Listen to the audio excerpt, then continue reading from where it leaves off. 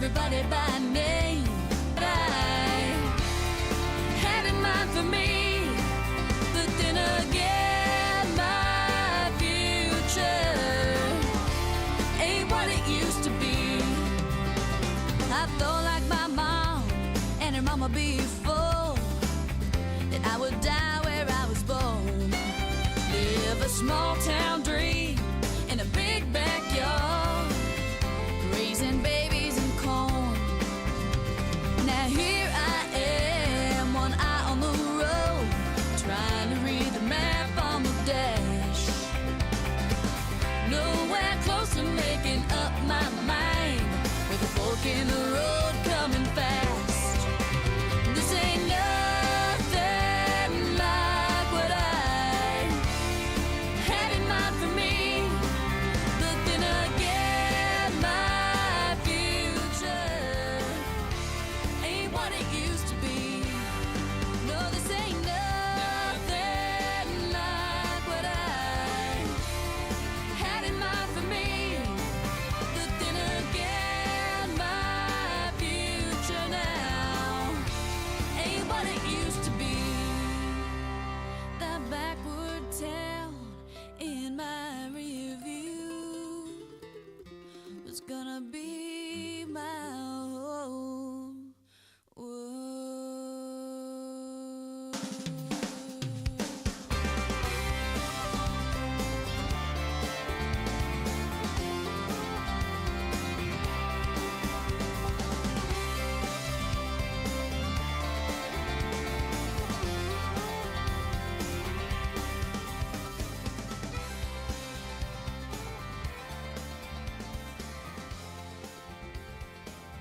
The weekends just got wilder with Jason Wilder. Saturday and Sunday, 7 a.m. till noon on AM 1420, WHBN, The Rooster. And good morning to you. We're going to have a little gripe time with Wild Band. How about that? Yeah, what's my show? You know, I get to do things like that. And what I'm going to talk about is I have told you guys before, I do deliveries for Walmart and DoorDash, Uber Eats, and my job here at the radio station is just part-time on the weekends and working the occasional game. So to make ends meet, I do other work. And one thing that we run into being a delivery driver is when you order a delivery, you might want to make sure there's enough room in your driveway for the delivery driver to park.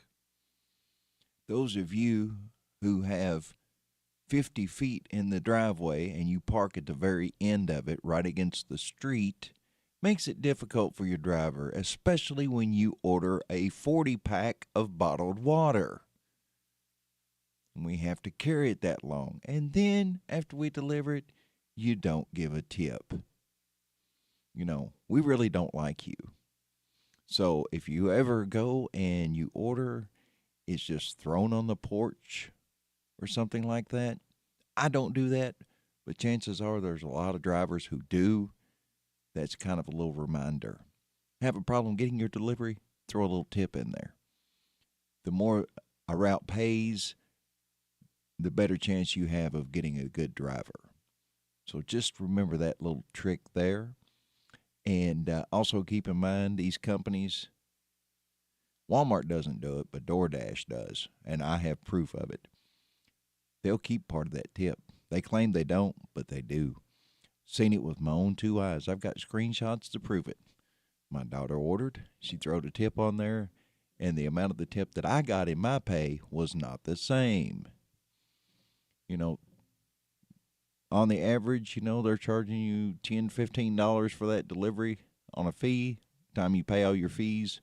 And keep in mind, they're getting about 30% of your order paid to them by the restaurant. And then they turn around and keep that. Of that 20, let's say you pay $20, that driver's getting $5 of it. So just keep that in mind as well. You're helping the driver take care of his family. Not everybody can afford to tip all the time. I understand that. But even if it's $1 or $2, it makes all the difference in the world. So keep that in mind the next time you order delivery. You're helping your driver out, and chances are your delivery will go smoother. They'll take better care of your delivery, and will probably keep those not-so-good drivers away from your order. Sports Saturday Report coming up next right here on WHBN. Country and more. WHBN. It's the weekend, Kentucky, and, well, we got plenty of sports to talk about. I'm Scott Fitzgerald here on the Kentucky News Network. The University of Kentucky men's basketball team, well, they've been strong lately, but today brings a matchup challenge for the Cats as they welcome number 25, Vanderbilt. The Cats have been getting out-rebounded and missing early opportunities, that evident in their first meeting. This time, they'll need to, of course, win the boards and avoid early scoring droughts. As far as the pressure, well, Coach Mark Pope, he embraces all of it. I don't think people understand this. I'm so grateful for it. It's what makes this meaningful and special. The day that you don't have pressure is going to be a really sad day because it means that what you're doing doesn't really have any meaning. That's why we come here is so we can be in this, and it's actually the best part. We've got other college basketball around the state for sure. Number 25, Louisville is at Clemson today, and Western Kentucky will celebrate their seniors on the Hill as they take on UTEP. Tomorrow, it's a big day for the ladies to include the Louisville Cardinals. They're back home after going a perfect 15-0 on the road. They'll wrap up their regular season against Notre Dame and feature their seniors. Coach Jeff Walls on what he expects out of his team tomorrow. KK Bransford's back playing for them, so it's added some depth. They're scoring the ball better than they were earlier in the year. But what we've got to be able to do is make sure we execute at the offensive end. You have to pass fake. You've got to make sure you don't let Hidalgo take things over at the defensive end. And it's a big matchup for 16th-ranked Kentucky as they close out with their senior day, hosting Dawn Staley and number 3, South Carolina. And the sounds of spring training baseball are alive and well. Yeah, that out in the Cactus League. Rhett Lauder continues to build his case for the 5th spot in the Reds rotation after 3 hitless and scoreless innings against the Angels yesterday. Walked 1 and struck out 3, and admits a lot of his success comes from working with Reds catcher Tyler Stevenson. Honestly, just good to get back with Tyler. He taught me a lot about how I call my own game, so just getting back with somebody that's super familiar with me, it's a lot of fun, makes it easier on me. Hunter Green will get the nod today against the Brewers. Have a great weekend. I'm Scott Fitzgerald. This is the Kentucky News Network. If you're living with diabetes and using insulin, you know the pain of pricking your fingers over and over again. By wearing a small remote device called a continuous glucose monitor, or CGM, you can reduce the pain of pricking your fingers right away. If you're testing your blood sugar 4 or more times per day, injecting insulin 3 or more times per day, or using an insulin pump, call the Diabetic Health Hotline today and learn about the latest CGM technology. A CGM can immediately reduce pain. It's accurate, easy to use, and helps you make better diabetes treatment decisions. And if you have Medicare, you can get a new CGM at little or no out-of-pocket cost. Plus, get free shipping, and we'll bill your insurance company for you. Call now to receive your new continuous glucose monitor at little or no out-of-pocket cost. Call 800-906-9086. That's 800-906-9086. Again, 800-906-9086. That's 800-906-9086. Looking for something more from your personal checking account? Then one of our new Community Trust Advantage checking accounts might be right for you. Our Advantage checking accounts offer great features such as ID Protect, roadside assistance, cell phone protection, travel and leisure discounts, and shopping rewards, which makes it easier for you to save money on everyday purchases. Learn more at ctbi.com. Get more out of your checking. Open an account today. Our friendly, professional staff at one of our many branches will be happy to assist you. Community Trust Bank. Building communities built on trust. Member FDIC. Terms and conditions apply. Pioneer Pawn Shop is Harrodsburg's answer in getting cash fast. See how much cash you can get for your items, whether it's silver, gold, or anything of value. Looking to sell or to get a loan? Pioneer Pawn has the cash for you. When getting a loan, there's no stress. Pioneer Pawn works with you. Top dollar loans. Pioneer Pawn Shop is Harrodsburg's answer in getting cash fast. Visit Pioneer Pawn in Harrodsburg on North College Street, next to Dr. Jennifer Nichols' dentistry office. Come by when you need cash fast at Pioneer Pawn Shop. Hi, thank you for calling Dr. Matthew Duggar Eye Care and Optical. This is Annalie. How can I help you? Hi, yes. I heard you all moved. Can I get your new address? Yes, I'm so glad you called. We just moved. But don't worry, we are still in the same shopping center, just 2 doors down. The address is still 1028 North College Street in Harrodsburg, Suite 6. Okay, great. Remember, we are just 2 doors down from our old office. KSR, Kentucky Sports Radio, where you never know what you'll get. There's hoops, there's shenanigans, there's rigmarole. With Matt Jones. Pay me! All done for the love of sports. We're an hour and a half into the show. Maybe we should talk about something having to do with sports. Don't miss a minute of Kentucky Sports Radio. I say that way. I don't want people to get their hopes up. Kentucky Sports Radio. It's kind of funny. Hey, this is Ryan Lemon. Join me and Matt for KSR 10 to noon on WHIR AM 1230. It's 7:20. The WHBN weather forecast is brought to you by Southern Heating and Cooling. Keeping your home cozy is their priority. They're veteran-owned, family-operated, locally trusted. Go online to southernheatingcooling.com. And good morning to you. Your WHBN weather forecast is as follows. Today, sunny with a high near 65. Get your butt outside, get some sunshine, build up your vitamin D. That's the best way in the world, and you'll feel a whole lot better, too. We require sunshine. Tonight, a 30% chance of showers, mainly after 4 a.m., partly cloudy with a low around 43. Sunday, partly sunny with a high near 51, and temperature starts dropping. Sunday night, chance of snow after 1 a.m., 30% chance. Mostly cloudy with a low around 30. Monday, a chance of rain and snow before 10 a.m., then a chance of rain. Cloudy with a high near 46. Looks like new snow accumulation of less than half an inch possible. So a dusting is what we're looking for. Monday night, chance of rain, mainly after 1 a.m., mostly cloudy with a low around 39. Tuesday, chance of showers, cloudy with a high near 63. Here come those temperatures back. Wednesday, chance of showers, cloudy with a high near 67. Thursday, chance of showers, mostly cloudy with a high near 71. And Friday, chance of showers, partly sunny with a high near 74. I'm going to like that. I'll put up with a little rain to get some temperatures like that. I don't know about you guys, but that'd be great. We got some music coming your way. We'll have statewide and local news for you at the bottom of the hour. Be sure to stick around for the 8 o'clock hour when we'll have a visit from James the Gardener Ross, who will be on his Gardening with James show. He's always got something interesting to say. Gives you tips, saves you money, and just a great show. So stick around for that. That'll be at about 8:09, I guess, after the news and everything. Then 8:30, you'll have What's Happening Goldie. 9 o'clock hour, Breakfast with the Coaches.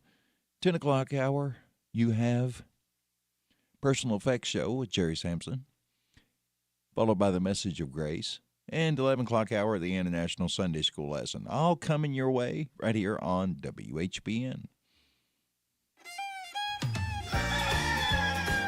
Enjoy the country classics on WHBN, on AM 1420 and now on FM 99.5.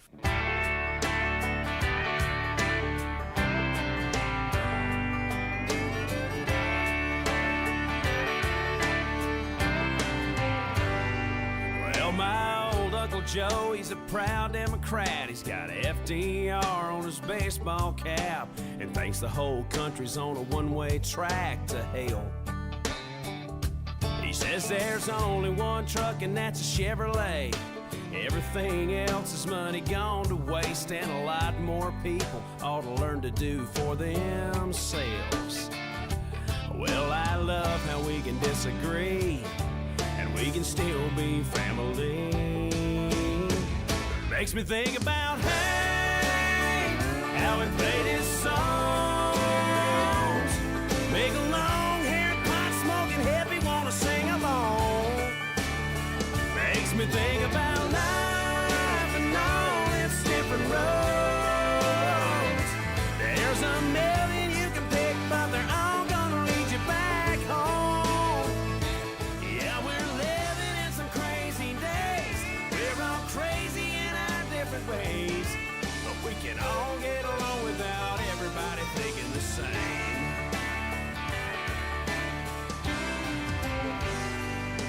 You got a big-haired preacher on Channel 19, the Maharaji on 63, and the good Lord's upstairs trying to get them both on the phone. You got country boys saying that rap just sucks, and rappers saying country's all out of touch, but there's plenty of room for both on my radio. 'Cause music ain't right or wrong, so tonight let's just rock on and on. Makes me think about, hey, how we play these songs. Make a long-haired, pot-smoking hippie wanna sing along. Makes me think about life and all its different roads. There's a million you can pick, but they're all gonna lead you back home. Yeah, we're living in some crazy days. We're all crazy in our different ways, but we can all get along without everybody thinking the same. Oh, come on. Yeah, boy.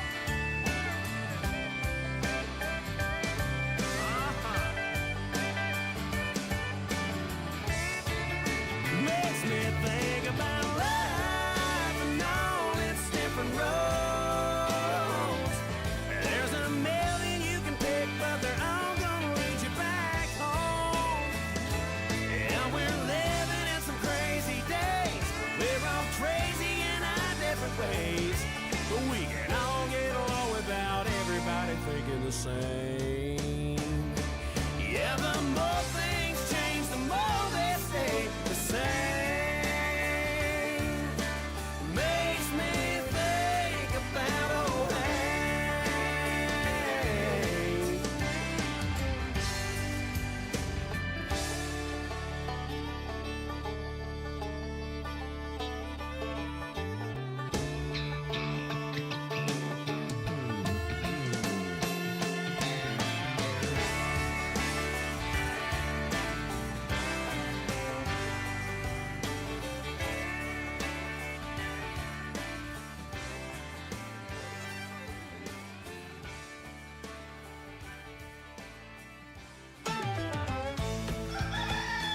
When you're away from your radio, listen to WHBN online at hometownlive.net. And on your smart speaker, just say, play the Rooster, WHBN, and it'll play it for you. Your Alexa or whatever you have, your Google, all those little assistants, help you out. You can get on your computer, on your phone, you're out of the area, online. We also have our video stream channel on the website, hometownlive.net. We also broadcast to Facebook and YouTube. YouTube's back going again. We're trying to fix that problem.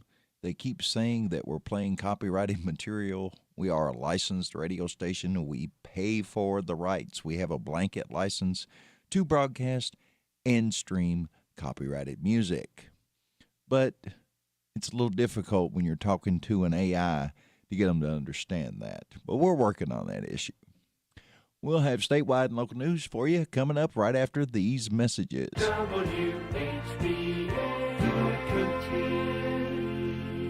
Hi, Don here, your small business marketing expert. Are you running a business and want to generate more store traffic or build a bigger client base? Did you know that radio is the call to action medium? Radio allows you to target consumers you want to reach for the right price.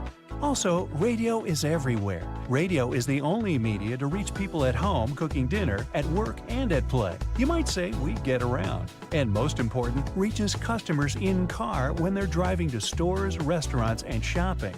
Also, radio is less expensive than any other major media, allowing advertisers to afford maximum reach and frequency.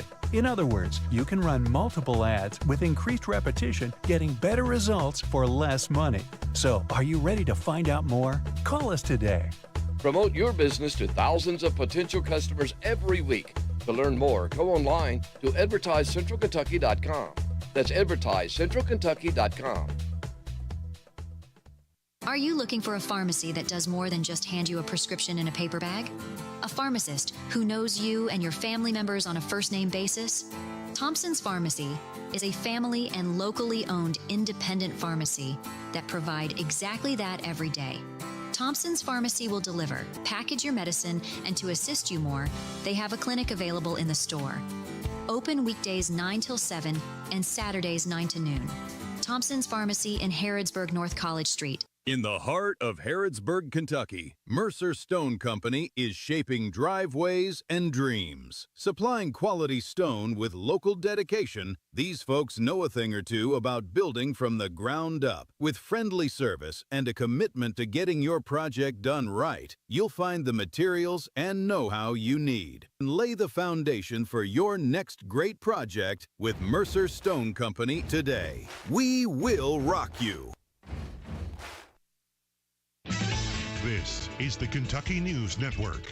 Shipping giant UPS is offering hefty buyouts as the company prepares to slash 30,000 jobs. A recent letter reveals UPS is giving full-time drivers a final voluntary separation offer of $150,000 plus earned pension and health care benefits. The layoffs were announced in January as the company scales back its reliance on less profitable Amazon deliveries. Drivers have until mid-March to accept. A proposed bill at the State House would allow cannabis-infused beverages to be sold at Kentucky bars and restaurants. Current law limits the hemp-based drinks to liquor stores. Senate Bill 223 would expand sales while enforcing alcohol-style restrictions, including banning sales to those under 21 and setting a strict 12-ounce daily sampling limit. Sponsors say the framework allows responsible commerce while protecting minors. A Richmond man is behind bars in connection with a break-in at Congressman Andy Barr's campaign headquarters in Lexington. Madison County deputies arrested the suspect on Friday on a Fayette County warrant for felony criminal mischief. He remains jailed on a $25,000 bond. Barr released a statement condemning political violence and thanking police for keeping his staff safe during the Thursday night incident. Meade County detectives say they're still actively searching for leads in the June 2023 murder of Rhonda Abersold. The sheriff says recent tips have helped identify new persons of interest, and he believes the answers lie within the tight-knit river community where Abersold was found dead in her home. Her family is pleading with anyone with information to finally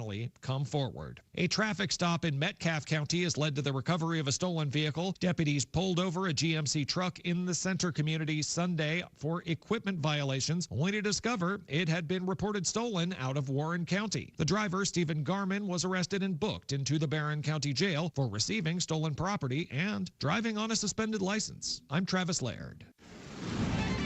This is the Kentucky News Network. Attention men, here's a great way to have more fun in bed and save money. If you want to take something like Viagra, they can give you a way to pay as little as $2 a pill. Yes, $2 a pill. Compare that to prices as high as $60 per tablet. These pills work for men to improve their performance and confidence. You'll love them. And now for the price of 2 or 3 pills, you can get 50 or more for around $100. You'll save hundreds of dollars off retail prices. That's enough to buy your date a nice dinner. Don't pay expensive prices for Viagra. Call now, order 50 or more of our blue pills, and pay as little as $2 a pill and save hundreds of dollars. Call anytime for confidential shipping. Call 800-830-0715. That's 800-830-0715. Again, 800-830-0715.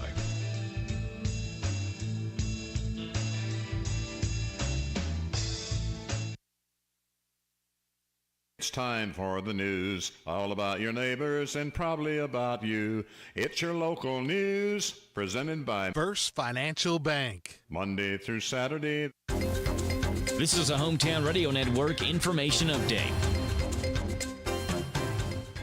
Kentucky Attorney General Russell Coleman can move forward with his lawsuit against TikTok. Earlier this week, a Scott County judge denied TikTok's motion to dismiss a lawsuit that alleges some features on that social media app, such as algorithmic recommendations and infinite scrolling, may contribute to excessive or compulsive use among the app's users. TikTok tried to file a motion to dismiss that, arguing that the court lacks personal jurisdiction, that the lawsuit violates their First Amendment rights, as well as on grounds that Coleman never stated where relief could be granted. The court rejected that motion to dismiss, though, ruling the state had shown sufficient enough evidence that the company intentionally designed TikTok to exploit young users. And we're in store for a beautiful day today with sunshine and highs into the mid to upper 60s. Reporting for the Hometown Radio Network, I'm Joe Mathis. What does it mean to believe in something? To truly support and get behind it? To be committed and invested in making sure it succeeds and grows? At First Financial Bank, we go beyond banking. providing resources for dreams that matter and giving back to projects that make a difference. As our family grows, our commitment to serve the community grows with it. First Financial Bank, because together we're better. First Financial Bank, member FDIC. Here are the obituaries. James Benjamin Stinnett Sr., age 87 of Danville, died Wednesday. He was the husband of 69 years to Nettie Lou Jones Stinnett.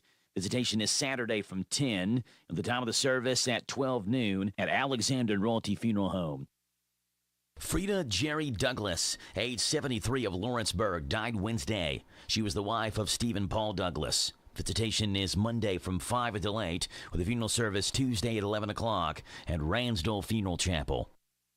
Steve Ray Schumann, age 62 of Harrodsburg, died Wednesday. He was the husband of Jeanette Bottom Schumann. Visitation is Monday from 5 until 8, with a funeral service Tuesday at 12 noon at Alexander and Royalty Funeral Home. And those today's obituaries on AM 1420 and 99.5 FM WHBN.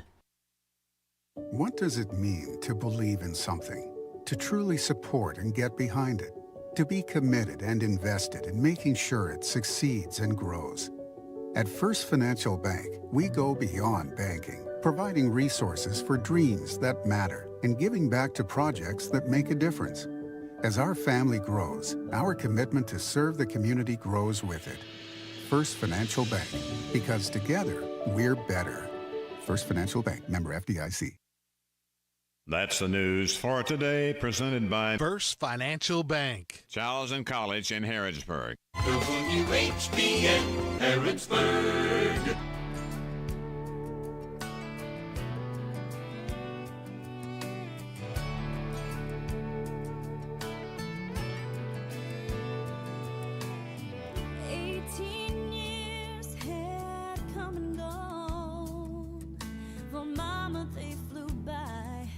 But for me they drug on and on. We were loading up that Chevy, both trying not to cry. Mama kept on talking, putting off goodbye. Then she took my hand and said, baby, don't forget. Before you hit the highway, you better stop for gas. And there's a 50 in the ashtray in case you run short on cash. Here's a map and here's a Bible. If you ever lose your way, just one more thing before you leave. Don't forget to remember me.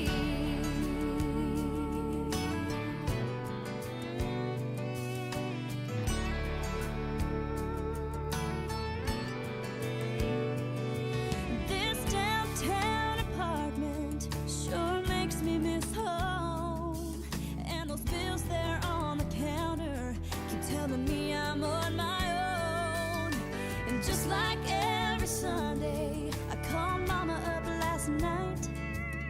And even when it's not, I tell her everything's alright. Before we hung up, I said, hey Mama, don't forget to tell my baby sister I'll see her in the fall. Tell me, Mom, that I miss her. Yeah, I should give her a call. And make sure you tell Daddy that I'm still his little girl. Yeah, I still feel like I'm where I'm supposed to be. But don't forget to remember me.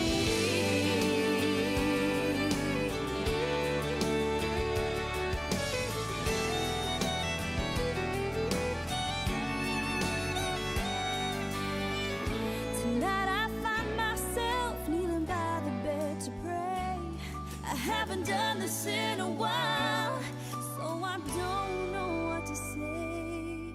But Lord, I feel so small sometimes in this big old place. Yeah, I know there's more important things.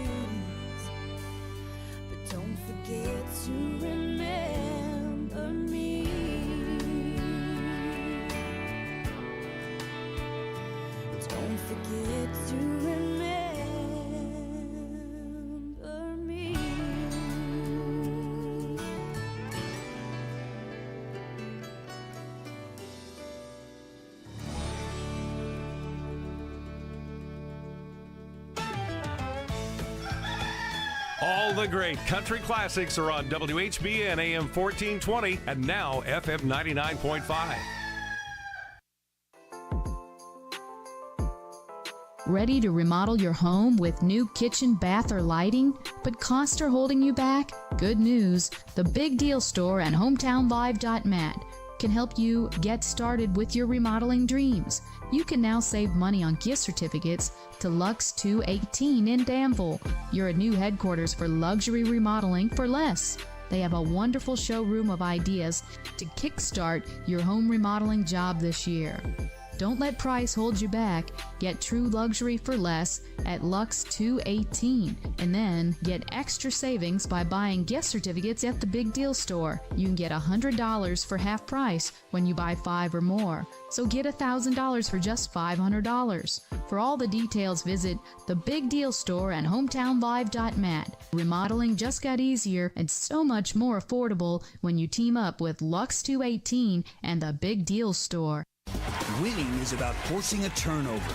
Just like the Wildcats using a full-court press, our energy efficiency programs can force a turnover on high energy costs. Don't ride your bench, be a player. Visit intercountyenergy.net to find out how we can help. Saving energy and money is a slam dunk. Intercounty Energy, a Touchstone Energy cooperative. Anytime the crew gets together, one thing's guaranteed. Somebody's hungry. Don't get just any pizza. Get the pizza. The Big New Yorker for just $10. It's Pizza Hut's biggest pizza, made to feed the whole crew. Extra large, foldable slices, and fluffy New York style crust. Seasoned with Parmesan and oregano. The Big New Yorker, just $10 for a limited time in Danville, Harrodsburg, and Stanford. Order at pizzahut.com or in the app. Ask Click for a limited time offer. Prices, participation, and availability may vary. Additional charge for extra toppings, max 3, and extra cheese. Taxes, tip, and delivery fees not included. Hey folks, Willie Baker here, Baker Auctions and Real Estate, and we have an incredible lineup of spring auctions coming your way. We have the Gordon Farm. Now that's 72 acres in tracks, located on Highway 198 in Houstonville. Now we're having that auction live on site with some online bidding available. That's on Tuesday, March the 10th at noon. Our spring consignment auction has been rescheduled for Thursday, March the 12th, live on site at Baker Auction Center with online bidding available. All these auctions and more can be found at bidbaker.com. And don't forget, get more for your acre. Call Willie Baker. This is Steve Bertram. The Hometown Radio Network is your connection with local, state, and national sport. From daily sportscasts to live coverage of football, basketball, baseball, auto racing, and more, it's all on the Hometown Radio Network on WHIR FM and AM, WHBN FM and AM, Z105, WRNZ FM, and online at HometownLive.net. The Hometown Radio Network, your place to go for sports news and live broadcasts. It's 7:43. The WHBN weather forecast is brought to you by the Old Bus Station Restaurant, offering good old-fashioned home cooking. Open for breakfast at 6 weekdays and Saturday at 8. The Old Bus Station Restaurant on South Greenville Street in Harrodsburg. Good morning. I have your WHBN weather forecast. Today, sunny with a high near 65. Tonight, chance of showers mainly after 4 a.m., 30% chance. Partly cloudy with a low near 43. Sunday, partly sunny with a high near 51. Sunday night, 30% chance of snow after 1 a.m., mostly cloudy with a low around 30. Monday, chance of rain and snow before 10 a.m., then a chance of rain, cloudy with a high near 46. New snow accumulation of less than half an inch possible. Tuesday, 40% chance of showers, cloudy with a high near 63. Wednesday, 50% chance of showers, cloudy with a high near 67. That's good. The temperatures are getting back up. Thursday, 50% chance of showers, mostly cloudy with a high near 71. And Friday, 50% chance of showers, partly sunny with a high near 74. Looks like the lows toward the end of the week is going to be in the 50s each night. So that's great. Springtime, come on. Yeah, just everybody, like you call a dog, pat your leg. Come on, spring, come on, come on. Yeah, we want you here, come on. But I'll be happy. Springtime is a great time of year. And the trees will start budding and, the flowers and start growing. And that's always a great time of year. I love it. We've got the Sports Saturday report coming up for you, and then we'll have listen to me, Mercer's Most Wanted with Crime Stoppers. on WHBN. It's the weekend, Kentucky, and, well, we got plenty of sports to talk about. I'm Scott Fitzgerald here on the Kentucky News Network. The University of Kentucky men's basketball team, well, they've been strong lately, but today brings a matchup challenge for the Cats as they welcome number 25, Vanderbilt.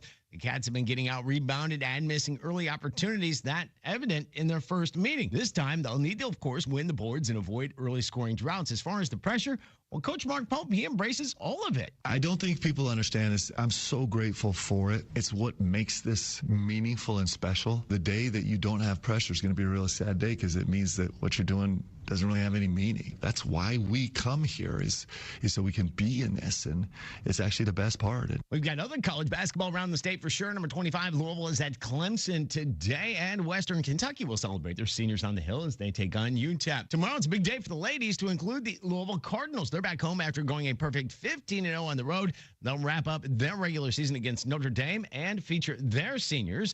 Coach Jeff Walls on what he expects out of his team tomorrow. KK Bransford's back playing for them, so it's added some depth. They're scoring the ball better than they were earlier in the year. But what we've got to be able to do is make sure we execute at the offensive end. You have to pass fake. You've got to make sure you don't let Hidalgo take things over at the defensive end. And it's a big matchup for 16th-ranked Kentucky as they close out with their senior day, hosting Dawn Staley and number 3, South Carolina. And the sounds of spring training baseball are alive and well. Yeah, that out in the Cactus League. Rhett Lauder continues to build his case for the 5th spot in the Reds rotation after 3 hitless and scoreless innings against the Angels yesterday. He walked 1 and struck out 3, and admits a lot of his success comes from working with Reds catcher Tyler Stevenson. Honestly, just good to get back with Tyler. He taught me a lot about how I call my own game, so just getting back with somebody that's super familiar with me, I mean, it's a lot of fun, makes it easier on me. Hunter Green will get the nod today against the Brewers. Have a great weekend. I'm Scott Fitzgerald. This is the Kentucky News Network. If you're living with diabetes and using insulin, you know the pain of pricking your fingers over and over again. By wearing a small remote device called a continuous glucose monitor, or CGM, you can reduce the pain of pricking your fingers right away. If you're testing your blood sugar 4 or more times per day, injecting insulin 3 or more times per day, or using an insulin pump, call the Diabetic Health Hotline today and learn about the latest CGM technology. A CGM can immediately reduce pain. It's accurate, easy to use, and helps you make better diabetes treatment decisions. And if you have Medicare, you can get a new CGM at little or no out-of-pocket cost. Plus, get free shipping, and we'll bill your insurance company for you. Call now to receive your new continuous glucose monitor at little or no out-of-pocket cost. Call 800-906-9086. That's 800-906-9086. Again, 800-906-9086. That's 800-906-9086. Hello, everyone. I'm Dr. Earl Motzer, and I welcome you to Mercer County's Most Wanted, a semi-monthly program to provide listeners with an update on crimes committed in Mercer County and persons wanted, along with periodic interviews with officials and prevention tips you can use. It is brought to you as a service of Hometown Radio and the Mercer County Crime Stoppers Board of Directors.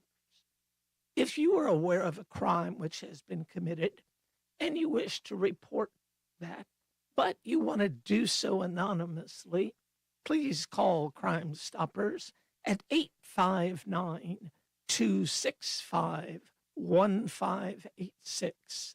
That's 859-265-1586. Crime Stoppers pays rewards in an amount up to $1,000 for the successful apprehension and conviction of said perpetrators. Today, ladies and gentlemen, we're going to be talking about personal situational awareness. Simply put, personal situational awareness is a frame of mind in which you are attentive to your surroundings and to behaviors, activities, or objects that depart from the norm. Maybe they seem out of place or they raise security or safety concern. Analyses of terrorist attacks, disrupted plots, and mass shootings repeatedly reveal indicators that were observed or experienced by people but went unreported, or if reported, their significance went unrecognized. When plots are disrupted, investigative efforts frequently start with a tip from the public. Prevention is possible if something seen or heard or encountered that raises concern is reported in a timely manner to police, to security staff, or to supervisors at work. Here are some tips for observation and vigilance. On entering any private or public place, scan the area for exits and egress routes. Take note of any obstructions or obstacles that could block or delay quick departure. Identify whether and where security guards or police officers are positioned, remembering they may not be. Read or view posted security advisories or video presentations at the location. Enter into a mobile device the phone number or text address for reporting security or safety concerns. If waiting or meeting a group, select a place to sit, stand, or gather that affords good vantage to observe potentially threatening activities and facilitates safe departure in event of an incident. Be attentive to objects, especially luggage items, backpacks, or packages that appear to be left unattended. Report concerns to police or security. And observe other people in the area. What are they wearing? Is it the clothing odd for the season of the year or for the venue? Take note of behaviors that attract your attention because they depart from what is usually observed in the particular location or type of setting. Maintain readiness to protect yourself and others in the event of hostile acts. Identify objects in the room that could be used for self-protection or for blunting an attack. These, quote, weapons of opportunity, close quote, include umbrellas, filled backpacks, fire extinguishers, branches, rocks, or other accessible objects. And always be cognizant of your own strengths and any known limitations when considering how to respond. Follow your gut instinct. Again, experience shows there are always indicators. If what you are seeing or hearing or experiencing raises concern, it bears reporting. Practicing good situational awareness is more important now than ever before. And again, try to give as best description as you can of any suspect. How about facial foliage? How about color of eyes, color of the hair, if they have any hair? What are they wearing? The color of the clothing, type of the clothing, shoes. Is they boots? Are they with no shoes on? Do they have socks? What color are the socks? As much as you can share helps law enforcement who are coming to be able to apprehend the suspect. So in closing, you've seen something. You've heard something. you're right to be concerned. Maybe This is the Kentucky News Network. But at Shipping times giant UPS it is has offering been hefty buyouts as the company so prepares to please slash say 30,000. something and give the authorities the chance to make a difference.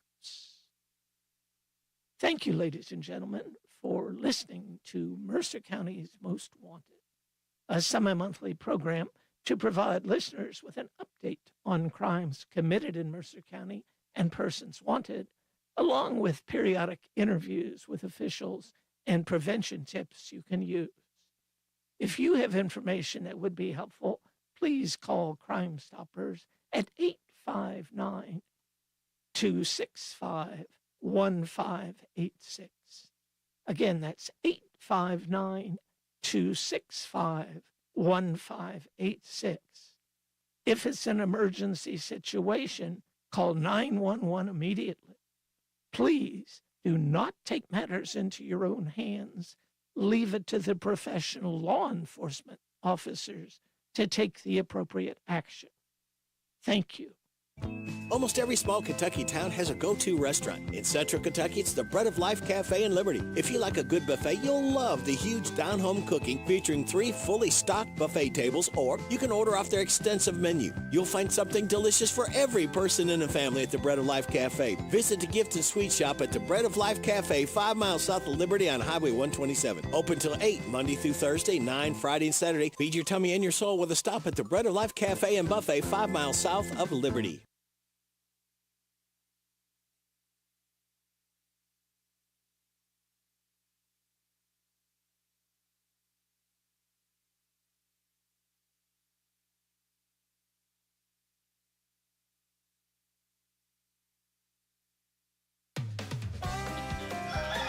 Thanks for listening to The Rooster, WHBN AM 1420, and now FM 99.5.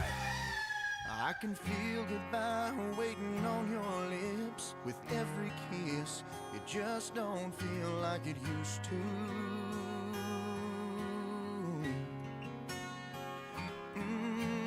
Late at night when I hold you tight, something's just not right.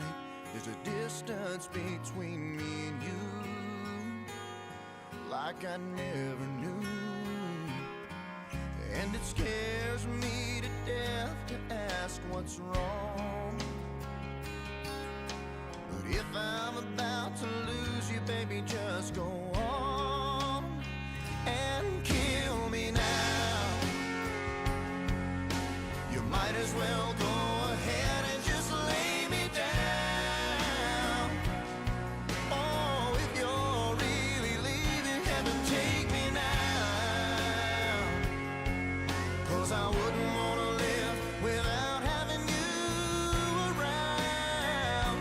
If that's what's going down, baby, just kill me now.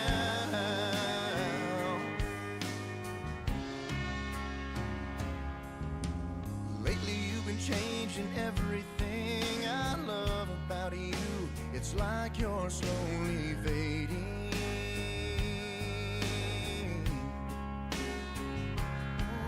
When the telephone rings, I hear whispering from the other room, and my mind just goes crazy, wondering, baby. Every day is just another day growing apart from you. So if it's over, you just do what you gotta do and kill me now. You might as well go ahead and just lay me down. Oh, if you're really leaving heaven, take me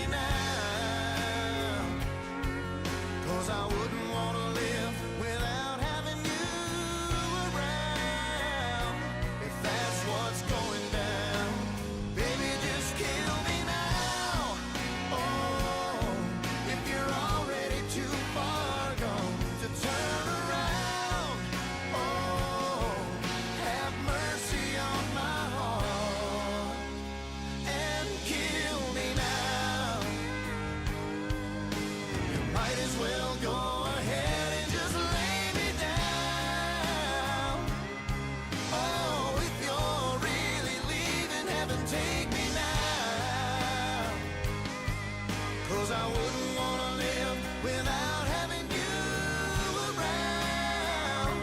If that's what's going down, if that's what's going down, baby, just kill me now.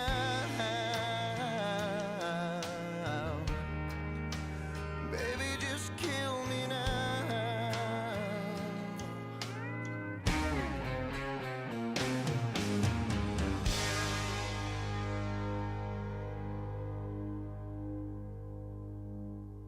This is WHBN Harrodsburg, The Rooster, broadcasting on AM 1420 and now FM 99.5. Now, the news. Say tonight that you must lay down your weapons and have complete immunity, or in the alternative, face certain death. Pakistan says it's now in a state of open war with Afghanistan's Taliban government after carrying out airstrikes against the two largest cities in Afghanistan. Officials from both nations say Pakistan launched the airstrikes just hours after Afghan troops attacked Pakistani border positions on Friday. Afghanistan's capital, Kabul, was hit, as was the southern city of Kandahar, where the supreme leader of the Taliban is believed to be based. Countries around the world, from the UK to Russia, Iran, China, India, and more, are calling for restraint. OpenAI has reached an agreement with the Pentagon on the military use of its AI models. The announcement comes after President Trump ordered government agencies to stop using Anthropic's AI systems. The family of Today Show host Savannah Guthrie is donating $500,000 to the National Center for Missing and Exploited Children. Their hefty donation comes as the search for Guthrie's 84-year-old missing mother approaches the one-month mark. Guthrie shared a post on Instagram saying, "We're hoping that the attention that this has been given to our mom and our family will extend to all the families like ours." You're listening to the latest on NBC News Radio.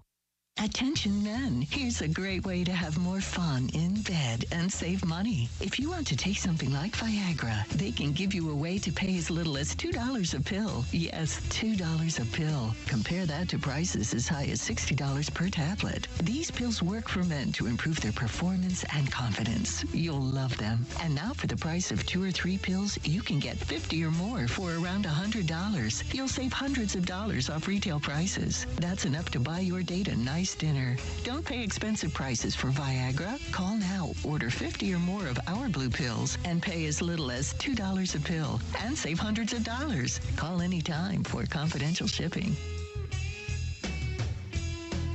Call 800-830-0715. That's 800-830-0715. Again, 800-830-0715.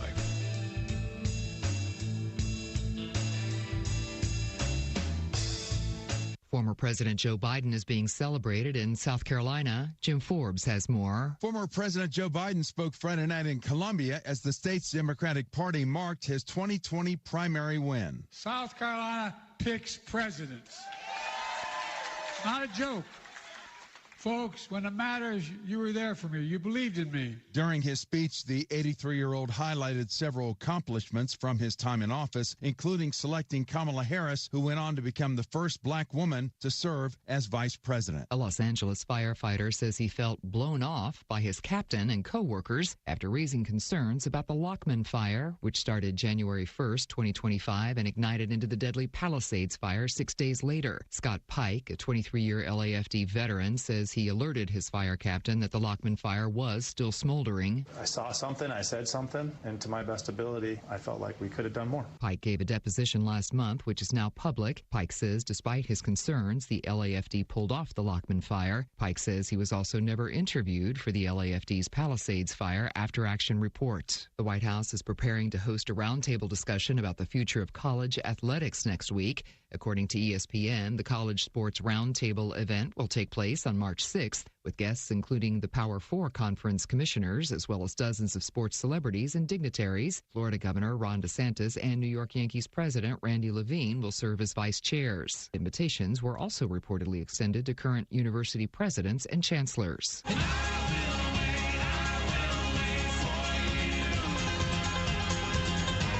Saturday Night Live is returning to the airwaves this weekend after its hiatus during the Winter Olympics. Hosting this Saturday will be heated rivalry star Connie Story, with Mumford & Sons as the musical guest. The show will air live on NBC at 11:30 p.m. Eastern, after being off the air for 3 weeks while NBC hosted the Olympics. Lisa Taylor, NBC News Radio.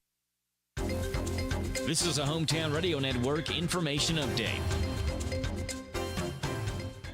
Kentucky Attorney General Russell Coleman can move forward with his lawsuit against TikTok. Earlier this week, a Scott County judge denied TikTok's motion to dismiss a lawsuit that alleges some features on that social media app, such as algorithmic recommendations and infinite scrolling, may contribute to excessive or compulsive use among the app's users. TikTok tried to file a motion to dismiss that, arguing that the court lacks personal jurisdiction, that the lawsuit violates their First Amendment rights, as well as on grounds that Coleman never stated where relief could be granted. The court rejected that motion to dismiss, though, ruling the state had shown sufficient enough evidence that the company intentionally designed TikTok to exploit young users. And we're in store for a beautiful day today with sunshine and highs into the mid to upper 60s. Reporting for the Hometown Radio Network, I'm Joe Mathis. My name is Chase Harrington, and I'm from Nicholasville, Kentucky. I've been singing for about 7 years. When I got into performance, I came to Studio G. I've been learning how to look good on stage, how to bring out my voice more in the songs that I sing, how to get confidence. I hear an immense difference in my voice compared to when I started coming here. Studio G is the performing arts place. To learn more, call 859-734-4394. Studio G. The G stands for growth.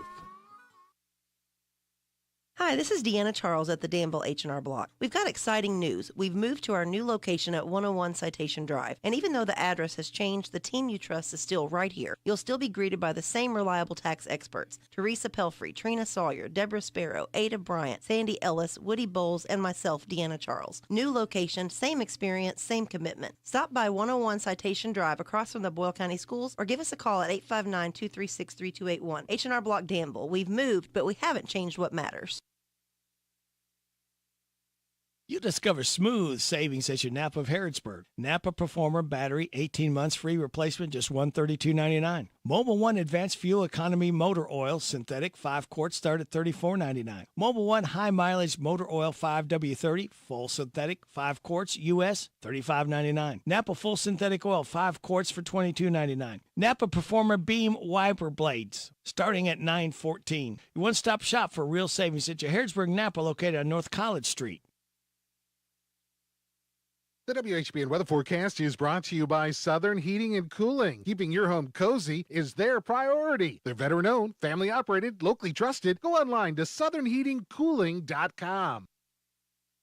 Beautiful Saturday in store for us with sunshine and a high today of 65. Partly cloudy skies tonight, low of 40. Tomorrow, partly sunny, 50 is your high, low of 33. Monday, chance of rain showers, a high of 43. Tuesday, chance of rain, mostly cloudy, and a high Tuesday of 58.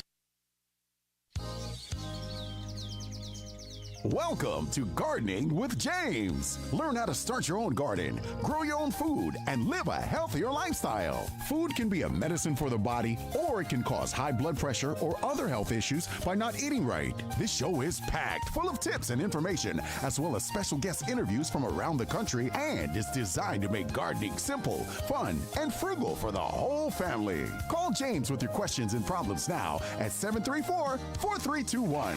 Now, let's go in the garden with your host, James Ross.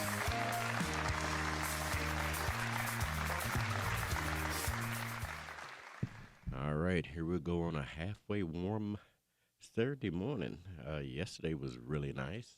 Was able to get out and check on some things and start to get this season rolling. My phone is starting to ring off the hook with different ideas and different things to do, and so I'm starting to get a little excited about that. I as I always say, for me, if I can start lining things up early, like now, to do, it makes my life a little easier instead of it all of a sudden just get bombarded by different phone calls. Hey, can you come and do this? Come and do that? Fortunately for me, that's been pretty good. So, I've looked at a couple of projects, fun projects. Habitat here in Danville, they're working on a really nice project. They're working on some tiny homes. I think they're going to have 9, and one of those buildings is going to have a communal kitchen, separate, from the tiny houses where people can get together, and they can cook meals together for each other or separate, however they want to do it. And they want a community garden in there. So we're working with them. And let's see, at the end of the season, we went in, we did the front along the sidewalk as you go in.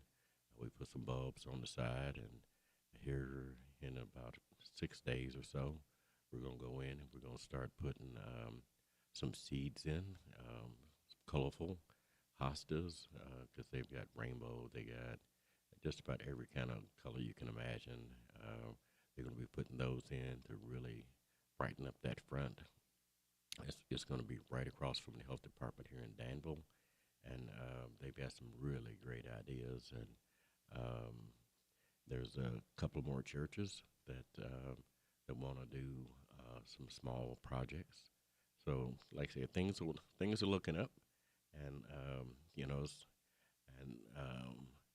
because they said you use the word frugal quite a bit, and we like the word frugal. Where you can do this without a huge cost, and so they're starting to look into different ideas and how to buy seeds, how to buy plants, and different things. So so far so good. A lot of fun, and got another project that's coming up where we may be selling things by the pallet. A friend of mine, he went out yesterday to look at some different things from stores that overstock and different things like that. So I'm supposed to hear back from him today, where if things went well, what he wants to do is buy at least 3 pallets of overstock items and sell them for, say, everything on this pallet is $10. Everything on, say, the next pallet, say, might be $20, and maybe say the third pallet will be everything in this pallet is $30, which is a big discount from what what you could go in the store and buy. So a lot of fun ideas are coming up, and I'm looking forward to that because we'd love to save people money, one way or the other. It's where we could get in and have some fun and see what happens. All right, let's get this call. Gardening with James. Good morning, James. Kurt. How you doing? I'm good, Kurt. How are you? Good, good. Oh, I can't wait to find out where this pallet sale is going to be. Yeah, well, it'd be right here in Danville. Like I say, we're just kind of, we've been working on this idea for probably about 3 weeks now, trying to understand how this is supposed to work. And but as soon as I get a definite information, I will definitely put it on the air, and so everybody can come by, at least take a look at it. Yeah, that's awesome. I think I would be definitely interested in coming down to check it out. Yeah. I'm going to leave it at that, but, there's some things that people can be planting out if you can find them, but I was going to ask, I'm going to be putting some onions in this week starting today. I got my onions in a couple of days ago. But I've noticed that a few of the farm seed supply places around have gotten their potatoes and onions in. I'm thinking it might be a little early to put potatoes out. I wanted to get your input on that. Yeah, because we're in Kentucky, and with Kentucky we get, we'll get 4 or 5 days of good sunshine and stuff, and then we'll get snow, or we get rain, or we get all three in one day. So I'd be just a little leery about getting too excited about, getting a lot of things in. So for me, I think I would wait just a little bit long, at least wait until you get into, say mid-March to start, making an effort to, okay, I can't wait no more. Let's do it. Because their chances are getting a little bit better because here in Kentucky, like I said, we go from spring to summer, in a hurry. You know, it could be 60 today and then 85 for 3 weeks. Yeah, it's like turn the dial, right? Yeah, yeah. So yeah, I wouldn't get too anxious just yet because we've had bomb cyclones that have passed by. You know, that's gone over us and landed in Washington D.C. and all these other places. You know, so just never know what the weather's going to bring us from the West Coast or down from Canada. And then, you know, you put all those things out and now you can't do anything with them. Also, quick, and then I'll let you go. I saw something, and maybe you can look into it a little bit more and give us some insight next week about the La Nina turning into the El Nino this year. So I noticed over the last couple of springs it's been really wet. Right. Yeah. I don't know if that's going to turn to being a lot drier or how that's going to really affect the weather here. I know it does affect it, but I don't know exactly how that's going to happen or when. Yeah, well, like, you know, that's the crazy thing about it, you know, because last we got named off like 6 different types of winter that Kentucky has, like blueberries and all these other things that come through. And you just never know what the mix is going to be, you know, in each one of them. So that's why I say, you know, try to be cautious about, if nothing else, if you're going to do it, make sure that you've got something that you can cover it up with. So this way, you know, if it's going to rain for 3 days, at least things will be covered up and things won't get soaked. Or if it snows, at least, you know, you'll have it covered up and prepared. Or, you know, just have to try to make arrangements if you're going to go ahead and do it early. That keep in mind that you're going to have a backup plan just in case the weather goes sour. Right. That's the ultimate term, be prepared. Always. The extension office over here is going to have a couple of courses coming up. People could call over there and check out what they are, maybe get on their newsletter.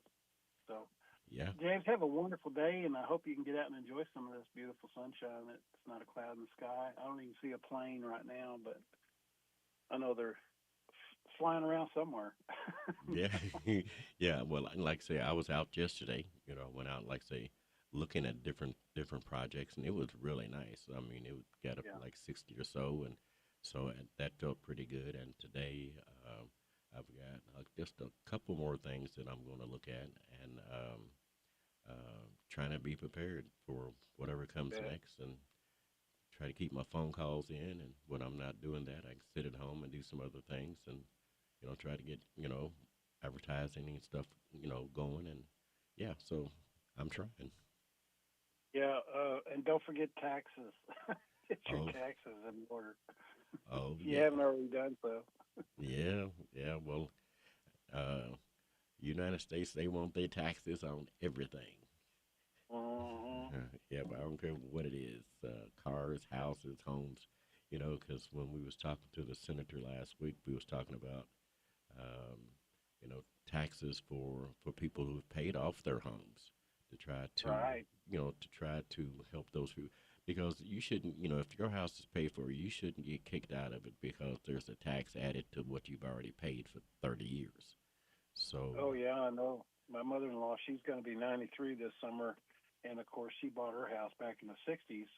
Yeah. But how many times has she paid over, you know, and bought that house and rebought that house over the past 40 years?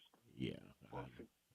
I think they're, you know, and they said, well, if we stop that, you know, then this program won't get any money, or that program won't be able to get as much money.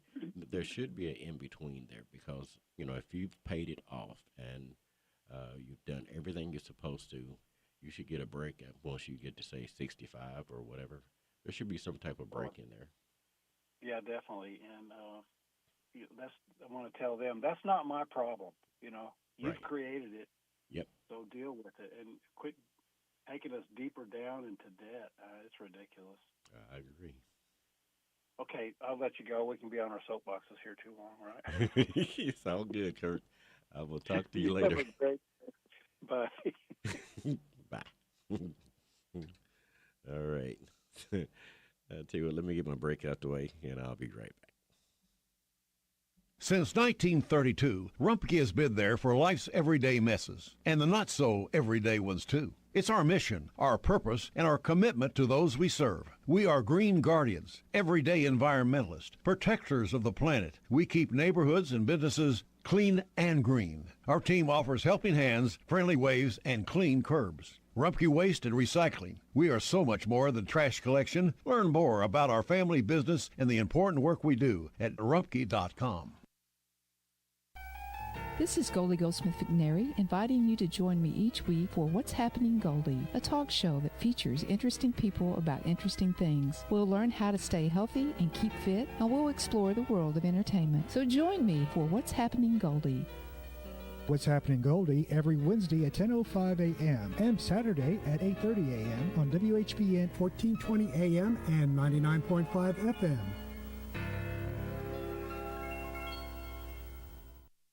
The WHBN weather forecast is brought to you by Timmy's 5-Point Service Center, North College Street. Your home for auto repairs and tires, AC and brake service, and custom exhaust systems. Beautiful Saturday in store for us with sunshine and a high today of 65. Partly cloudy skies tonight, low of 40. Tomorrow, partly sunny. 50 is your high, low of 33. Monday, chance of rain showers, a high of 43. Tuesday, chance of rain, mostly cloudy, and a high Tuesday of 58. Welcome back to Gardening with James. If you have questions, feel free to call the station or email spreadingcompost@gmail.com.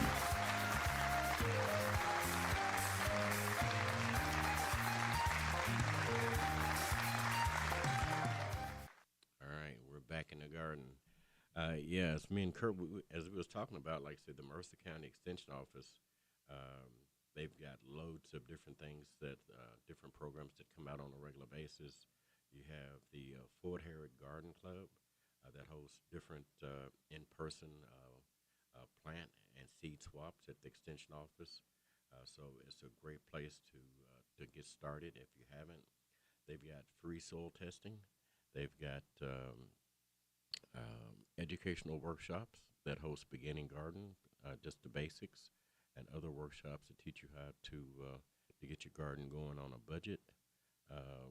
And for the most immediate, totally free seeds, visit the Mercer County Public Library. That's a good starting point. If you have any plants or leftover seeds or anything, say from a year or two back, take it to the library. So this way they can put it in their stock of seeds. So this way people can go in and they can pick them up, and help them get started. Because if you're not going to use them and they're just sitting on the shelf or they're sitting in a box or whatever it is, it doesn't help you and it doesn't help nobody else. So be sure to share that. So this way people can, get started with, with their garden. So, and let's see here. I did a search, like large retail stores like Ace Hardware, Lowe's, Southern States. They donate seeds at the end of the year. You could always give them a call if you're a nonprofit. Give them a call and see if they have any extra seeds. Let's see here. They've got, different, like say Ace Hardware. They're individually owned, but they also have, like say, overstock, say from say last season or whatever it is. You can always give them a call. You can always give Lowe's a call and ask them if they have any extra seeds. And I know that I've been to Southern States over in Mercer County.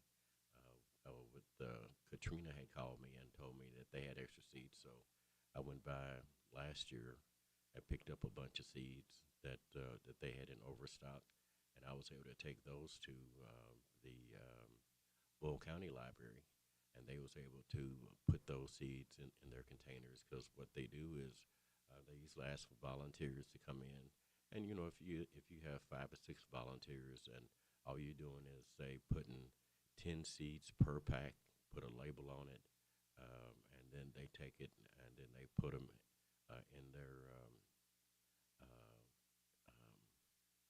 on shelves or cabinets or whatever, you know, because at the Bull County Library, they've got 2 or 3 cabinets where they're not real big cabinets, but they'll probably hold, you know, each cabinet probably holds, say, 25 different seeds, and I think theirs is stacked like 2 or 3 high, and you just go in and you pick up the seeds that you want, go to the front, and they'll ask you how many seed packs do you have, and say if I went in and I picked up 5, so they say, okay, you're good, and they just write down 5 seed packs went out, and at no cost at all. So there's a lot of different ways that you can get started with your garden, and you can doggone Mike, you know, so they help you get started, and like I say, but you know, definitely call your extension office.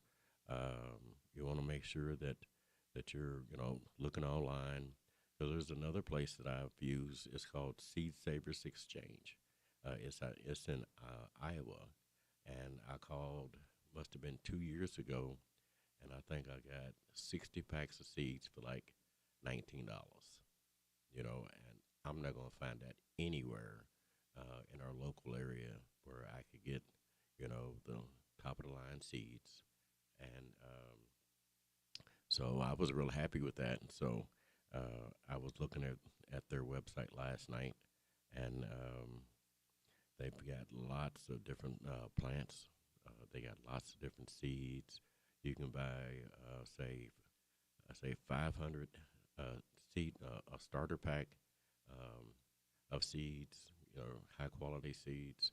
The one I'm looking at are the different type of hostas, and starter pack is like $19, but you get some really nice looking hostas, and so I looked at those, and I looked at some of their other seeds, and so, you know, just go online, check out Seed Savers, and see if that's something that that you may want to invest in, because it's a small investment. Like say, you know, say a pack of 50 seeds is like $19. If you want 100 seeds, I think it's $26. If you want a pack of I think it's 1,000 seeds, you know, it goes up, you know, a lot more, but just kind of depends on where your budget is at. So, like I said, check out Seed Savers, and you might be able to come up with a really good deal. And just, you know, go through. They got vegetables, they got flowers, they've got bushes and shrubs and all kinds of things that you may not be able to find those prices in our local area.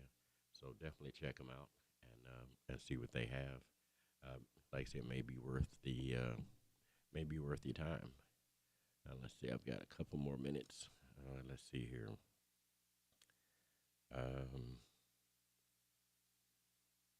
Like I said, because being frugal, you know, can help everybody. I don't care if you're a school, I don't care if you're a church or whatever small business it might be, looking for the best deals that they, you know, that's out there. Sometimes you have to look just a little bit further, you know, into something that you want. And like I say, you know, especially at the end of the year, that is a perfect time to go to some of these places, because they're not going to sell last year's seeds.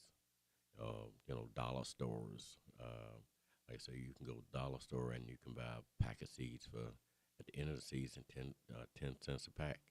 Or you go to Walmart, they've got them, you know, they may have them marked down to, you know, 25, 50, 75 cents. And always go to the back where the plants and stuff are at, and look at those plants that are, you know, dying, or they're starting to turn brown or whatever. Those always marked down. So I have found many plants down there that didn't cost me hardly any money at all. Well, folks, my time is just about up. Like I said, when it comes, you know, next week I'll talk about mulch, as far as to when you should start thinking about add mulch or mix some more mulch into what you already have, and we'll see if we can get that going. Okay, talk to you later. Have a great weekend. Bye. Thank you for listening to Gardening with James, Saturday mornings on WHBN 99.5 FM and Tuesdays and Thursdays garden tips on WHIR FM 103.9. If your needs have been met, share it with someone. It will come back tenfold. Backing the strikes as a necessary counter to Iran's threat. Kentucky Governor Andy Beshear has ordered flags at state office buildings to fly at half-staff today to honor civil rights leader the Reverend Jesse Jackson. Jackson died February 17th at age 84. Beshear says the tribute will run from sunrise to sunset as Jackson's motorcade passes through Kentucky on its way to South Carolina. He's also encouraging businesses and residents to join in recognizing Jackson's legacy from the civil rights movement and his presidential runs in the 1980s. It's a crime that shocked the people of Bowling Green 3 decades ago, the kidnapping and murder of a young girl. Friday, federal authorities announced they've solved the case. Jack Crumley reports. The U.S. attorney called it one of the most significant announcements of the last decade. 62-year-old Robert Froberg has been indicted in the abduction and killing of 7-year-old Morgan Violi in Bowling Green back in the 90s. Investigators determined that in 1996, the year Morgan was abducted, Froberg was serving a lengthy term of imprisonment in the Alabama Department of Corrections. On April 3rd, 1996, Froberg escaped from the Alabama prison system. U.S. Attorney Kyle Bumgarner says Froberg has admitted to abducting the child. Her body was found later in Tennessee. Froberg has been in prison in Alabama for other crimes since not long after little Morgan was killed. He's now facing a possible death sentence. I'm Jack Crumley. And I'm Scott Hooper. This is the Kentucky News Network. Who did you let down today? Your wife? Your kids? Well, how about yourself? Take a look in the mirror. If you're tired of your drug and alcohol problem, you need to fix the problem, and right now, before you hurt or kill yourself, or worse yet, somebody else. Call the addiction specialist now at the Reset Addiction Treatment Helpline. 24 hours a day, 7 days a week. We'll find you the right treatment regardless of your financial situation. When you call right now, you'll speak to a recovering addict who understands what you're going through right now. Let us help you break your addiction to drug and alcohol before it's too late. This call is completely confidential and free. So take 5 minutes of your time and call us right now. We're here answering the phone. I promise it'll change your life. Call 800-853-0975. That's 800-853-0975. 800-853-0975. Again, 800-853-0975.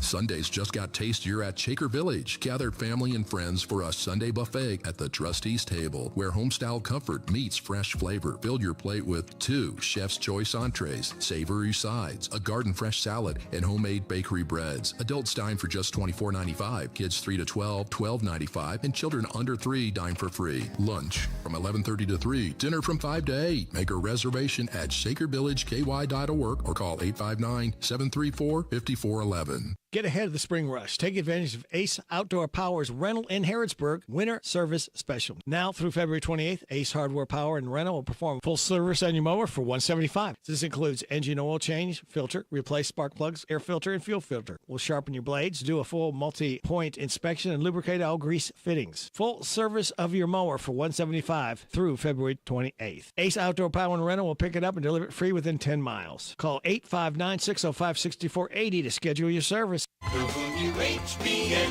Harrodsburg. This is a Hometown Radio Network information update. Kentucky Attorney General Russell Coleman can move forward with his lawsuit against TikTok. Earlier this week, a Scott County judge denied TikTok's motion to dismiss a lawsuit that alleges some features on that social media app, such as algorithmic recommendations and infinite scrolling, may contribute to excessive or compulsive use among the app's users. TikTok tried to file a motion to dismiss that, arguing that the court lacks personal jurisdiction, that the lawsuit violates their First Amendment rights, as well as on grounds that Coleman never stated where relief could be granted. The court rejected that motion to dismiss, though, ruling the state had shown sufficient enough evidence that the company intentionally designed TikTok to exploit young users. And we're in store for a beautiful day today with sunshine and highs into the mid to upper 60s. Reporting for the Hometown Radio Network, I'm Joe Mathis. Here are the obituaries. James Benjamin Stinnett Sr., age 87 of Danville, died Wednesday. He was the husband of 69 years to Nettie Lou Jones Stinnett. Visitation is Saturday from 10, and the time of the service at 12 noon at Alexander Royalty Funeral Home. Frida Jerry Douglas, age 73 of Lawrenceburg, died Wednesday. She was the wife of Stephen Paul Douglas. Visitation is Monday from 5 until 8, with a funeral service Tuesday at 11 o'clock at Ransdell Funeral Chapel. Steve Ray Schumann, age 62 of Harrodsburg, died Wednesday. He was the husband of Jeanette Bottom Schumann. Visitation is Monday from 5 until 8, with a funeral service Tuesday at 12 noon at Alexander and Royalty Funeral Home. And those today's obituaries on AM 1420 and the 99.5 FM WHBN.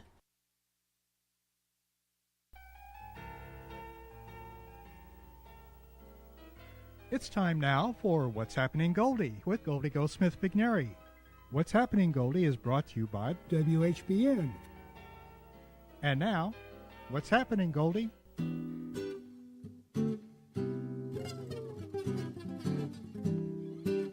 Hello everyone, I'm so glad you joined me. My special guest today is Nashville jazz guitarist Cliff Richmond.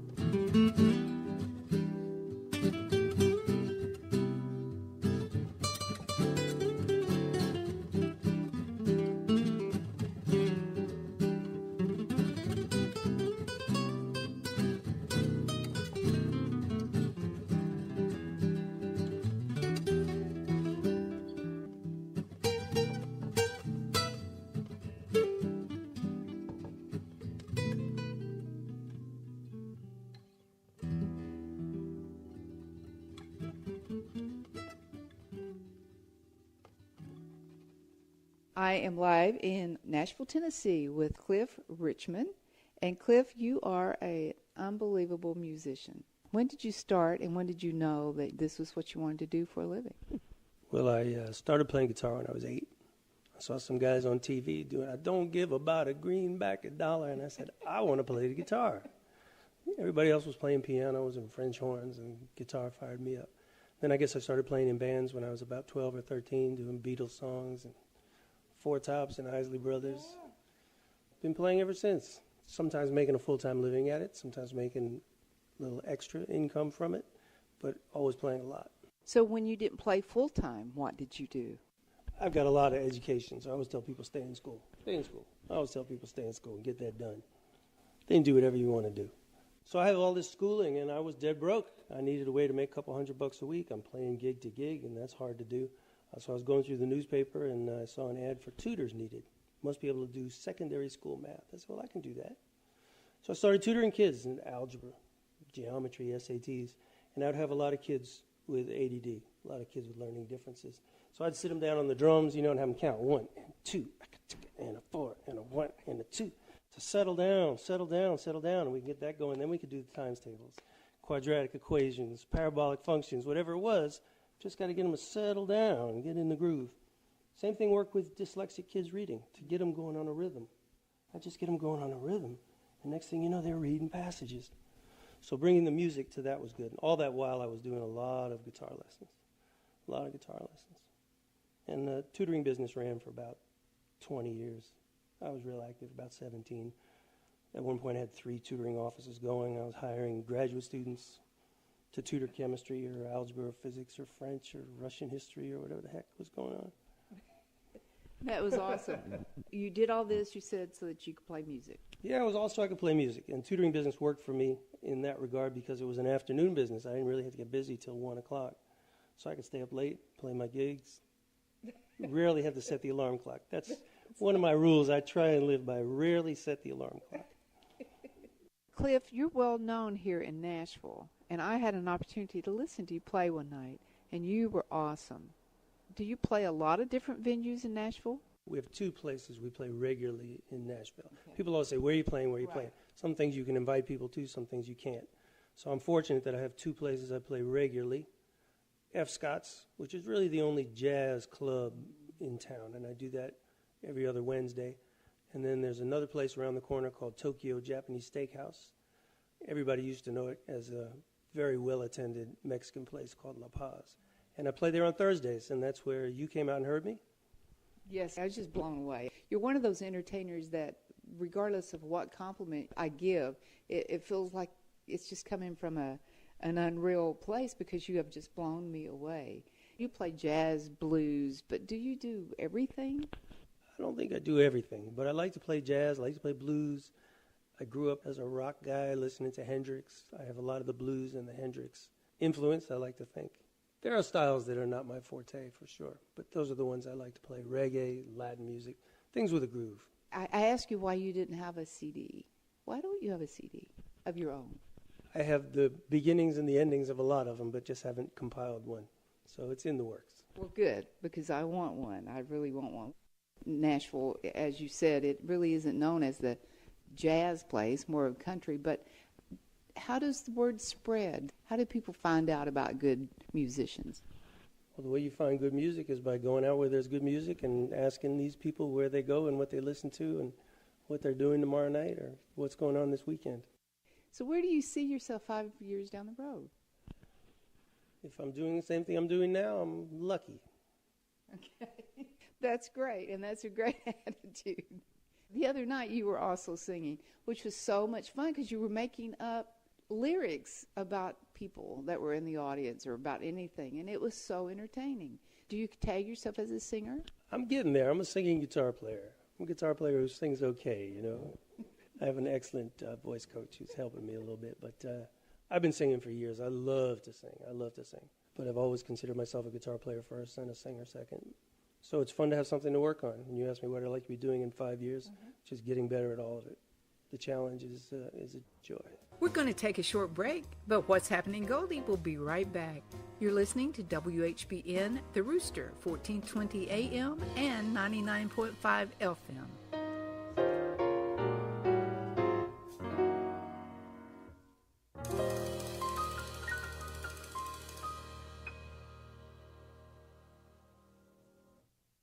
Is your car in need of a shine? Keep it sparkling all month long with Safari Falls Car Wash. Visit our new location in Danville off the 127 bypass on Skywatch Drive from 7:30 a.m. until 7:30 p.m. Monday through Saturday, and on Sundays from 9 a.m. until 7:30 p.m. Packages start at just $22 per month. That's less than $1 a day. For $22 a month, you will enjoy unlimited washes and keep your car looking brand new all month long.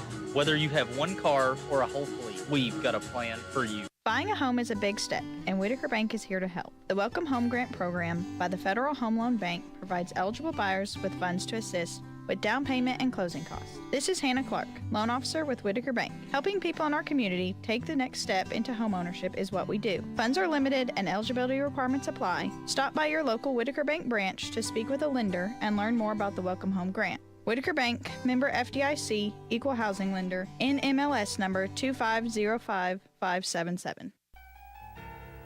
You're listening to WHBN 1420 AM and 99.5 FM. And this is What's Happening, Goldie?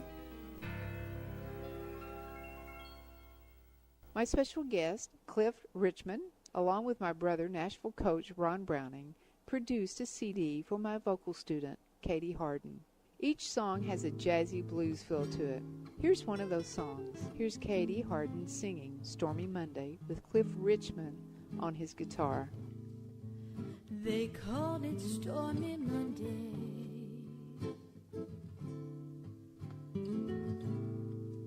but Tuesday's just as bad. They call it Stormy Monday, but Tuesday, well, it's just as bad. Wednesday's worse, and Thursdays are so sad.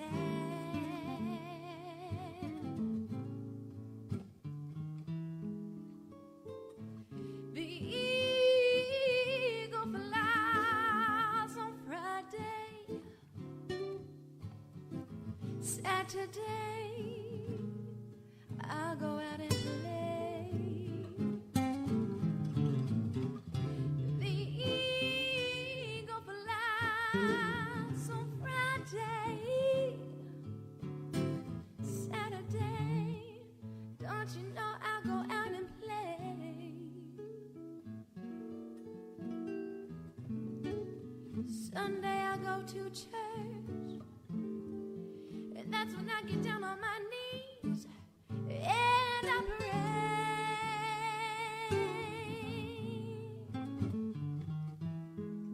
I said, Lord have mercy. Oh Lord, won't you have some mercy on me?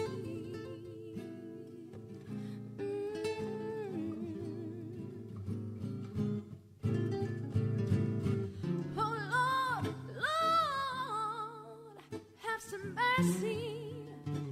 Oh Lord, have some sweet mercy on my soul. See, I'm just trying to find my baby. Want somebody, please send him on home, right to me.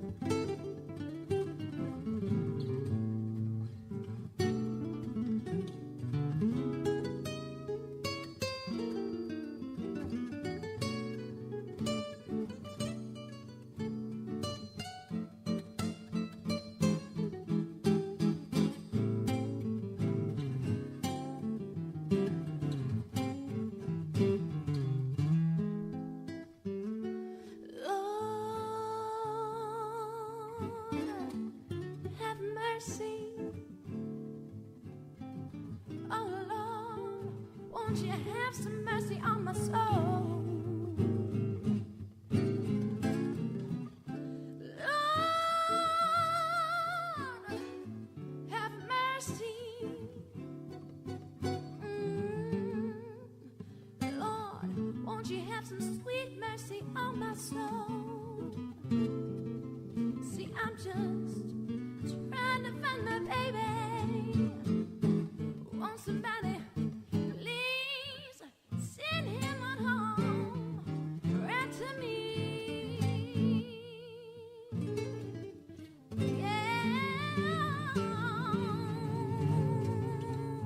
When we come back, we'll go back to Nashville and talk some more with guitarist Cliff Richmond. So stay with us. What's Happening Goldie continues in a moment. You're listening to WHBN, The Rooster, 1420 AM and 99.5 FM. Hey everybody, this is Derek Gray with the Mercer County Tourist Commission, and we are excited for our new app, Visit Mercer County KY. Head on over to the App Store, type in Visit Mercer County KY. You should see the new city logo with the navy background and the white H. Home screen here has attractions, food and drink, lodging, to-do, events, my plan, login, notifications, and tutorials. We are excited about the app, and whether you're a local or a visitor, we hope this enhances your experience when you come to Mercer County. Discover the power of radio. If you own a business and want to grow profits, you should consider radio. With the right offer and enough frequency, radio can produce results unmatched by any other media. Also, radio is more cost-effective. Discover the power of radio. Promote your business to thousands of potential customers every week. To learn more, go online to advertisecentralkentucky.com. That's advertisecentralkentucky.com. The WHBN weather forecast is brought to you by Horn Home Supply, a trusted name for quality service and a fair price for over 40 years. See Matt Horn at Horn Home Supply in Harrodsburg, South College Street. Beautiful Saturday in store for us with sunshine and a high today of 65. Partly cloudy skies tonight, low of 40. Tomorrow, partly sunny. 50 is your high, low of 33. Monday, chance of rain showers, a high of 43. Tuesday, chance of rain, mostly cloudy, and a high Tuesday of 58. You're listening to WHBN 1420 AM and 99.5 FM. And this is What's Happening, Goldie?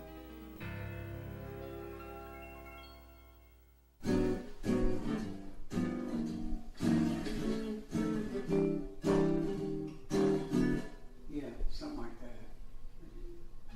Because you can hear that walk down and then it's kind of easy to know where you are.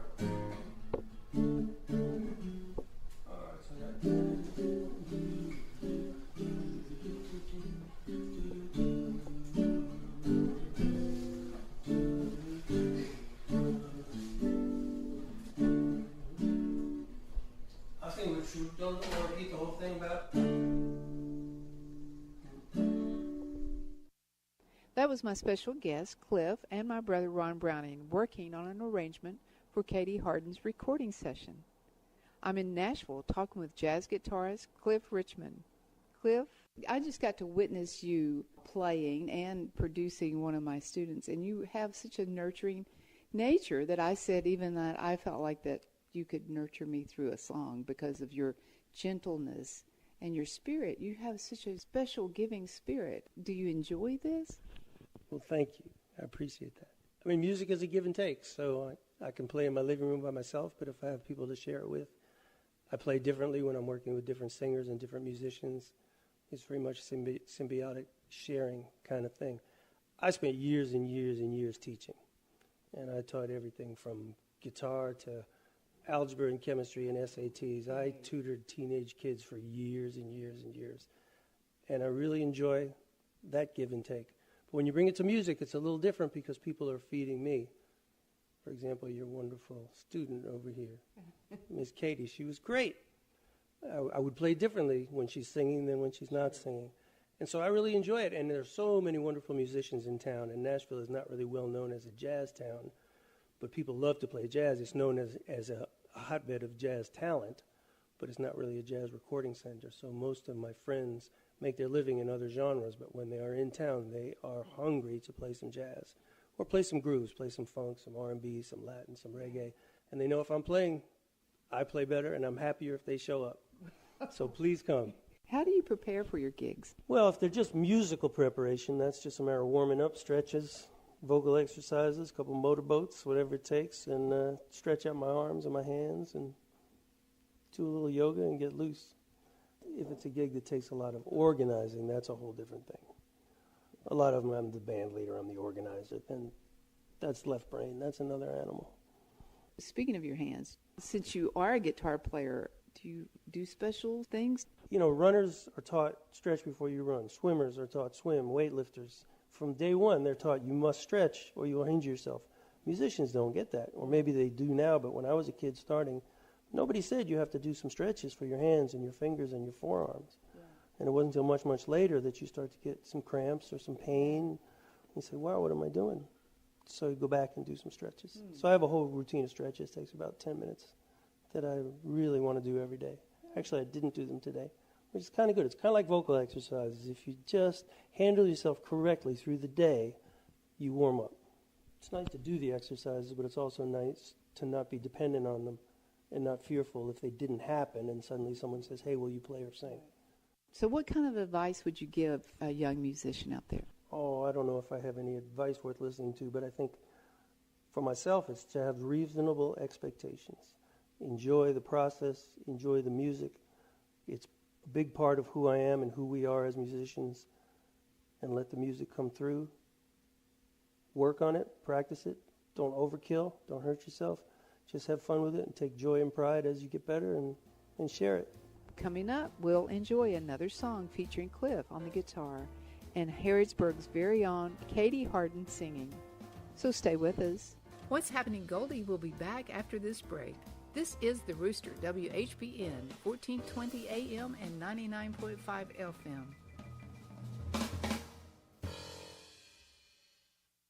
Hi, this is Deanna Charles at the Danville H&R Block. We've got exciting news. We've moved to our new location at 101 Citation Drive, and even though the address has changed, the team you trust is still right here. You'll still be greeted by the same reliable tax experts: Teresa Pelfrey, Trina Sawyer, Deborah Sparrow, Ada Bryant, Sandy Ellis, Woody Bowles, and myself, Deanna Charles. New location, same experience, same commitment. Stop by 101 Citation Drive across from the Boyle County Schools or give us a call at 859-236-3281. H&R Block Danville. We've moved, but we haven't changed what matters. My name is Casey Riggs. I'm from Rough River, Kentucky. I've sung all my life, started out in church, of course. From there, I sung any opportunity I could. I come to Studio G to develop my voice and, most importantly, confidence. I'm now part of a group called the Purple Vibes. We sing in local festivals, shows here at Studio G, and without Studio G, I wouldn't have that opportunity. Studio G is the performing arts place. To learn more, call 859-734-4394. Studio G. The G stands for growth. You're listening to WHBN 1420 AM and 99.5 FM. And this is What's Happening, Goldie? Once again, here's a song from Katie Hardin's CD titled Jazzy Blues Unplugged. It features my special guest, Cliff Richmond, on guitar. Every honeybee fills with jealousy when they see you out with me. I don't blame them, goodness knows. My honeysuckle rose on the avenue, people look at you, and I know just why they do. You're much sweeter, goodness knows, my honeysuckle rose. I don't buy sugar, you just have to touch my cup. You're my sugar. It feels so sweet when you stir it up. On the avenue, people look at you, and I know just why they do. You're much sweeter, goodness knows, my honeysuckle rose.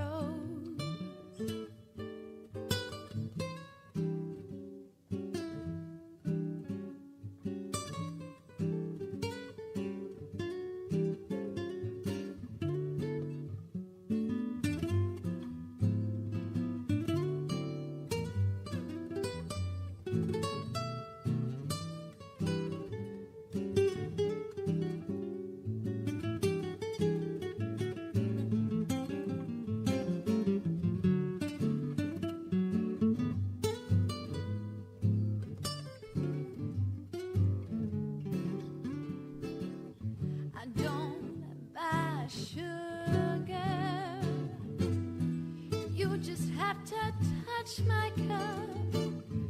You're my sugar. It feels so sweet when you stir it up. Flowers droop inside when you're passing by, and I know the reason why. You're much sweeter, goodness knows, my honeysuckle rose. You're much sweeter, goodness knows, my honeysuckle rose.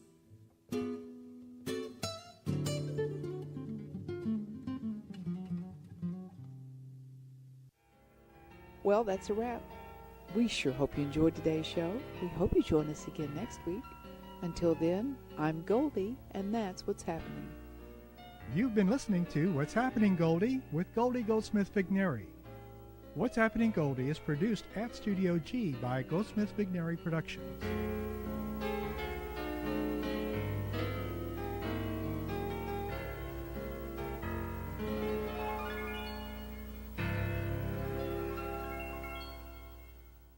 WHBN Harrodsburg.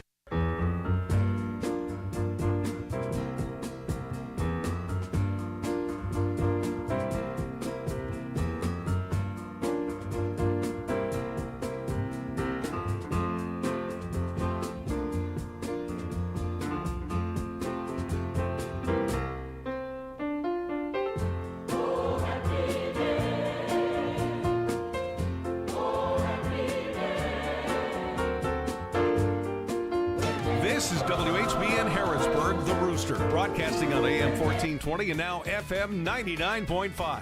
Now, the news. NBC News Radio, I'm Lisa Taylor. Some Iranians are celebrating in the streets as U.S. and Israeli jets fly over Tehran. The Israeli Air Force reportedly conducted numerous strikes across Iran Saturday morning in an effort to assassinate Supreme Leader Ali Khamenei and other senior political and military leaders as part of its joint combat mission with the U.S. An Israeli official told Axios that the goal is to create all the conditions for the downfall of the Iranian regime. He added that developments will also depend on the extent to which the Iranian people rise up. Officials claim that Khamenei's residence and government compound were among the targets that were hit this morning. President Trump says there may be U.S. casualties in the major combat operations. In a video this morning, Trump issued a direct ultimatum to the Iranian military to lay down their arms or face certain death, while simultaneously calling on the Iranian people to seize control of your destiny, asserting that the hour of their freedom is at hand. The search for the mother of Today host Savannah Guthrie is in its fourth week. 84-year-old Nancy Guthrie went missing from her Arizona home on February 1st, and police believe she was abducted. Earlier this week, Savannah Guthrie offered a $1 million reward for information related to finding her mother, and police have reportedly received thousands of calls. Meanwhile, the Pima County Sheriff's Department said in a video obtained by Fox News that shows a car driving by the house the night Guthrie disappeared is now part of the investigation. Former President Joe Biden is being celebrated in South Carolina. Jim Forbes has more. Former President Joe Biden spoke Friday night in Columbia as the state's Democratic Party marked his 2020 primary win. Folks, when it matters, you were there for me. You believed in me. During his speech, the 83-year-old highlighted several accomplishments from his time in office, including selecting Kamala Harris, who went on to become the first black woman to serve as vice president. You're listening to the latest on NBC News Radio. Who did you let down today? Your wife? Your kids? Well, how about yourself? Take a look in the mirror. If you're tired of your drug and alcohol problem, you need to fix the problem, and right now, before you hurt or kill yourself, or worse yet, somebody else. Call the addiction specialist now at the Reset Addiction Treatment Helpline. 24 hours a day, 7 days a week. We'll find you the right treatment regardless of your financial situation. When you call right now, you'll speak to a recovering addict who understands what you're going through right now. Let us help you break your addiction to drug and alcohol before it's too late. This call is completely confidential and free. So take 5 minutes of your time and call us right now. We're here answering the phone. I promise it'll change your life. Call 800-853-0975. That's 800-853-0975. 800-853-0975. Again, 800-853-0975. President Trump is staying out of the hotly contested Texas Republican primary. The state's Republican Senate primary next week is between incumbent Senator John Cornyn, Texas Attorney General Ken Paxton, and Representative Wesley Hunt. Speaking in Corpus Christi, Texas on Friday, Trump gave shout-outs to frontrunners Paxton and Cornyn, but did not endorse either. Republican leaders are urging him to get behind Cornyn. Singer Neil Sedaka has died at the age of 86.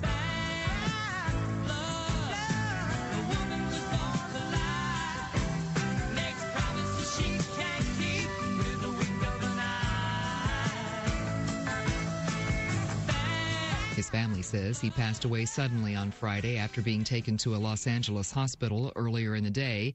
Sedaka had a string of hits in the early 60s, including Calendar Girl and Breaking Up Is Hard to Do. He returned to the charts in the 1970s with #1 hits like Bad Blood and Laughter in the Rain. Over his 6-decade career, Sedaka earned 5 Grammy nominations, a star on the Hollywood Walk of Fame, and a place in the Songwriters Hall of Fame. NASA has announced major changes to its lunar program. The agency said there will be a course correction to the Artemis program that adds missions and will increase the pace of launches as they now aim to land on the moon in 2028. Administrator Jared Isaacman said the mission that was meant to land astronauts on the moon will now shift to conducting technology demonstrations by the middle of next year in low Earth orbit. That will come before launching Artemis 4, which will attempt a moon landing. The Kentucky Meat Shower Festival is making its return this weekend. The annual event is celebrating its 150th anniversary, commemorating the Kentucky Meat Shower of March 3rd, 1876, near the town of Olympia, when chunks of red meat mysteriously fell from the sky. the cause of which has never been explained. On Saturday, a festival to celebrate the event and learn about its history will take place in Owingsville. Lisa Taylor, NBC News Radio. This is a Hometown Radio Network information update. Kentucky Attorney General Russell Coleman can move forward with his lawsuit against TikTok. Earlier this week, a Scott County judge denied TikTok's motion to dismiss a lawsuit that alleges some features on that social media app, such as algorithmic recommendations and infinite scrolling, may contribute to excessive or compulsive use among the app's users. TikTok tried to file a motion to dismiss that, arguing that the court lacks personal jurisdiction, that the lawsuit violates their First Amendment rights, as well as on grounds that Coleman never stated where relief could be granted. The court rejected that motion to dismiss, though, ruling the state had shown sufficient enough evidence that the company intentionally designed TikTok to exploit young users. And we're in store for a beautiful day today with sunshine and highs into the mid to upper 60s. Reporting for the Hometown Radio Network, I'm Joe Mathis. Buying a home is a big step, and Whitaker Bank is here to help. The Welcome Home Grant Program by the Federal Home Loan Bank provides eligible buyers with funds to assist with down payment and closing costs. This is Hannah Clark, loan officer with Whitaker Bank. Helping people in our community take the next step into homeownership is what we do. Funds are limited and eligibility requirements apply. Stop by your local Whitaker Bank branch to speak with a lender and learn more about the Welcome Home Grant. Whitaker Bank, member FDIC, equal housing lender, NMLS number 2505577. Hello, it's Dr. Matthew Duggar with Matthew Duggar Eye Care in Harrodsburg. Let me tell you about our affordable eyewear pricing. If you just need distance or near only glasses, we offer a frame, thinner lens, and non-glare coating for $129. We offer a frame, Zeiss Progressive no-line bifocal, and thinner lens with non-glare coating for $329. We want you to feel comfortable coming to our office to buy glasses. To schedule an eye exam with me, Dr. Matthew Duggar in Harrodsburg, call 859-605-2214. As the cornerstone of a free society, the Mercer County Public Library serves the entire community as a center that meets learning and recreational needs through quality materials and service in an atmosphere that's welcoming and respectful. The Mercer County Public Library offers a variety of free materials and services, such as books, magazines, CDs, DVDs, audiobooks, newspapers, computers with internet access, programs, and workshops. To be in the know, go to your Mercer County Public Library, West Lexington Street, open Monday, Wednesday, Friday, and Saturday 9 to 5, Tuesday and Thursday 9 to 7:30. It's 9:07. This WHBN weather forecast is a service of Morning Point of Danville, featuring a lantern, offering 2 levels of memory care for early and latter stages of Alzheimer's and dementia. Get all the info on Facebook at Morning Point of Danville. Beautiful Saturday in store for us with sunshine and a high today of 65. Partly cloudy skies tonight, low of 40. Tomorrow, partly sunny, 50 is your high, low of 33. Monday, chance of rain showers, a high of 43. Tuesday, chance of rain, mostly cloudy, and a high Tuesday of 58. It's time once again for Breakfast with the Basketball Coaches and Players, live from the old bus station restaurant on South Greenville Street. Breakfast with the Coaches is brought to you by Farmers National Bank, Jamie Dunn Shelter Insurance, 101 Business Solutions, The Big Deals online store at HometownLive.net, and the old bus station restaurant. Now let's go out live to the old bus station restaurant. Good morning and welcome into the old bus station restaurant here in downtown Harrodsburg. As Radio Rick talking about the weather there, Todd, and it does sound like it's going to be one of the best Saturdays we've had, I guess, in a long, long time. Yeah, and I can't say that I'm looking forward to it enough. I'm over winter. Absolutely. This is Gary True and Todd Davis here with you this morning from Breakfast with the Basketball Coaches here at the bus station in downtown Harrodsburg. We moved out onto the patio today. It's a little, I guess, shady in here. The sun's not hitting as much, but it's still. Sun's popping over this. It's getting in your face, I know. But that's fine. It feels extremely good. But they have a nice crowd inside in there, and we're sitting out here on the patio. There was another gentleman out here this morning having breakfast, but always a great breakfast here at the old bus station Saturday morning. Folks get out and get a meal in them and get ready to go enjoy the day, get out and do some activities outside, whether it's, I know I've got a bunch of tree limbs I need to pick up out of the yard from over the winter and the wind and everything else. But hopefully Chris Howder is going to get to call in this morning and talk to us But we're going to kind of go through and recap a little bit of this past week, as it was a busy week as the 46th District took place up at West Jessamine High School. Started off on Monday night and went all the way through last night. We didn't do the last night game, which it was just East Jessamine and West Jessamine, but looking at the score, it was a heck of a game. Yeah, it looks that way. 1 point game, 43-42, and I'll say it was probably a little unexpected. And I know they've played some tough games, but West looked extremely good the other night in the first game on Wednesday, and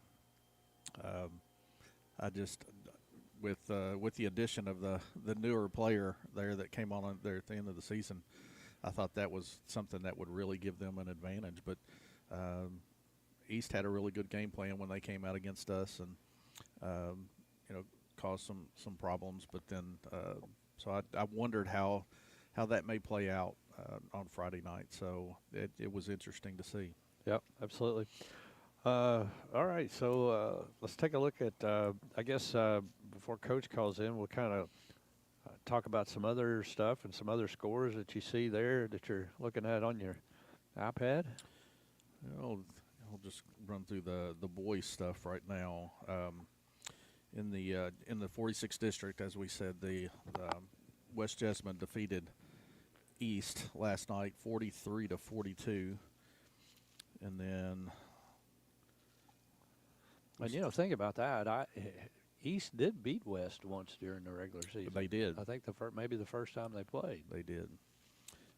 Danville Christian over Bull County in a fairly close one as well. 5-point game, 61-56 in the 45th. And then I'm looking for not seeing any others. Southwestern and Somerset Christian, I think, might have played last. They did. There it is. In the 48th, Southwestern over Somerset Christian, 69-53, and so Somerset Christian upsetting Wayne County in that district tournament earlier in the week. So over in the 30th District, Woodford County over Spencer County, 65-32, an easy win there. Lexington Catholic in the 43rd District over Tate's Creek, 68-60. So that one fairly close. Great Crossing in the 41st over Franklin County, 56-43. Frederick Douglass ended up winning both boys and girls, but the boys over Bryan Station were really big last night, 66-36. And that's it for last night as far as the guys. And then there's still some matchups today, but they're mostly eastern and a little bit west of us. LaRue and Caverna play today. Shelby Valley and Phelps, Paintsville, all those southeastern schools getting their games in a little bit later. And on the girls' side of things, very few games last night. If I can get back to this. I think in the 47th, which is the other district there in the boys, I believe they played the night before, and Somerset, I think Somerset beat Rockcastle in the district championship in that game. Last night for the girls, Anderson County in the 30th District over Spencer County, 40-27. Franklin County and Western Hills both faced off in the 41st. Both opponents of the Lady Titans this year. Franklin came out on top in a 1-point game, 44-43. So it sounded like that was a really good one. I mentioned Frederick Douglass in the 42nd. They won over Scott County. Wow, that's a shocker. 63-24. And that's it locally as far as the girls. They tend to play a little bit earlier in the week on Wednesday or Thursday for some of the districts that don't have 5 teams. Yeah, so on the girls' side, of course, we did the game on Thursday night where West Jessamine defeated Mercer County in the 46th. You also had Rockcastle County winning the 47th district on the girls. They defeated Pulaski County, so that was, I guess Pulaski was the number 1 seed there. Rockcastle number 2. It's the weekend, Kentucky, and we got plenty of sports to talk about. I'm Scott Fitzgerald here on the Kentucky News Network. The University of Kentucky men's basketball team, well, they've been strong lately, but today brings a matchup challenge. I believe it was in the 48th district. So I guess the coaches are at or on their way to their 12th region draw this morning. Yeah, they draw at 10 o'clock, and I believe that's held every year. They call it a central location at Pulaski County, but it's not too central. And, of course, the downfall to us is, we could be the most southern district being Macquarie County, but we're the most northern, along with Jessamine County Schools. So I don't know. It's interesting. There's always been a debate about that for many years. So it's not bad having it at a consistent location and flip-flopping them like they've done for a lot of years. But I like the venues of going to different hosts each year. And so Mercer County has, since the build of the new school back in 06, we've got, I'm biased, but I think one of the best gyms, and I've had actually several people make that same comment that it's one of the best gyms, and especially in Central Kentucky. But they really like the gymnasium, the layout of it, and it is plenty big enough to host a region. So big debate. Yeah, it is, and it's interesting because if you look around and if you look at scores and when you see the different venues, a lot of places use college campuses, and it's there every year. So I think the one at in the far west is held at Murray State, and then I believe there's one held at Western, and then when you get over into the other parts of the area, you got. I can't think of it, but it's down the Appalachian Sports Arena or something that's down in Corbin. Corbin has an arena down there, and I know that region has held there every year, and so that would be a neat venue. So that's no college, and so I think the difference is, but I guess at the same time, I guess you could argue that the college floor, the length of the floor. It's not drastically different, but it is different. Yep. When you're talking about the full length of a game and a little bit of adjustment for teams, but playing in the Corbin Arena, I think that would be a really neat venue. It's I've been there several times, and I think that would be a great place for a basketball game. Yeah. Sounds like Coach may be on the line with us. Coach Souter, you're there? Yes, sir. I'm here. Y'all hear me? Well, I'm not sure. Jason's yes, I'm here. There, but hello. Try to figure it out here. If you want to keep covering some things there, I'll try to see what's going on, Todd. Well, I was just looking through here, looking at the as Gary said, the girls faced off in the district tournament, or the championship game against West Jessamine the other night. On Thursday night, and trying to get to it. So that tournament, there's just 4 teams, unlike the boys. The boys have Trinity Christian, which the girls from Trinity Christian have started playing a little bit of a modified varsity schedule, and so I look for them to be, I think in 2 years, another year, and then be at least for right now, they'll be in our district in the 46. But for the guys, Trinity Christian, as you mentioned, Bergen over Trinity Christian in the first game on Monday night, 63-41.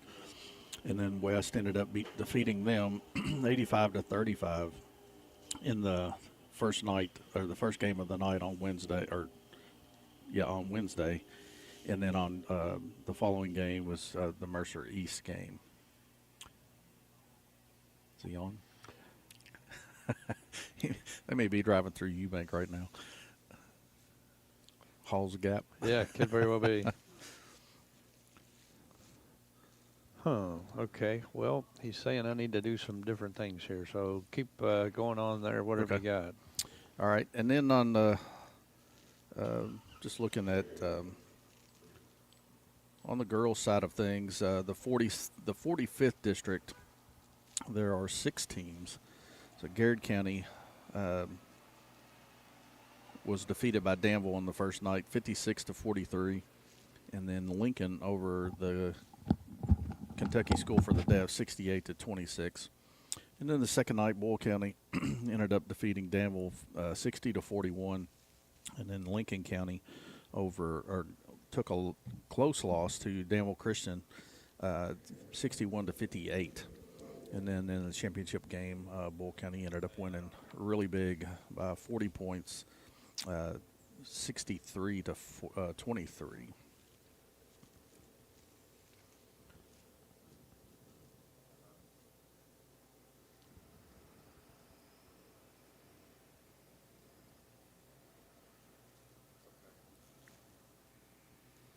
Still trying to get Coach Souter on.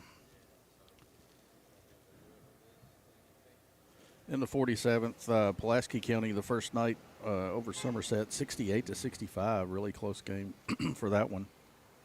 And then Rockcastle an easy win over Casey County, 63-35. Pulaski and Rock faced off in the championship.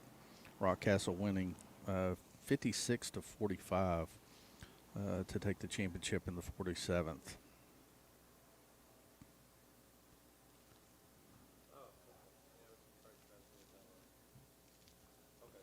And then the 48th, just a 3-team district. Wayne County over McCreary County, 42-35. And then Southwestern over Wayne in the championship game, 49-30. All right, well, let's take a break. Coach Souter, I think you're there. We just can't, according to Jason back to the studio, we can't get it transferred this way. So we're going to try to connect it a little differently here if we can. So we're going to take a break, work on this, and Todd will probably give you a call here just 1 second, Coach. So hang on, and we'll try to get you back on here. But you're listening to Breakfast with the Basketball Coaches show here from the old bus station downtown Harrodsburg, and we'll come back after these messages on your hometown radio network. As a business owner, you carry the weight of your company on your shoulders and know that time is money. Let 101 lift some of that weight by ordering your office supplies, keeping your printers printing, and managing your supply closet, all at no cost. 101 is ready to go to work for you. Call them and get an appointment with one of their consultants. Visit them on the web at come101.com. That's come, to101.com, or call them at 734-3536, or visit them at the Harrodsburg Herald.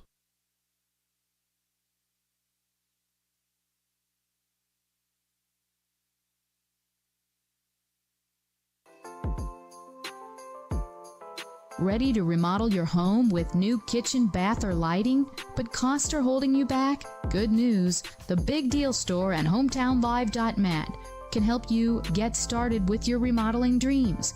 You can now save money on gift certificates to Lux 218 in Danville.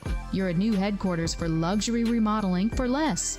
They have a wonderful showroom of ideas to kickstart your home remodeling job this year. Don't let price hold you back. Get true luxury for less at Lux 218, and then get extra savings by buying gift certificates at the Big Deal Store. You can get $100 for half price when you buy 5 or more. So get $1,000 for just $500. For all the details, visit the Big Deal Store and HometownLive.net. Remodeling just got easier and so much more affordable when you team up with Lux 218 and the Big Deal Store. Pickup truck, sports car, motorcycle, minivan, townhouse, 2-story, farmhouse, fixer-upper. What you drive and where you live is different for everyone, so it's important to have insurance that fits your needs and is just right for you. At Shelter Insurance, we understand that, which is why our agents help you design a comprehensive auto, home, and life insurance plan. Insurance that fits just right. I'm Jamie Dunn, your local Shelter Insurance agent. We're your shield, we're your shelter. you heard about Farmers National Bank's Teller on Demand service? I gave it a try and I loved it. I simply touched the screen, talked with bank specialists live on screen, and they made it quick and easy. And the service even offers extended hours, 8 to 6 weekdays and 9 to 2 on Saturday. Teller on Demand is a quick and easy way to make withdrawals, deposits, or ask a question. Farmers National Bank, member FDIC.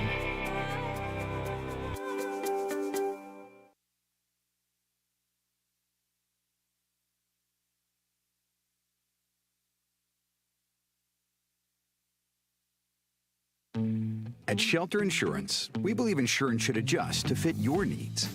That's why we work with you to design an auto, home, and life insurance plan that's particular to you. Insurance that fits just right. And Shelter is known for our award-winning customer service, satisfied customers, and a plan for you. Ready to check us out? Shelter Insurance. We're your shield. We're your shelter.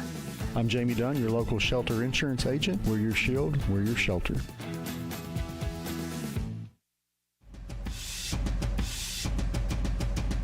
All right, and welcome back as we're back here at the old bus station, downtown Harrodsburg on Saturday morning.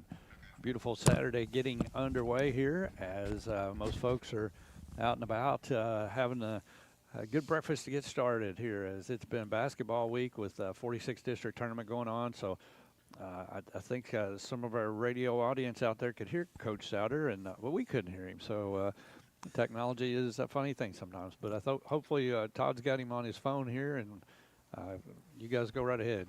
Coach, can you hear me? I can hear you. Okay. It sounds like you're in a tunnel. So I guess you guys are on the way down to Pulaski County. Is that right this morning? Yes, Coach Friedman and I are on our way right now. So if even though if y'all heard anything bad, it wasn't me. Well, I think that's a given. We know Coach Pigman well. We've known each other for a long time now, and we like to give each other a hard time. So, well, first of all, congratulations on making the region again. I was thinking back during the tournament. I don't know the last time that Mercer, the Lady Titans, or even the Lady Scotties at the time, weren't in a regional tournament. Do you recall when that last time was? No, I don't. And I had told the girls last year that I was at Mercer for 19 years, and I know we went all 19 years that I was there. And previously, before that, when it was the Scotties, when I went to Harrodsburg, I can't remember Mercer never making the region. So I don't know. It's probably 25 plus years, and maybe I don't know. But it's been a long, long time. That it has. Well, let's talk a little bit about the week. You ended up playing East again for the third time, I believe, and just talk a little bit about that game and the first round and how things went. Well, it's like when you're first round of the district, there's a little bit added pressure on you, and they had beaten us once, we'd beaten them once, and then we had the injury to Alexa, so she didn't play, and she'd had the two games against them. I think she had scored like 54 combined points in the two games against them. So we were a little bit uptight about that, and it changes your lineup, and we had basically a day or two to prepare without Alexa. So, but our kids handled it pretty good. We couldn't hit the bucket in the first half, and we had a couple kids. Emma Fenwick came off the bench and saved us in that game. Hit a couple threes in the first half and knocked down some free throws, and so kind of got us into the second half. And then Karis Wilhelm in the second half, the 8th grader who we had put in the starting lineup, hit a couple threes and kind of got us going. And we had that lead. We were at 43-30 with about 3 minutes to go. And then, I had to kind of warn the kids. That's where you showed up, that, this game isn't over. And next thing you know, you look up and they've hit the shot to tie it. So, but I thought our kids, when in that situation, didn't panic. And, we got the winning basket. Emma Fenwick was at the right place, right time, and laid it in. And that's what we kind of told her after the game, is that, I'm proud of her because she hadn't gotten a lot of playing time lately, but she stayed ready over on the bench, and that's what we asked the kids to do, to stay ready, and that's what she was, and, hit a huge shot for us. Well, and again, not a location that so Gary and I were talking about that too, not a location that you typically find her down inside the paint. And so she just and we were wondering if it was a called play or if it's something she just saw and kind of snuck in there behind the defense. I think it was behind Johnson, and first of all, it was a nice find, but then just a very smart basketball play. Well, she had drove baseline before that and had a decent shot and missed it. So she was already down there, and then we were able to find her. And I think at the time East was kind of panicking a little bit running at the ball, and we found her open down there, and she didn't hesitate and laid it in. And then you find out, too, I went ahead and called a timeout because I wanted to make sure we're young, that we weren't celebrating too much. And you look up, and they're shooting a layup at the other end. So we kind of, got our kids, kind of talked what we were going to do. We just knew number 30, I was like, she's going to get the ball. She's going to put her head down. She can go to the basket. So our kids did a good job, and, we were able to get a steal and then able to run the clock out, and pass to Izzy. So we were real proud of our kids. We had a little moment there where, we had even talked about in a couple timeouts is like, look, we don't need to shoot the ball anymore. And of course, we took 2 or 3 bad shots. We were wide open. Any other course of the game, it's a good shot. Right. But, and normally I probably phrase a little bit different. So some of that's probably on me. We've got a saying, we say NBL, which we normally say, which means nothing but a layup. And I didn't say that. I just said we don't really need to shoot it anymore. And then one of the kids asked when it was tied, said, well, can we shoot it now? We were like, well, you better shoot it now. It's tied. So it's like, it's just the youth. Yeah. But those are great situations for us, in the future, learning, how to play close games and how to finish them out. And we've got so much to work on in practice. We haven't done a lot of late game situations. We talk about it, but it's hard for us with some of the other things that we're trying to teach that we don't really get there. So, but there's no substitute for that than in-game experience like that on how to handle it. So, and I told them early in the year, we probably would have lost that ball game. Yeah. So let's go back to Pulaski County because Alexa Wade was out, and you were talking about, having to make some adjustments to your lineup on that. But do you feel like Pulaski County, and again, you played Pulaski down to the wire, had a chance to win that one with the same lineup, but do you think that maybe helped prepare them mentally a little better? No doubt. We had said it, I was like, Alexa was out sick that game, and I was like, when it happened, I was like, we're fortunate that Alexa, I didn't want you sick, but in the long run, we threw Karis in there, and it helped. It's like, okay, you've done this before, so it definitely that was kind of a godsend for us, the fact that we'd already experienced that. Had we not experienced that, Karis is an 8th grader, and, that's a big stage, to ask, what's going on. So, but no, she did a great job, and our kids adjusted well. And I think Izzy even said, well, we've done this before, so, it shouldn't be that big a deal. So it's just the fact that Alexa's 2 best games of the year were against East Jessamine. That was what was in my head. Yeah. Let's move on and talk about the championship game. I was telling my wife the other night after the game, that may be the best I've seen Claire Marshall play offensively since she's been in a West Jessamine uniform. Well, she's a Division I basketball player, and she was ready to go that night. That's what great players do. They're locked in and ready to go, and not going to take anything for granted. And we even were kind of we started off the game. It's like, hey, they run everything through her, so we put Maddie Baker on her and chased her, and I thought we were doing a pretty good job, And but then after that, I mean, that's what great players do. You knock down some shots, or other players knock down shots and freeze things up. And I mean, they're a good team, and we said it. We told our kids before the game. To me, they have the most talent in the 12th region. That doesn't mean they're going to win it, but they've got the most talent, and it's a bad matchup. They're attacking you from everywhere. They're hitting threes from everywhere, so you got to kind of pick your poison with them. And the first time we played them, they went 1 for 20 from the 3-point line. Yeah. Well, they were knocking down threes, and then Claire Marshall was so big and strong, and and then she steps out and hits some shots. It's just pretty hard to defend that, and once again, our youth. You get behind, you get panicked a little bit, and so give West credit. I mean, they were the better team that night. And to me, that night they were probably the best team in the region that night. Yeah, and going back to Baker, I thought she did a really good job of trying to take Marshall out early. She did create some challenges for her, but then, like you say, some other things happened that caused some opportunities to be opened up for Marshall, just with other players hitting Maston and McCloney. I think as soon as they touch the ball, they're shooting it as soon as they cross half court. So. Oh yeah, they're going to shoot it. They're going to shoot a bunch of threes, and and they've got good guard play, and and then like I said, then Claire just kind of roams around out there, and and she's so big and strong, and that's why we put Maddie on her, because we was like, you're physically, you're the only one that we have that and we put Reese on her a little bit, because I know Reese is aggressive and wouldn't back down. Right. But it's just that, I mean, that's a tall task. That kid's got 2 or 3 Division I basketball offers. Yeah.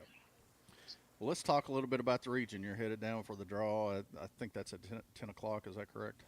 Yes, 10 o'clock at Pulaski County High School, yeah. So we mentioned it the other night. Being a runner-up, we'll have to face off with one of the district winners, and so it won't be West. So if you had a preference, who would you like to see the draw? Well, I don't know if there is a preference. It's I say it all the time. I've been on the other end, a bunch where we're the favorite and going in and all that kind of stuff. And I tease, I was like, everybody's going to want to sit by me today. So at the draw, but our choices are Bull Rock and Southwestern, and we said it. We told our kids, it's like, it doesn't really matter who we get, because you're going to win it. You got to win 3 games anyway. And so I kind of developed that philosophy back when we were really good. But in terms of matchups and stuff, when we played Southwestern a couple weeks ago, we were up 14 at halftime. Right. And and then of course we ran out of gas, and I think I talked to Molden afterwards, and he basically said, I'm not going to lie to you, I wasn't prepared for you guys. You guys caught us off guard. And I guess he underestimated us a little bit, and so we probably won't catch them off guard again, if that happens, which is fine. And we didn't play Rock during the season, and to me, Rock has the best guard combo in the region of King and Spivey. And then there's Boyle. Boyle's got the best record in the region, and to me, they have everything it takes. They've got a good point guard, they've got a good post in the left U kid, and then they've got the shooter. So they'll be a danger south too. So in terms of, we were talking about a little bit in terms of matchups, Rock may be our best, and to me, they may be playing as good as anybody. So it's going to be tough either way. We just want to get our kids to be prepared and say, hey, we're going to fight and scratch and claw and for everything we get. And that's what we're hoping for. So really, it doesn't matter. We're going to go play hard, and we'll come up with a game plan depending on who we play. We've got film on everybody, and that's what we're going to do. And we told our kids is that where our program's at. Last year we were glad to be there, and I'm always glad to be there. You can't ever take that for granted. But on the other hand, we want to compete this year. Last year, we had won 10 ball games. We were 10-22, and this year, we're 14-13, and we feel like we're much improved, and so that's what we're shooting for, just to see if we can make somebody nervous and ruin somebody's night. Coach, before we let you go, I got to go back and ask you one question. Todd and I discussed a little bit about this the other night, but in the East Jessamine game, what did you change to your defense coming out of half? Because it looked like you were in a 2-3, obviously parts of the first half there, and then it looked like you brought Relaford way out high. I didn't know if it went into like a 1-3-1 or if that was just – but it created a lot of problems for the East guards. No, I'll give Coach Pigman credit on that. We said at halftime, hey, let's tandem the guards. It's the same defense we were doing. Let's tandem the guards, and we kind of put Annie. Annie's long and got quick hands. I was like, let's put her up there, and then we wanted to force their guard left. She didn't like her left hand, and of course I told our kids, it's like she's like us. We don't like her left hand, so let's force her to the left. And Annie was able to. She kind of set the tone defensively in the second half. She got her hands on balls and kind of got us going again. And so, but I'll give credit to Coach Pigman on that. He's the one that made that call at halftime, say, hey, let's do that. And I was like, yeah, let's do it. So that was key, we thought, in the second half. Well, good job, Coach Figman. There you go. Yeah, it's like, but then the next night he got the loss. The assistants get all losses. We'll have to hear about that later on, I guess. But, hey, we appreciate you calling in. Thanks for hanging with us all season long. Hopefully we get a good draw for the Lady Titans and find out either Monday night or Tuesday night who the Titans will play, and we'll be there to broadcast it. And then hopefully several games next week is what we're looking forward to. Yes, sir. That's the plan. All right. Thank you, Coach. Coach, if you can hear me, if you can hear me, text us when you get results. All right. As that's been Coach Chris Souter is calling in, joining us on the clean feed line, I guess, as their coaches are headed down to Pulaski County for the draw of the 12th Region Girls Basketball Tournament. So let's take a break. We'll step away, send it back to the studio, and hear from our sponsors. And we'll return back with Breakfast with the Basketball Coaches show after these messages. Ready to remodel your home with new kitchen, bath, or lighting, but costs are holding you back? Good news. The Big Deal Store and HometownLive.mat can help you get started with your remodeling dreams. You can now save money on gift certificates to Lux 218 in Danville. You're a new headquarters for luxury remodeling for less. They have a wonderful showroom of ideas to kickstart your home remodeling job this year. Don't let price hold you back. Get true luxury for less at Lux 218, and then get extra savings by buying gift certificates at the Big Deal Store. You can get $100 for half price when you buy 5 or more. So get $1,000 for just $500. For all the details, visit the Big Deal Store and HometownLive.mat. Remodeling just got easier and so much more affordable when you team up with Lux 218 and the Big Deal Store. Have you heard about Farmers National Bank's Teller on Demand service? I gave it a try and I loved it. I simply touched the screen, talked with bank specialists live on screen, and they made it quick and easy. And the service even offers extended hours, 8 to 6 weekdays and 9 to 2 on Saturday. Teller on Demand is a quick and easy way to make withdrawals, deposits, or ask a question. Farmers National Bank, member FDIC.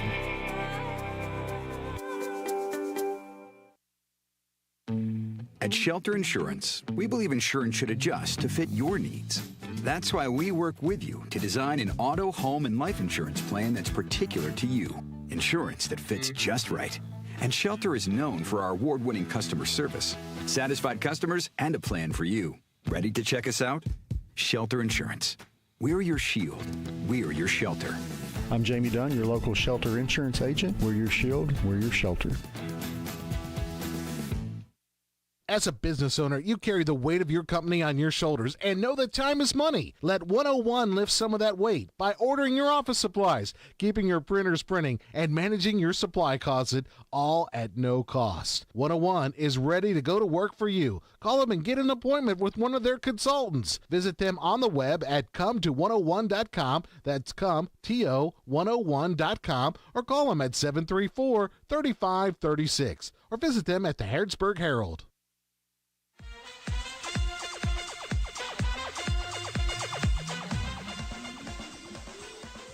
Welcome back in to Breakfast with the Basketball Coaches show here at the Old Bus Station downtown Harrodsburg. As folks are out and about, starting to get some tables filled up out here on the patio, as it's a beautiful Saturday morning, getting started and ready to go, Todd. So actually saw a guy in short pants and a short sleeve shirt here a few minutes ago, and you said he was trying to wish spring on early. Trying to force it in a little early, and that's hey, I'm all for it. So if it would work, I'll go home and put shorts on myself. Yeah, I think we're all kind of tired of the dreary winter weather that's been hanging around and kind of been here too long. So time for it to go. Absolutely. So obviously it's been a busy past week as you and I went to West. I guess it was 3 nights in a row. I think it was. Yeah, I went the first night by myself. Yep. You missed that night. That was a good night. But so Bergen got their second win in district competition. in the back-to-back years in the boys' opening round as they defeated Trinity Christian, and Coach Todd Clunch and his team performed very well and had a nice season overall. They fell to West Jessamine then in the next round, but pretty good season for them, and it was a fun team to watch, I thought. They were very senior-driven this year.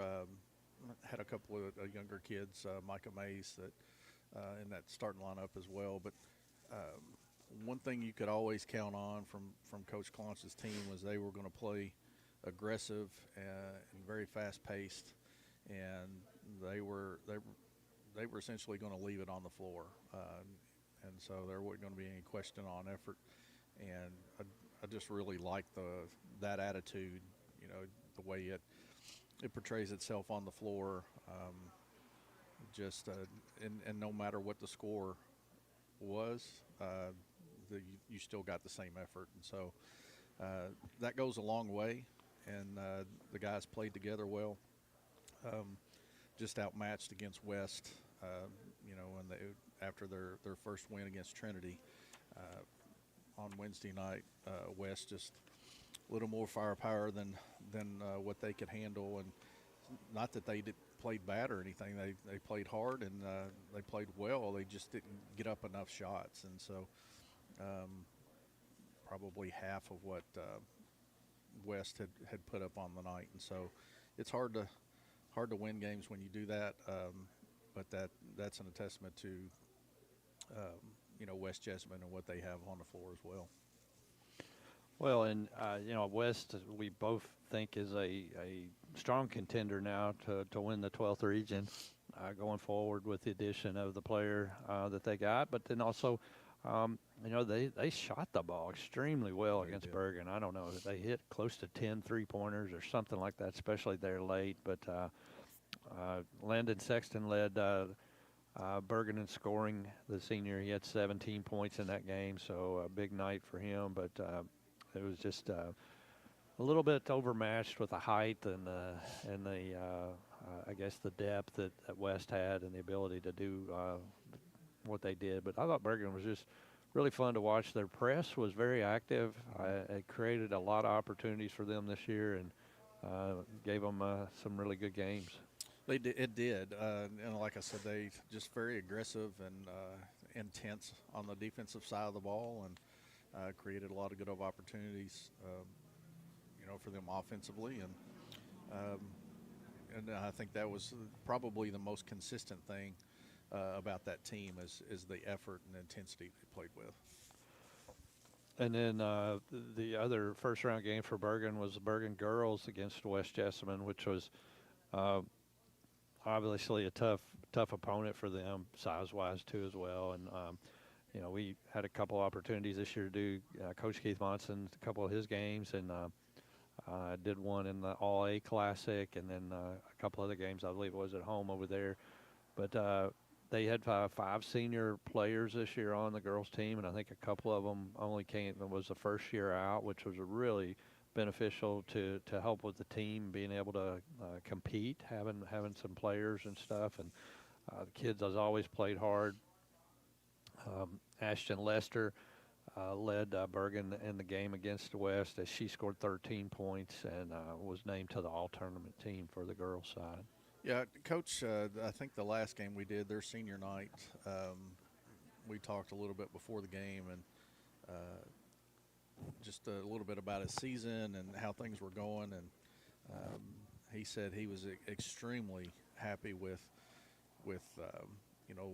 the way things have gone, because just a few weeks out, he wasn't expecting to have a team, and so he had put together a tentative schedule, but it was limited because he was hurting for numbers, and then a couple people came in, like you said, first-time players, and one ended up starting for him consistently throughout the year, just really athletic, and was able to help contribute. So I think he said that first day that they were doing some things, and she just took off and touched the rim, and he's like, yeah, you might be able to help us here.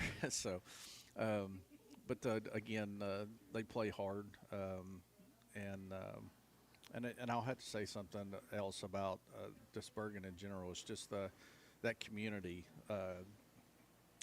It's a smaller school, but they're a very tight-knit community, and they come out and they support the Bulldogs, whether it be the boys or girls.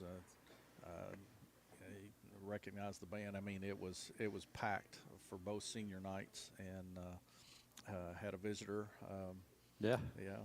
Visitor Mark Stoops was there, who's related to one of I believe the cheerleaders, and then of course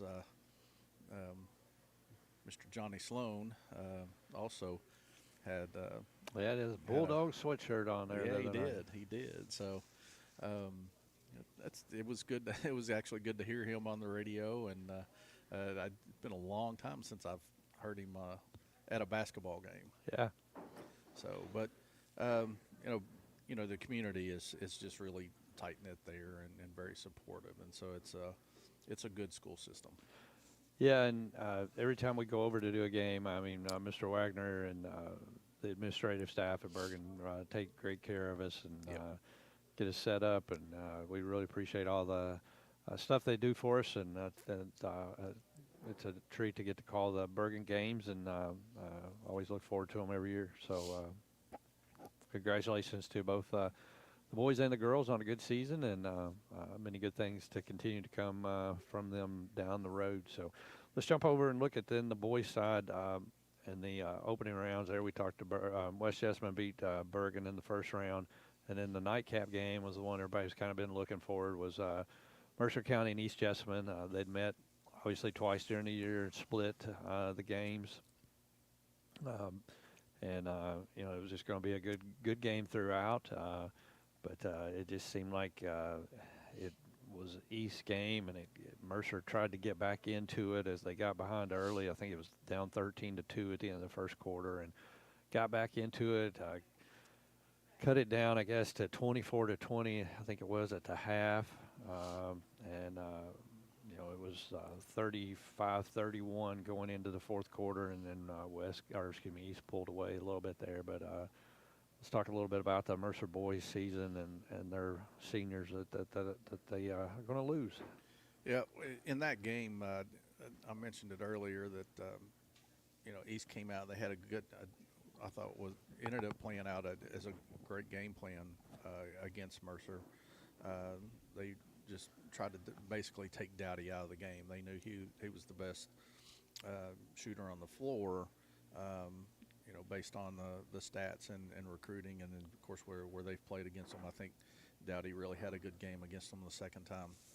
But taking him out, just forcing the others to beat you, and the thing is at times some of our best 3-point shooters were Brogel and Davis Tyler, and just a lot of people stepping up throughout the year just couldn't find their range that night. And so it ended up playing into East's hands,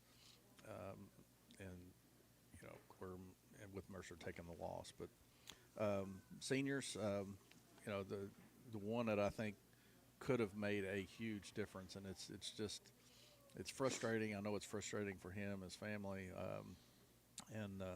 but Caleb Murray, sustained an injury last summer, and was basically out all year, and I think there was some hope that by several that he may get released in time for the tournament, but that type of surgery is a long recovery to get to the full stage and not put yourself in jeopardy again. But Caleb is he definitely would have helped Mercer. I think Coach even mentioned that he had potential to be one of the better players in the region overall. Mm-hmm. So, but we know he's going to go on and do some good things as well. So, yeah. So Jackson Dowdy, Gage Phillips, Daniel Butler, 3 seniors for Mercer County, and it's tough for them. But East was. they played the better game, I guess you could say. I don't say they're a better team, but they played the better game that particular night, and that's what it boils down to, a one-game deal, you know, and Wayne County obviously experienced that too. But Mercer fought back and got back in the game, and down the stretch, East made the plays and expanded out on the lead as the Titans missed quite a few threes that they took there late in the fourth quarter to try to get back in it. But Mercer's season come to the end there in the semifinals, and then East went on, and West, they played last night in the finals, and another terrific game between them two, and obviously a big rivalry between the two schools there. And so West got the 1-point win, and they'll go on to the region as the district champion. And so we were talking after the game, and we overheard, and I can't recall what the timeline was on the discussion, but do you recall how long it had been since East and West had faced off in a district championship game? I think I heard them say it had been 6 years, I believe it was, since they had both, I guess, getting to go to the region at the same time. Yep. You know, West had a couple down years, East had a couple down years, whatever. But and then for it to be at, you know, West Jessamine, and I'm sure that place was absolutely packed in there Friday night for that game. Definitely. But I knew it had been a while since they had faced off in the championship game. So. Yeah.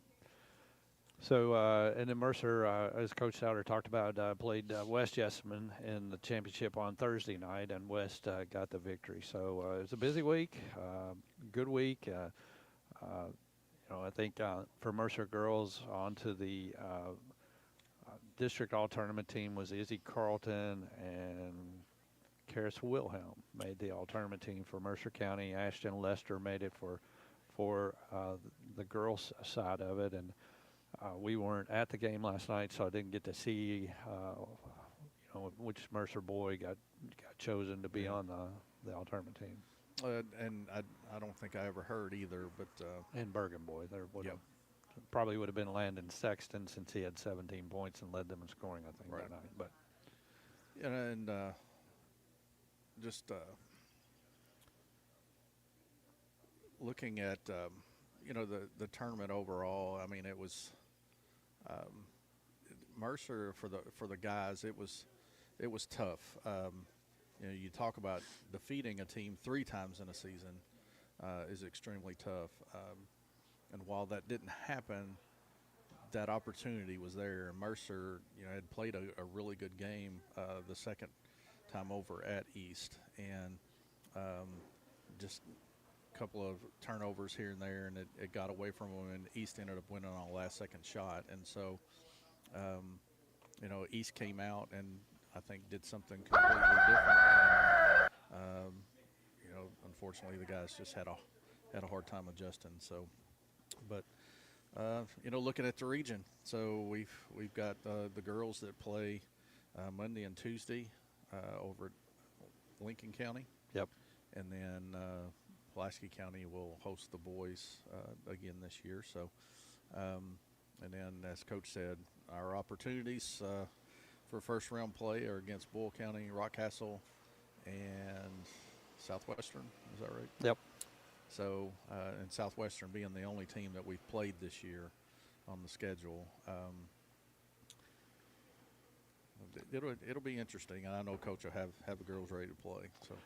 Yep. So let's wrap it up. As Jason said, the rooster crowed, even though we don't get to hear it anymore. But we appreciate all of our help. Appreciate Coach Souter calling in, and great folks here at the old bus station downtown Harrodsburg. If you haven't been here in a while, you need to get down here and have some good breakfast. They're also open with lunch till 2 o'clock.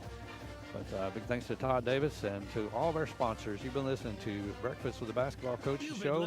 We'll say best of luck to the Mercer County Lady Titans this week at the Girls Region Tournament. Everybody have a great Saturday. The Old Bus Station Restaurant, 101 Business Solutions, Jamie Dunn Shelter Insurance, and Farmers National Bank. Join us again that same time next week for Breakfast with the Basketball Coaches every Saturday morning from 9 till 10, live at the Old Bus Station Restaurant on South Greenville Street on AM 1420, 99.5 FM WHBN, and streamed on the World Wide Web at hometownlive.net. WHBN Harrodsburg The Rooster has been your community voice since 1955. It's 10 o'clock. Time for the news. It's 10 o'clock. NBC News Radio, I'm Lisa Taylor. President Trump says freedom is at hand for Iranians as a joint U.S.-Israeli military operation is underway against Iran. Trump said this morning there was a breakdown in nuclear negotiations with Iran and that airstrikes are targeting military infrastructure and nuclear facilities in Tehran and other major cities. Trump issued a direct ultimatum to the Iranian military. I say tonight that you must lay down your weapons and have complete immunity, or in the alternative, face certain death. The Israeli Air Force reportedly conducted numerous strikes across Iran early Saturday in an effort to assassinate Supreme Leader Ali Khamenei and other senior political and military leaders as part of its joint combat mission with the U.S. An Israeli official told Axios the goal is to create all the conditions for the downfall of the Iranian regime. He added that developments will also depend on the extent to which the Iranian people rise up. Officials claim that Khamenei's residence and government compound were among the targets that were hit this morning. Air raid sirens are blaring in Tel Aviv as Israelis are being told to take shelter following the joint military strike against Iran. The BBC says Iran's Supreme National Security Council has promised a crushing response to this morning's military action and said Iran's armed forces have already begun retaliatory measures. Explosions have been reported near U.S. military bases across the Middle East. More from Chief International Correspondent Keir Simmons reporting from the United Arab Emirates in Dubai. The Emirates are talking about wave after wave of missiles. Qataris,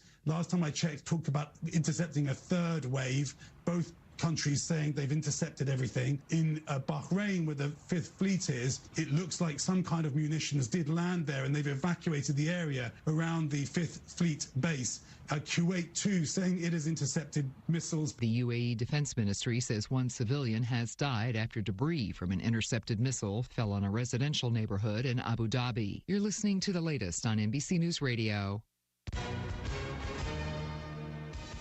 Hi, everyone. If you've been injured in an accident that was not your fault, listen up. We have legal professionals standing by to answer your questions for free. Call now and find out if you have a case and how much it's potentially worth. Call 800-340-5510. I'm here with spokesman John Wolf. So, John, tell everyone listening who should call right now. Well, Maria, first off, thank you for having me here. It's always nice to answer the listeners' questions. Now, as far as who should call in, anyone who's been injured in an accident and think you deserve compensation, give us a call right now. 800-340-5510.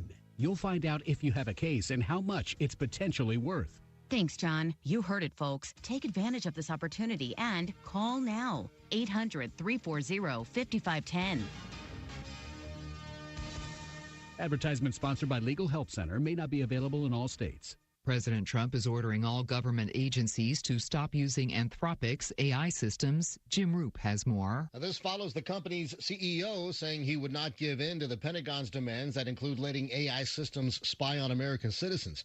Trump posted on Truth Social about Anthropic technology, saying we don't need it, we don't want it, and we will not do business with them again. Secretary of War Pete Hegseth posted later on X that he's directing the Department of War to designate Anthropic a supply chain risk to national security, and that would bar military contractors or suppliers from doing business with Anthropic. I'm Jim Roop. The father of a suspected Georgia school shooter is taking the stand in his own murder trial. Friday on the stand, Colin Gray said although he bought his son a gun, it came with a strict set of rules. The gun was a thing that him and I used to bond with, and I was very clear on the rules, right?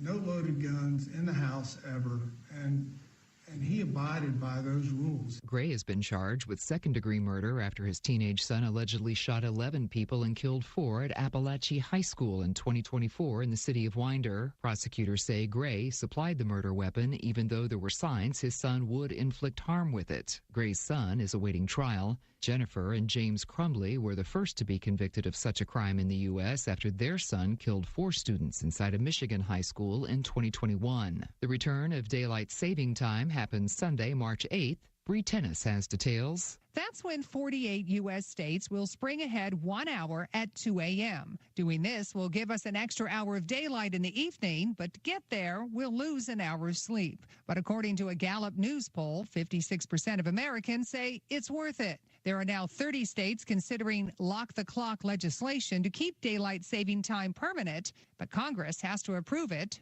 and so far they have not. Lisa Taylor, NBC News Radio. This is a Hometown Radio Network information update.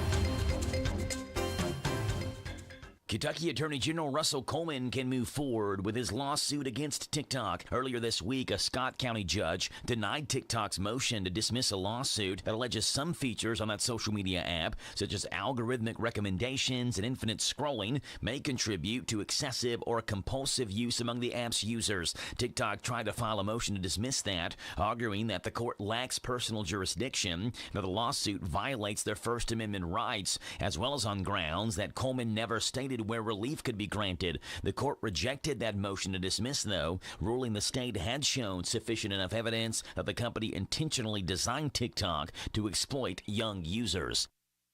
And we're in store for a beautiful day today with sunshine and highs into the mid to upper 60s. Reporting for the Hometown Radio Network, I'm Joe Mathis.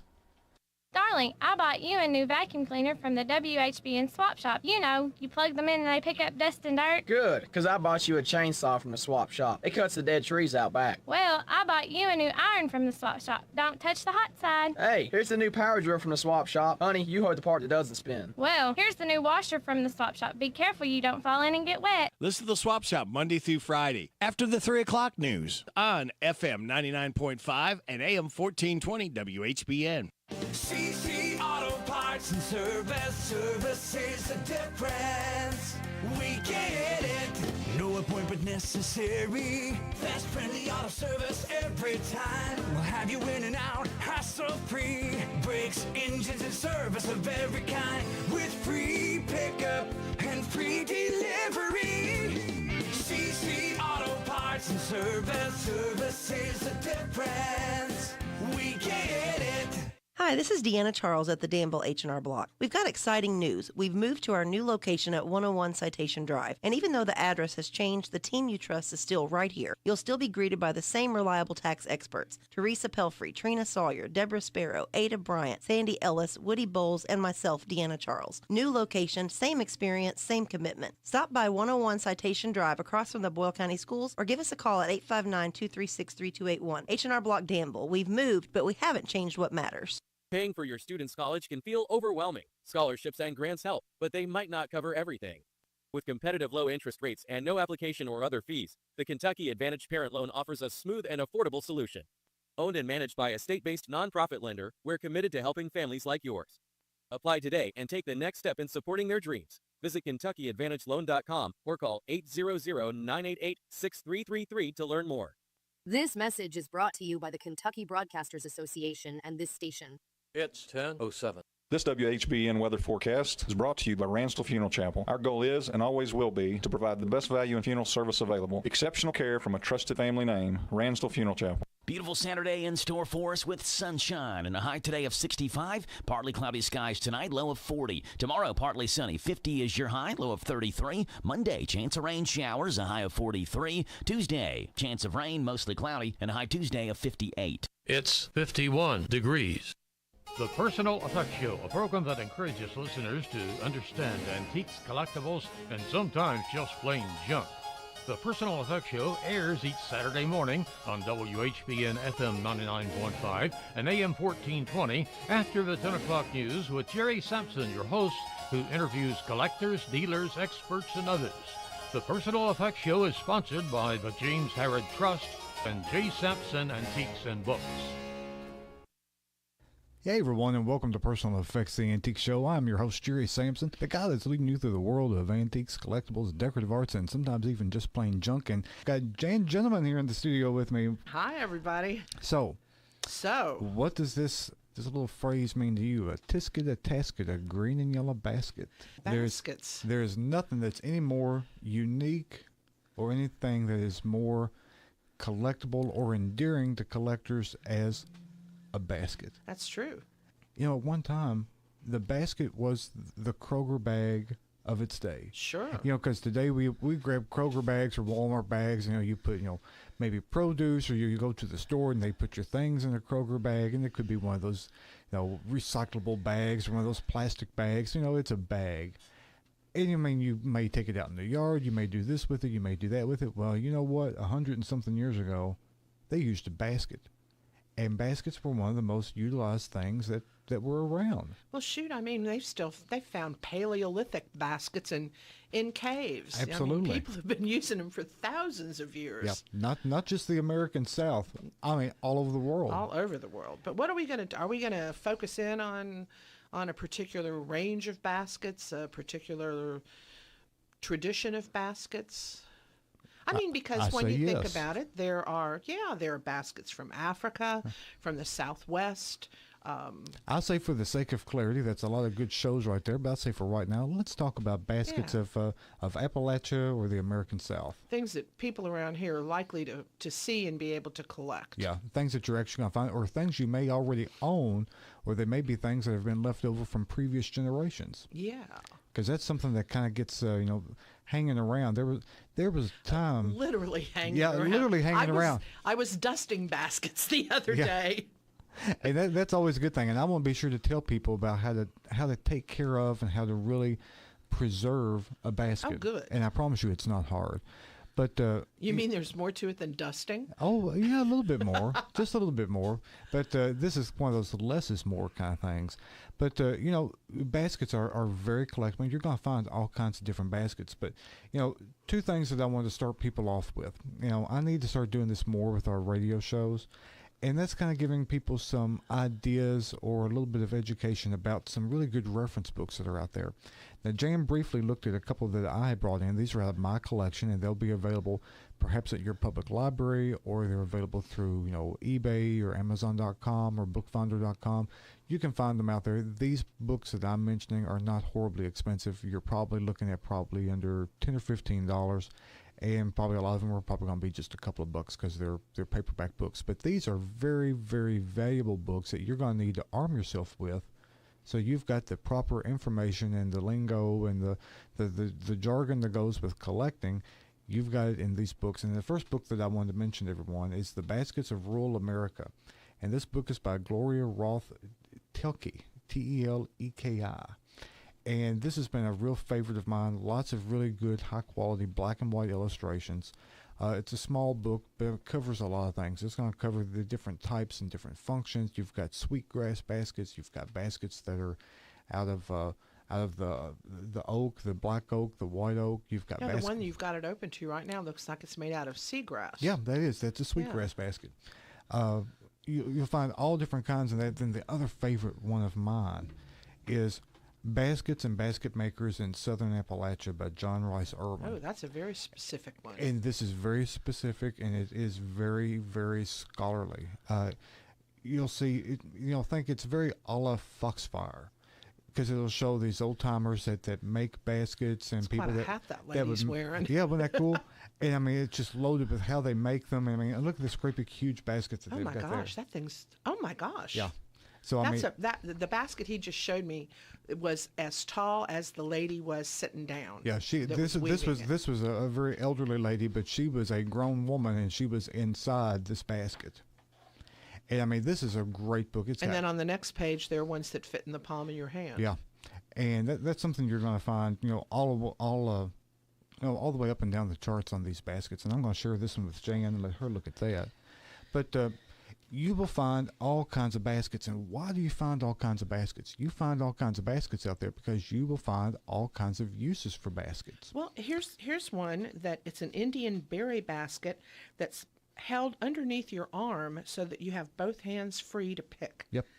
and it's kind of an elongated, sort of a vase-looking. Yeah. I've never seen one like that, but what a utilitarian idea. Yep, very much. Have you ever heard of a feather basket? No. There are feather baskets. You can actually see some feather baskets out to Shaker Village. And Made of feathers or No, for collecting feathers? They were made for collecting of feathers. And what's the shape of one of those? It's kind of a roundish basket that comes up with a tall, maybe slightly tapering neck, kind of vase shaped, and you literally would take that goose and you'd shove his head down into it and you pluck that goose. Oh my gosh. And then when you with the other hand, you're shoving it down into the basket, and then it also has a lid, so the lid does not come off of the basket, so that there's no chance that it's going to. So the body of the goose was in the basket, and the feathers didn't fly all over the place. Right. How ingenious. And it held him and kept him from biting a piece out of you. Anyone that's ever been around a You goose. did it to live geese? Oh yeah. Yeah, God, they stay alive. Yeah, the feathers grow back. They're much like hair. I mean, it's painful, but I mean, it comes back. All right, I didn't need to learn that. Thanks, But yeah, Jerry. feather baskets. Gathering. Gathering was a really big thing that a lot of these baskets had in common. I mean, they used them to gather, whether it was produce, whether it was eggs, whether it was berries, and these baskets, they were rough. I mean, I don't mean rough, but I mean they were treated rough, and they were often beautifully made. But they were meant to be used out in the field. Sometimes they were called field baskets, and I know one that you're thinking of that you probably haven't thought of, but you will think of it: the old tobacco baskets. Yep. Those are baskets. Those are they're very thick, they're very sturdy. That's true. But those are woven baskets. You might just describe one to people so they know what you're talking about. Back in the day when tobacco was tied in hands, as opposed to what little of it is done now, what little is done today is done in bales. So I mean, it looks just like a hay bale, except it's tobacco. But back in the day when it was tied into these beautiful hands, you would put layers of these hands, and imagine like a big knot at the end, and then all the leaves would hang down like a flourish or like a tassel, and you would lay these down, and they would be like in a certain direction. You'd go left to right, and that basket would be turned, and then you would go right to left until they like you're making like a toy or make like a pattern or something. And these baskets were kind of very shallow, maybe 5 or 6 inches deep. Yeah, probably no more than that. Not more than that, and they kind of cupped up on the sides. Very square. They were square. Well, not always. Oh, really? Yeah. The only ones I've ever seen were square, about maybe a yard across. And that's pretty much is what a tobacco basket is, and that was on the bottom. So imagine a sandwich, and that was on the bottom, and then the tobacco would go up so many feet, and then they were able to maneuver it and manhandle it and move it around that way. But something that we don't see a whole lot through here, were very common. That's what's known as a full basket. There was also a harder to find half basket, a half tobacco basket. And then there was a very rare that you see mostly over in the Carolinas, you see a quarter basket. And imagine these are just getting smaller and smaller and smaller. Now a half basket is roughly about the same size, but it's more rectangular as opposed to square. And then the little quarter basket is just like basically a corner. I mean, it's not very big at all. Yeah. And these were meant to be a particular size that would be fitted into the truck, so you got as much in there as you possibly could on the bed of that truck. And that's what that is. But tobacco baskets are a basket. Now today, when I think about it, so many years ago, is that one? Yeah, there it is. Yeah, there's an illustration. Look, I'm holding it up to the microphone. Yeah. Can you see it? Everyone look at that picture good now. But that's exactly what that is. And this is a round one. Yeah, actually. See, I've never seen a round one. But that's something that you don't see anymore. I remember when we had them at the farm, and we burned them up. When you didn't grow tobacco anymore, and that's why you see a lot of them now in these. Oh yeah, that's it. Yeah, that's a typical tobacco basket.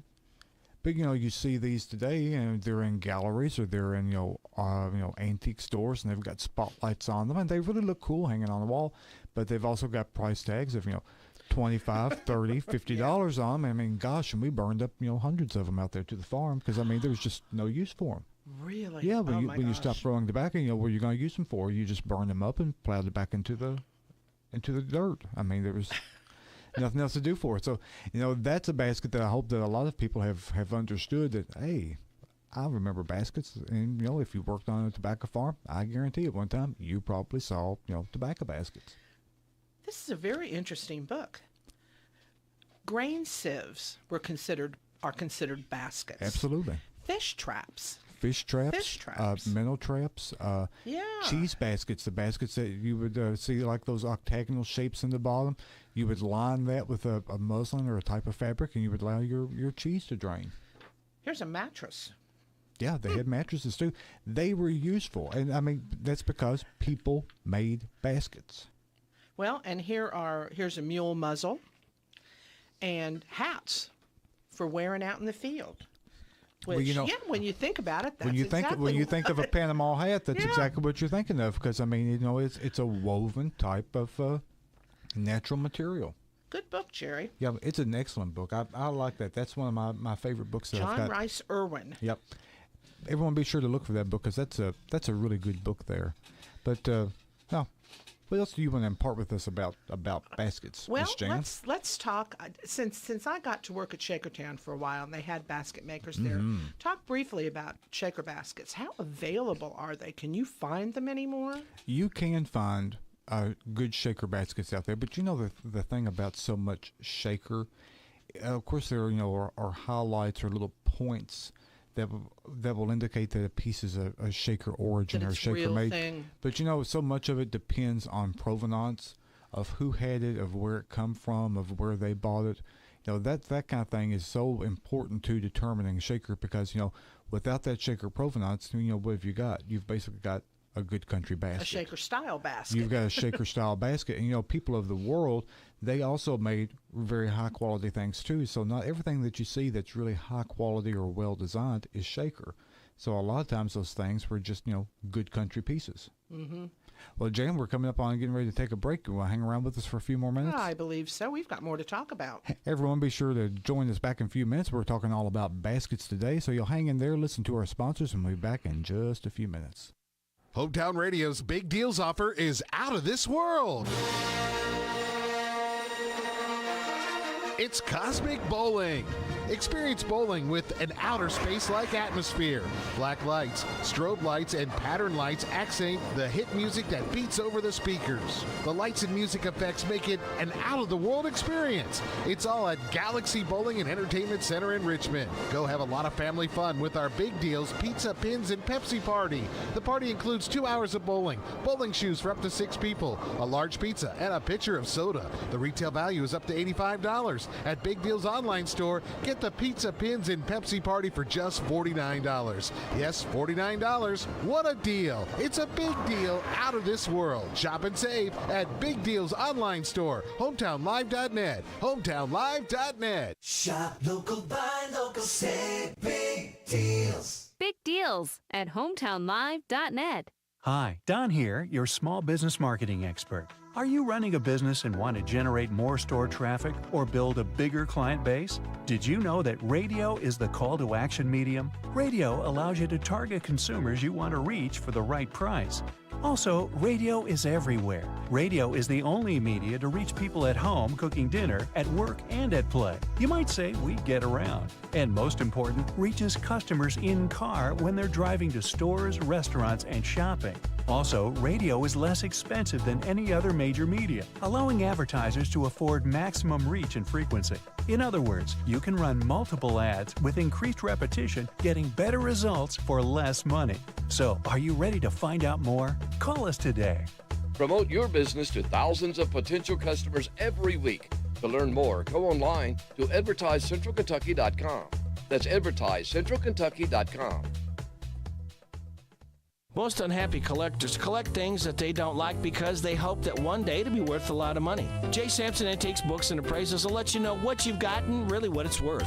Don't worry about what someone else collects. Collect what you love, and one day if it's worth a lot of money, that's great. If not, you still have something that makes you happy. Visit J. Sampson Antiques Books and Appraisals next to Lawson's Jewelry in Main Street in Harrodsburg. They're open Monday through Saturday 10 to 5, Sunday 1:30 to 5, and closed on Wednesday. That's J. Sampson Antiques Books and Appraisals. Get your copy of James Herod Trust, The Men of Mercer County today.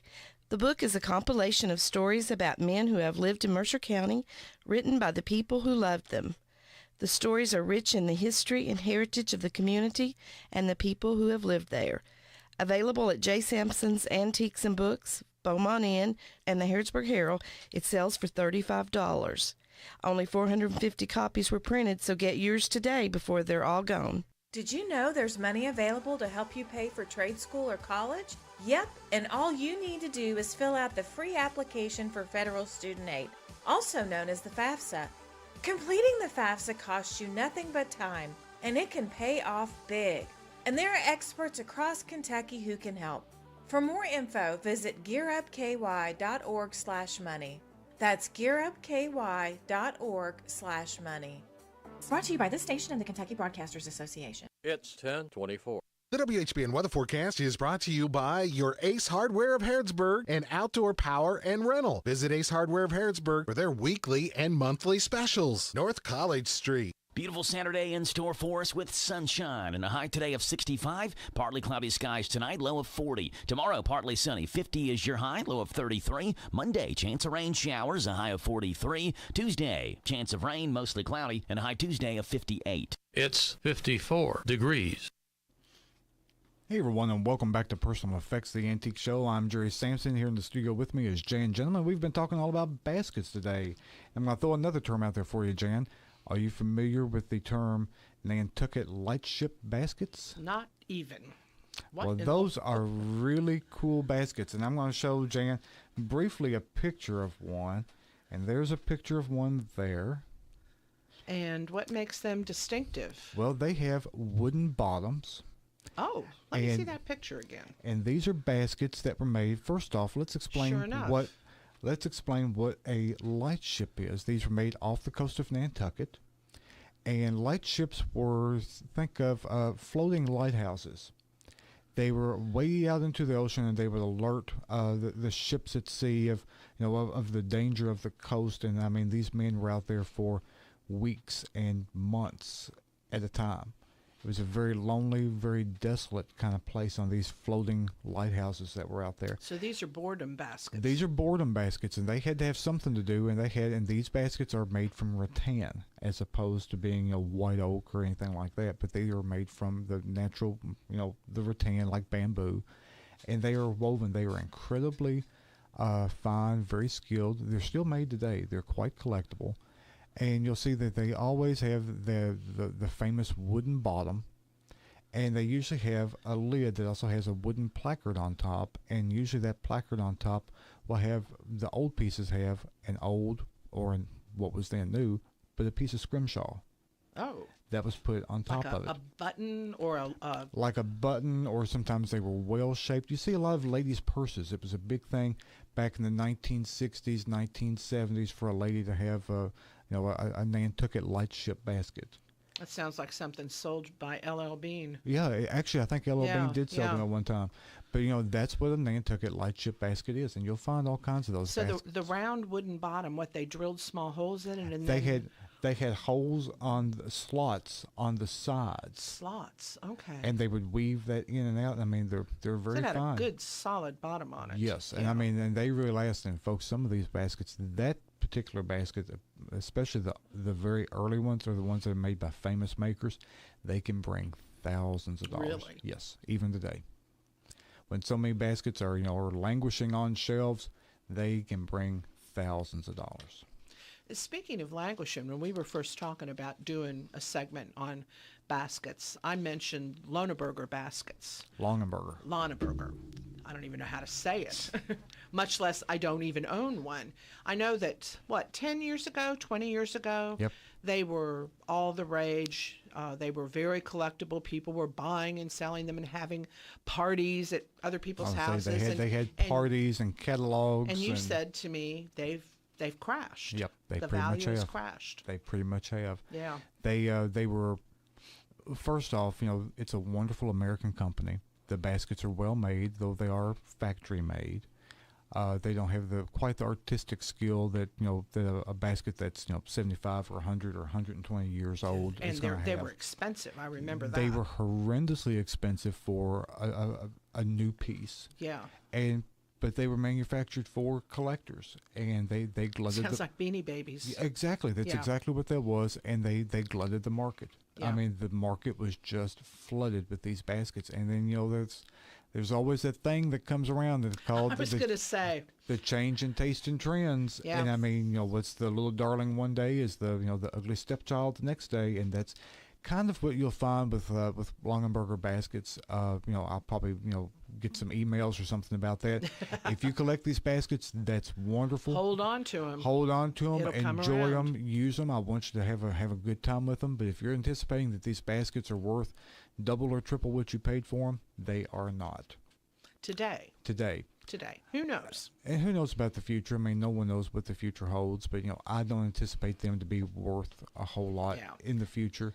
But in my opinion, the market for Longenberger baskets, particularly the stuff that's really of a newer nature, not the stuff when the company first opened, but that newer stuff is pretty much over. It's shot its wad and it's gone. Well, let's talk about another kind of basket. I'm still looking at this book, y'all. Baskets that probably are going to be hard to find simply because these were really hard used baskets. We're talking about bushel baskets. Yeah. Half bushel baskets.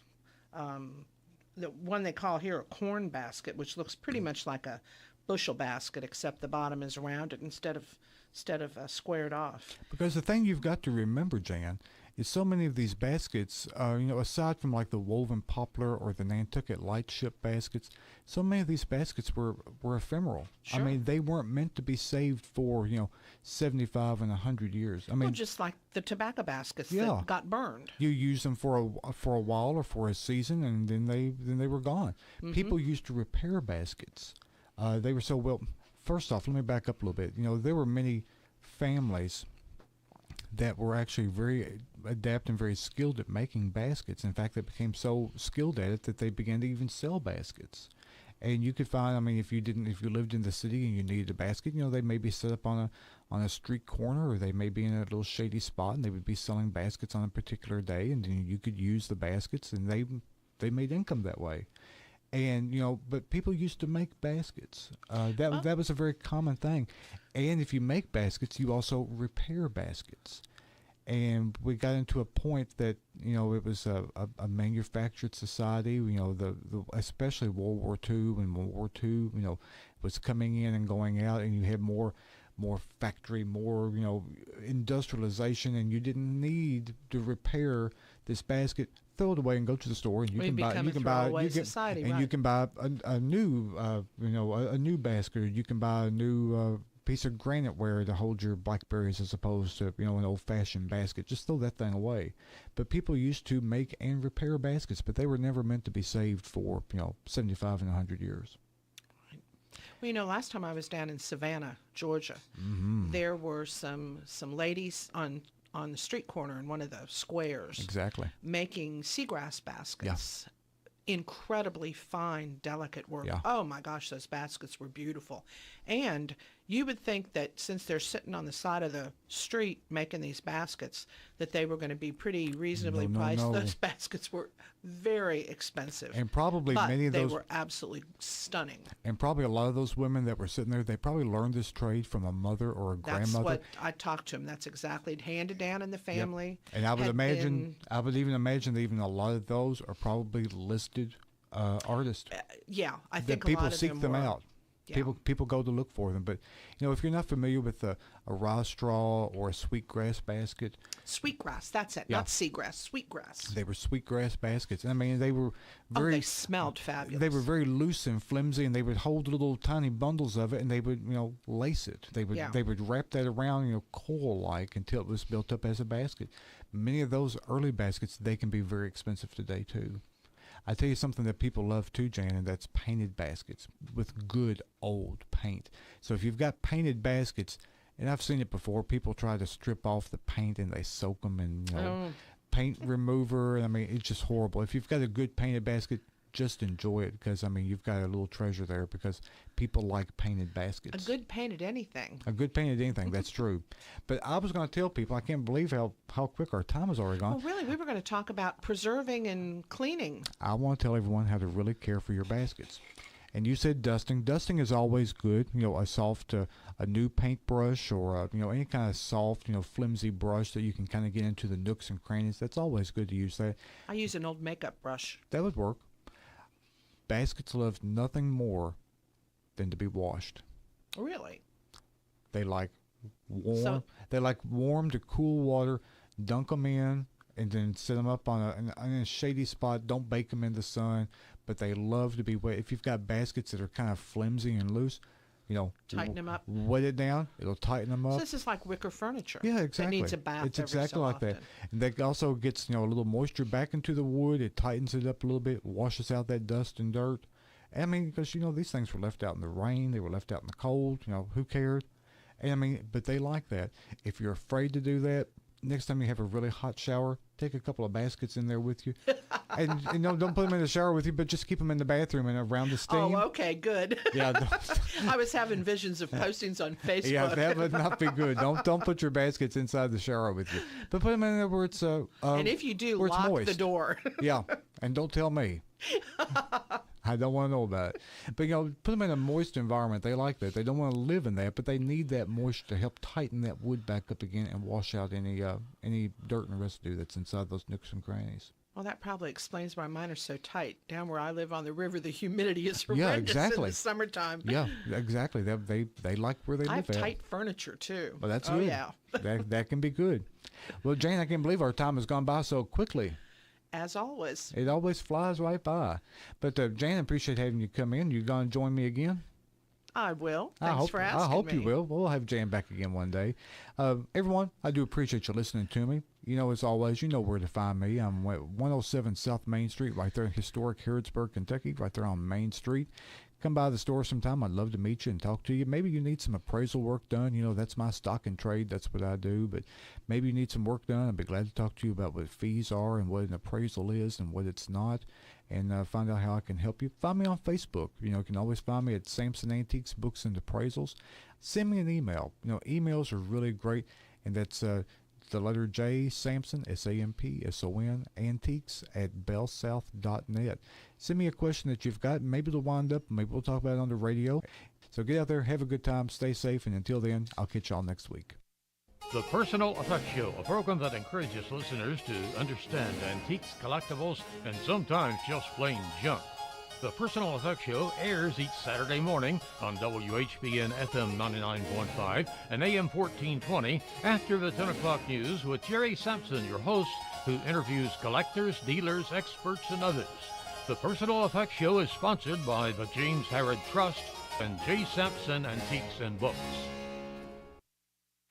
It's the weekend, Kentucky, and we got plenty of sports to talk about. I'm Scott Fitzgerald here on the Kentucky News Network. The University of Kentucky men's basketball team, they've been strong lately, but today brings a matchup challenge for the Cats as they welcome number 25 Vanderbilt.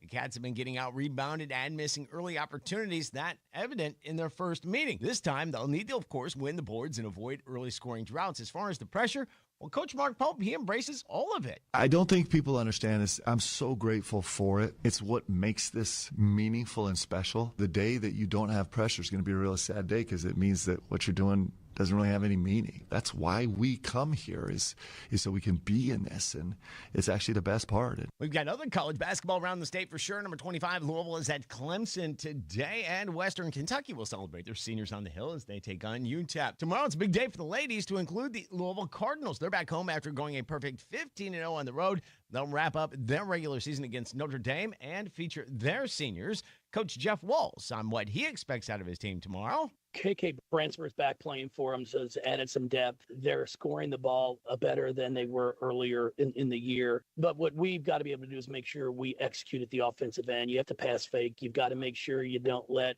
Hidalgo take things over at the defensive end. And it's a big matchup for 16th-ranked Kentucky as they close out with their senior day, hosting Dawn Staley at number 3, South Carolina. And the sounds of spring training baseball are alive and well. Yeah, that out in the Cactus League. Rhett Lauder continues to build his case for the fifth spot in the Reds rotation after 3 hitless and scoreless innings against the Angels yesterday. He walked 1 and struck out 3, and admits a lot of his success comes from working with Reds catcher Tyler Stevenson. Honestly, just good to get back with Tyler. Like, he taught me a lot about how I call my own game, so just getting back with somebody that's super familiar with me, I mean, it's a lot of fun, makes it easier on me. Hunter Green will get the nod today against the Brewers. Have a great weekend. I'm Scott Fitzgerald. This is the Kentucky News Network. WHBN Harrodsburg.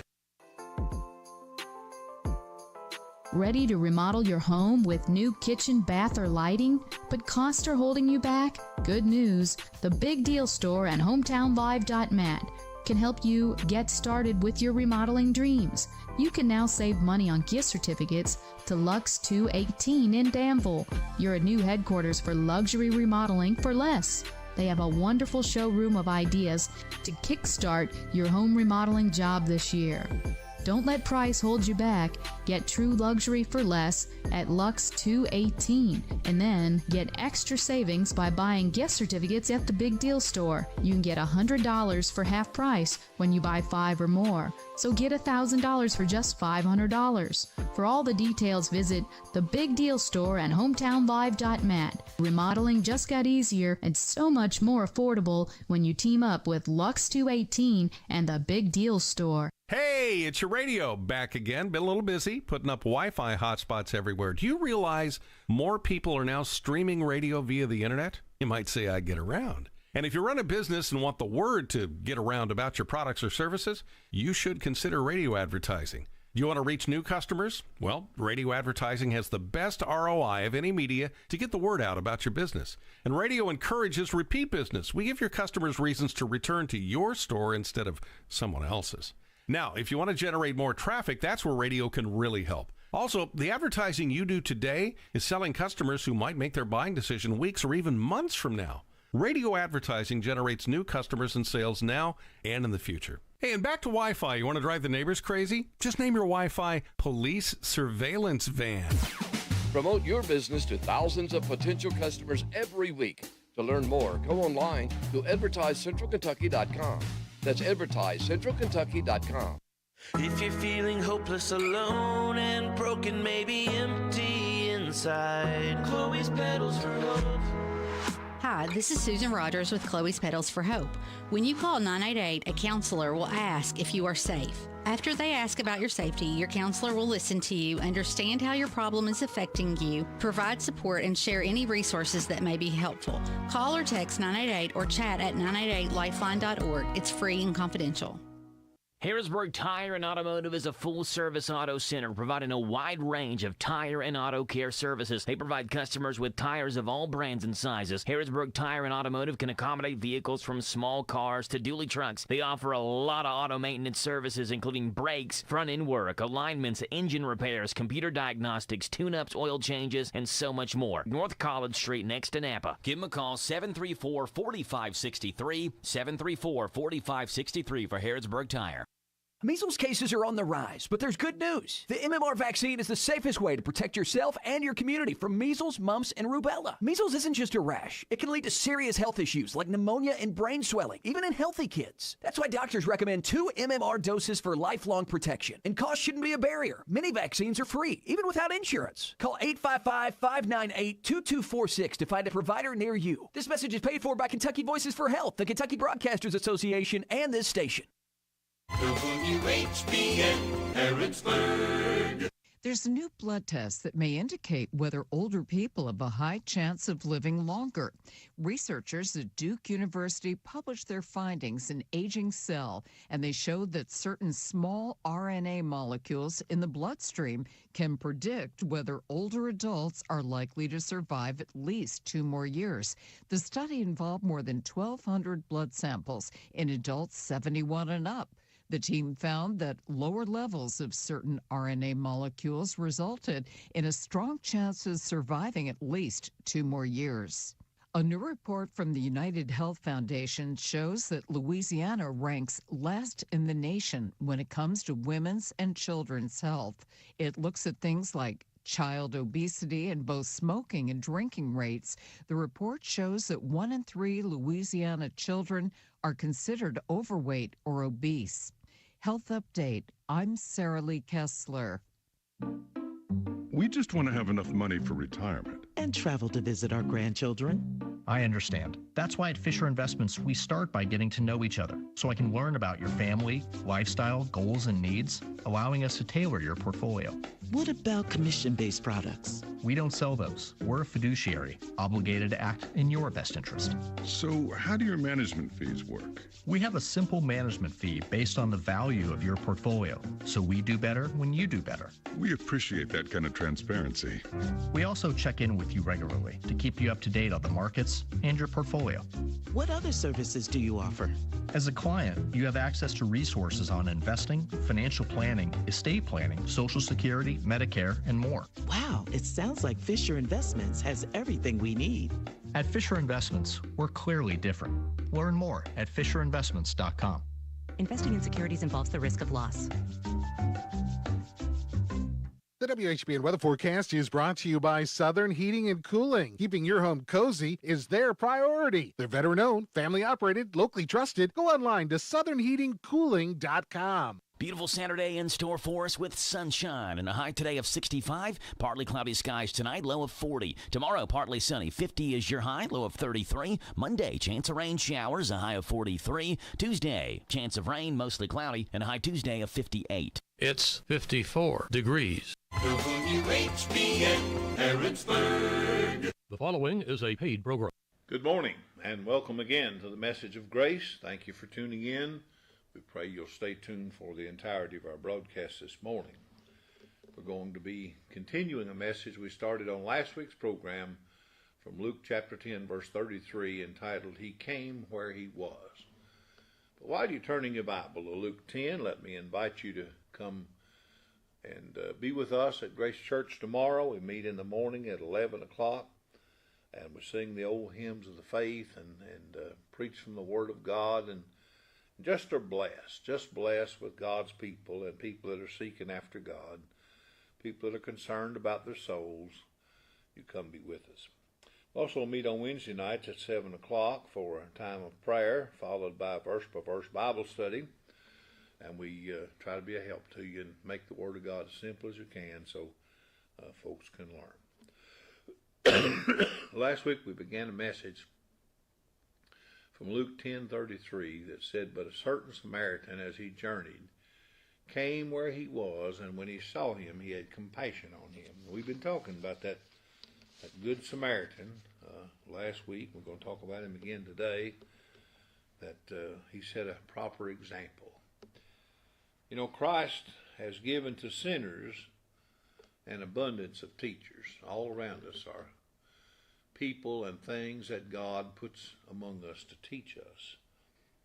There are probably several people listening to my voice today who can tell you about God's grace, who can tell you how that God came to them when they were lost, and they might have been moral or immoral, but they knew that they didn't have hope, and God came and gave them grace, and they know about it.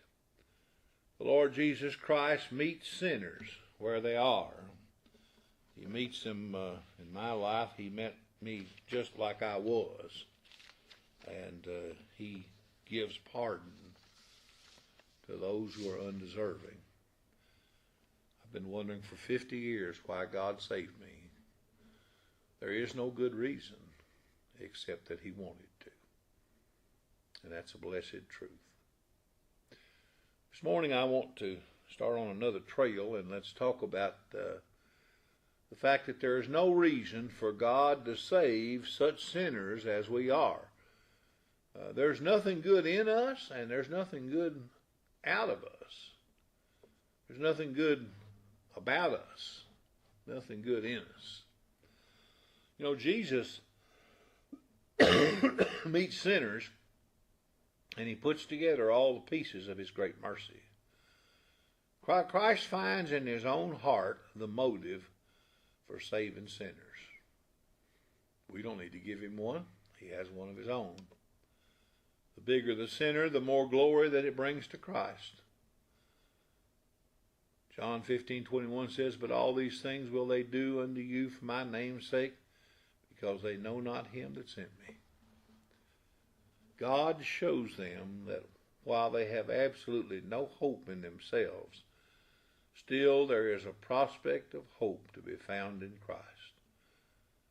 You know, to such people, the grace of God is a cause for abundant praise.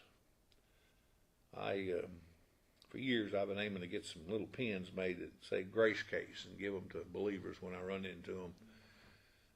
God will grace just gives us a reason to praise, a reason to rejoice, a reason to shout. Who can praise so loudly as those whose sins are covered by the blood of God's Son? It's marvelous. Absolutely marvelous. God's word will verify salvation, for God will not, and God cannot lie. He promises that if you come, he will not cast you out. I've preached that message to people of all kinds, all over this country and in a few other countries. John 6:37 says, "All that the Father giveth me shall come to me, and him that cometh to me I will in no wise cast out." I tell you, whoever you are this morning, whatever you are, there's hope for you in the promises of God. His love, his mercy, his justice cry for the salvation of the redeemed. And you are commanded to believe in Jesus Christ no matter who you are. It's not optional. It's not a will if I want to. I tell you, God commands you.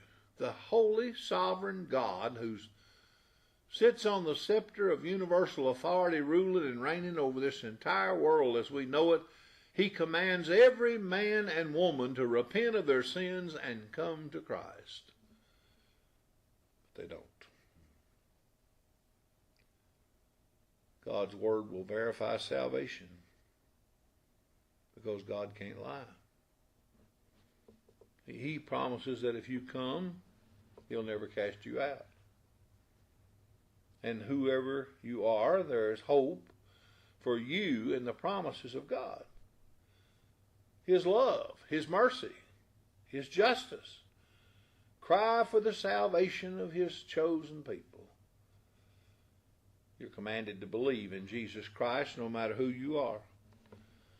Acts 16:31 says, "They said, Believe on the Lord Jesus Christ, and thou shalt be saved in thy house." What a glorious message we have to preach to the people who live around us. That brings me to another thought. Such sinners with no courage are commanded to come.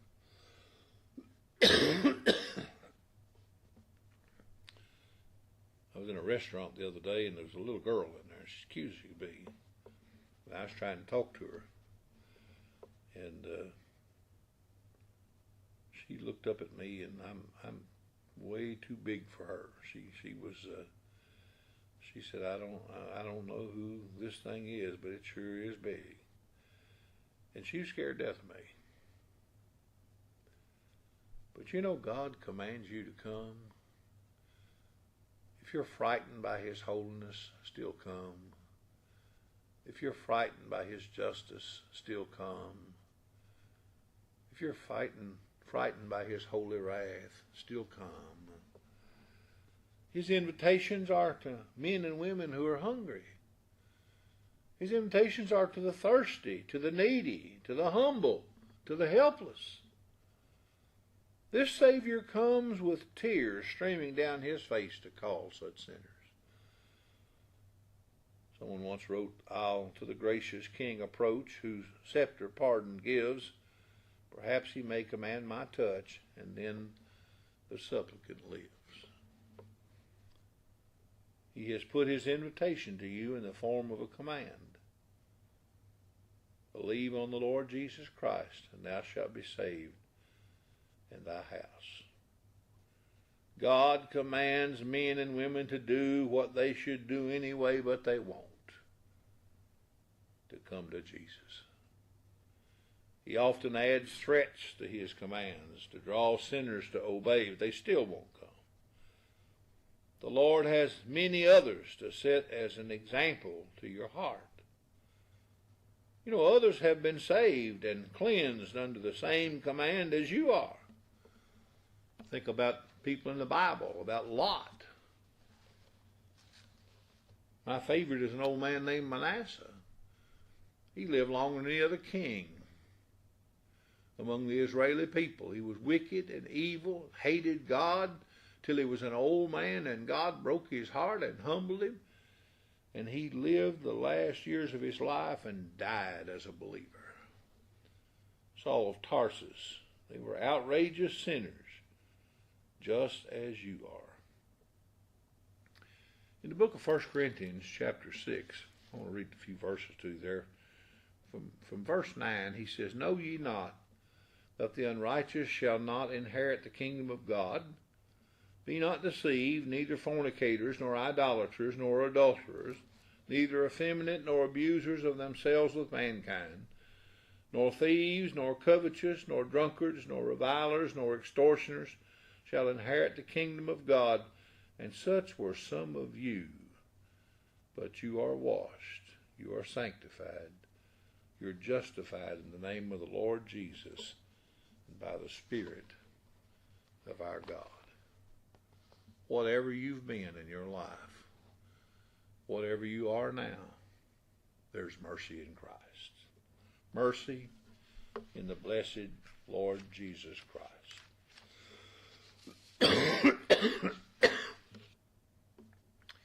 And then you may be one of those timid sinners. I ask you, can you not trust Christ?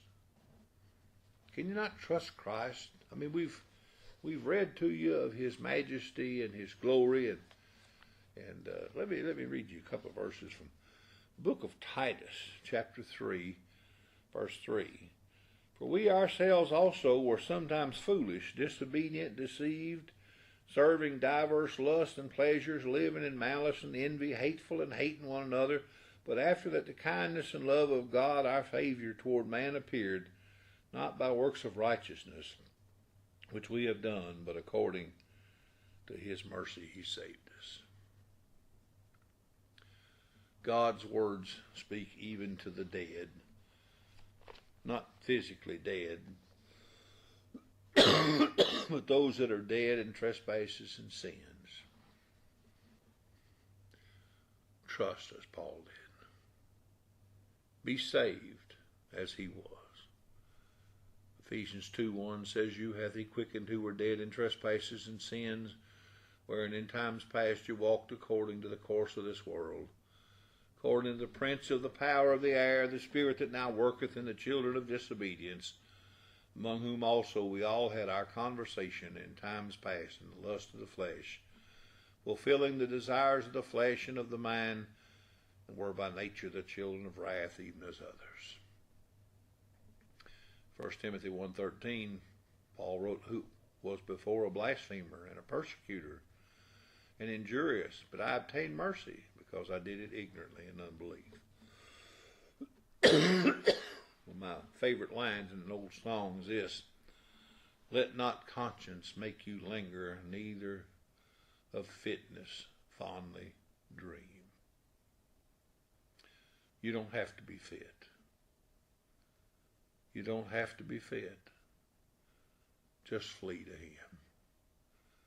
You may be so black in sin, but his holiness is sufficient to blot out all your iniquity and make you white as snow. And then such sinners have no strength to seek for salvation. He meets them with the precious and plentiful promises that you just can't believe. He's taken an oath of divine integrity to save his chosen people. He has given his blessed Spirit to all of his elect children. My friends, God never implores the sinner to try, but to believe. This is God's gospel. It must be believed lest you perish. There is no escape for such a neglect of this great salvation. Your soul will be damned. Your conscience will be hardened, as will all those who will not obey his upright warnings. Oh, what chains of bondage and baggage hinder this promise of love. But all these chains shall be broken in his covenant people.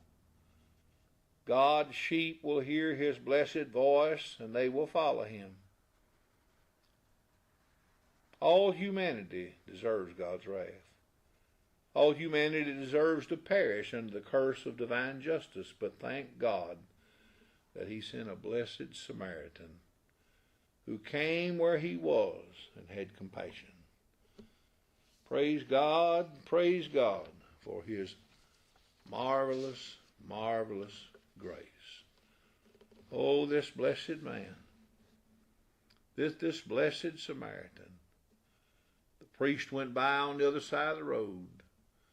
The Levite went by on the other side of the road. But the Samaritan came to do what he could. He came where he was. Our time is gone for today. Come be with us at Grace Church tomorrow, and tune in again next week at the same time. Till then, we bid you goodbye and God's blessings. WHBN Harrodsburg. Your community voice since 1955. The Rooster. WHBN Harrodsburg. AM 1420 and on FM at 99.5. NBC News Radio, I'm Lisa Taylor. Major combat operations are underway in Iran. President Trump confirmed the news in a video posted on Truth Social this morning and called the military operation massive and ongoing. Trump said the joint mission with Israel is targeting military infrastructure and nuclear facilities in Tehran and several other cities. He also called on the Iranian people to seize control of their destiny. Israel is under a state of emergency, and Iran has retaliated by launching missiles against a number of U.S. military facilities in the Middle East. No U.S. casualties have been reported, but air raid sirens are blaring in Tel Aviv as Israelis are being told to take shelter. The BBC says Iran's Supreme National Security Council has promised a crushing response to this morning's military action and said Iran's armed forces have already begun retaliatory measures. Explosions have been reported near U.S. military bases across the Middle East, including Qatar, Bahrain, Kuwait, and the United Arab Emirates. Chief International Correspondent Keir Simmons reports from Dubai. We're in the first hours of this, but Iran has short and medium-range missiles, at least in principle, enough to keep this going for some time. And so really, in a way, you could argue they only need one to get through to cause serious panic. The UAE Defense Ministry says one civilian has died after debris from an intercepted missile fell on a residential neighborhood in Abu Dhabi. Former President Bill Clinton has testified before the House Oversight Committee on Friday over his links to the late sex trafficker Jeffrey Epstein. Ryan Nobles reports from near the Clintons' home in Chappaqua, New York. Clinton opened the hearing by making it clear he was not aware of any of the late financier's criminal activity. I know what I did, and more importantly, what I didn't do. Clinton said, I saw nothing and I did nothing wrong. Thursday, his wife, former Secretary of State Hillary Clinton, was grilled in another closed-door meeting and said she had no ties to Epstein. You're listening to the latest on NBC News Radio. Do you have an invention idea but don't know what to do next? Call InventHelp now for free information on how to get started today. InventHelp provides invention services that help everyday inventors get started with their idea. We have representatives nationwide who will explain the InventHelp process step by step. Over 10,000 patents have been secured through InventHelp's patent referral services. Our services include professional materials needed to showcase your invention and 3D animation and prototype modeling that help you demonstrate your idea. Get down to the details of your idea with a technical drawing. The InventHelp Databank includes thousands of companies who have agreed to review new ideas. We've been helping inventors since 1984. Let's help you next. Take advantage of the opportunity to get started today. Call us for free information at 1-800-577-2648. That's 1-800-577-2648. Again, 1-800-577-2648. Pakistan says it now is in a state of open war with Afghanistan's Taliban government after carrying out airstrikes against the two largest cities in Afghanistan. Officials from both nations say Pakistan launched the airstrikes just hours after Afghan troops attacked Pakistani border positions on Friday. Afghanistan's capital, Kabul, was hit, as was the southern city of Kandahar, where the supreme leader of the Taliban is believed to be based. Countries around the world, from the UK to Russia, Iran, China, India, and more, are calling for restraint. President Trump is touting his efforts to lower energy prices. Speaking in Corpus Christi, Texas Friday on the latest stop of his affordability tour, the president says since he took office, U.S. oil and natural gas production has skyrocketed. With the men and women here today, we're unleashing America's potential, strengthening our security, increasing our prosperity. We have the most successful country anywhere in the world. He then thanked oil-rich Venezuela for the good relationship between the two countries following the arrest of Venezuelan President Nicolas Maduro. Trump's visit comes a week before the state's Republican Senate primary between incumbent Senator John Cornyn, Texas Attorney General Ken Paxton, and Representative Wesley Hunt. Southern California is closing out February with a heat wave and record temperatures. Jason Nathanson has details. Quite a few record highs. Brian Hurley with the National Weather Service says it's hot from Santa Barbara down to San Diego. Definitely talking about temperatures over 20 degrees above normal. Setting a record Friday, downtown LA, along with parts of Orange County, Big Bear, and we're not done. We're going to probably see these same areas break the record highs today. Hello? Hello, Sydney. Did you miss me? Scream 7 is off to a killer start at the box office. The seventh film in the slasher franchise made $7.8 million from Thursday previews. It's expected to bring in between $40 and $50 million in its first weekend in theaters. It features the return of Neve Campbell's Sidney Prescott. Lisa Taylor, NBC News Radio. This is a Hometown Radio Network information update.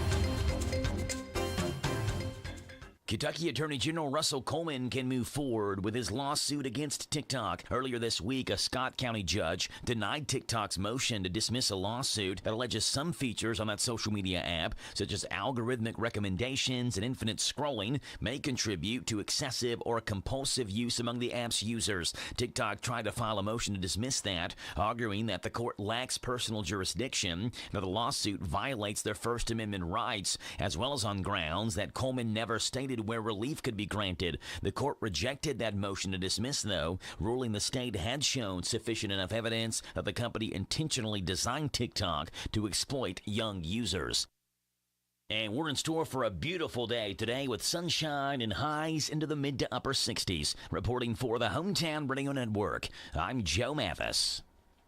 Hey, this is Dave Ramsey, host of The Dave Ramsey Show, where life happens every day. Here's an idea. If you want to get ahead while you're at work, work. Work like you own the place. Work like you mean it. Be creative. Be passionate. Love the customer. Love the internal employee that's working with you. Praise the boss who gave you a job that allows you to feed your family. It all happens right here on The Dave Ramsey Show. Hear The Dave Ramsey Show every Sunday morning and Sunday night on WHIR AM 1230. Looking for something more from your personal checking account? Then one of our new Community Trust Advantage checking accounts might be right for you. Our Advantage checking accounts offer great features such as ID Protect, roadside assistance, cell phone protection, travel and leisure discounts, and shopping rewards, which makes it easier for you to save money on everyday purchases. Learn more at ctbi.com. Get more out of your checking. Open an account today. Our friendly, professional staff at one of our many branches will be happy to assist you. Community Trust Bank. Building communities built on trust. Member FDIC. Terms and conditions apply.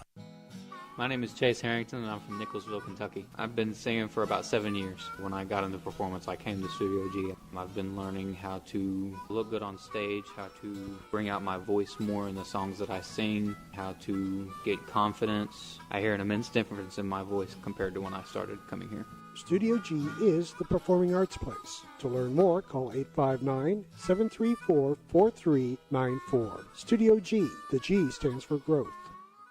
Is your car in need of a shine? Keep it sparkling all month long with Safari Falls Car Wash. Locally owned, locally loved. Come visit us at Safari Falls. Your car deserves the best, and so do you. Free vacuums, free towels, free interior and glass cleaner. Everything you need to shine inside and out, included with every wash. We have your car covered with unbeatable service around the clock. Our Jane Trail location is open 24/7 for your car care needs. It's 11:07. The WHBN weather forecast is brought to you by the Old Bus Station Restaurant, offering good old-fashioned home cooking. Open for breakfast at 6 weekdays and Saturday at 8. The Old Bus Station Restaurant on South Greenville Street in Harrodsburg. Beautiful Saturday in store for us with sunshine and a high today of 65. Partly cloudy skies tonight, low of 40. Tomorrow, partly sunny. 50 is your high, low of 33. Monday, chance of rain showers, a high of 43. Tuesday, chance of rain, mostly cloudy, and a high Tuesday of 58. It's 56 degrees. And now on WHBN, the International Sunday School lesson with Bob DeVore. Thank you and good morning. Welcome again to the International Sunday School lesson for the day. This is a special day in our family. We have a daughter that has a birthday this weekend. Well, she would have a birthday this weekend, but her birthday is not this weekend. She was born on February the 29th. I looked that up out of curiosity, and I think it's something like 1/10 of or 1/100th of 1% are born on that day. And I looked up my birthday, and it's a lot more popular than hers. But we'll celebrate, and we always have. When we were around the grandmothers would always do a 3 or 4 day festival of birthday they felt sorry for her. But she's done well as a human being, and we love her, and we wish her a happy birthday whenever it shows up. Our scripture today comes out of the book of Mark and out of the book of James, and under the lesson title of Loving God and Loving Others. Every once in a while, we hear statements that become kind of popular. And one of those statements of several years ago was, keep the main thing the main thing. And that's a good idea, isn't it? We sometimes get over in the manner field, and we devote too much attention to those things that are not significant. But yet today's scripture helps us focus on something that is truly significant. It's really kind of the main thing. And we read about that in the Gospel of Mark, where our scripture today comes from verses 28 through 34 of Mark chapter 12. It's a period in the life of Jesus where he is being confronted by a lot of different people. And they're all trying to trap him. They're trying to get him to say the wrong thing. In hope that one way or the other they can get him either through the Jewish authorities or through the Roman authorities. He had become that much of a public figure. And so in Mark chapter 12, verse 28, we read, one of the teachers of the law came and heard them debating. Noticing that Jesus had given them a good answer, he asked him, of all the commandments, which is the most important? Now, this guy may not have been in the I'm going to trap him kind of mode. He may be really, sincere. He noticed that Jesus answered well. And so he stayed away from anything that would be offensive to the Romans or offensive to the Jews. Just what's the greatest commandment, he said. And then Jesus replied in verse 29, the most important one, answered Jesus, is this, hear, O Israel, the Lord our God, the Lord is one. Love the Lord your God with all of your heart, with all of your soul, and with all of your mind, and with all of your strength. And the second is like this, love your neighbor as yourself. There's no commandment greater than these. Well said, teacher, the man replied. You're right in saying that God is one and there's no other but him. But to love him with all of your heart, with all of your understanding, with all of your strength, and to love your neighbor as yourself is more important than all burnt offerings and sacrifices. And when Jesus saw that he had answered wisely, he said to him, "You're not far from the kingdom of God." From then on, no one dared to ask him any more questions.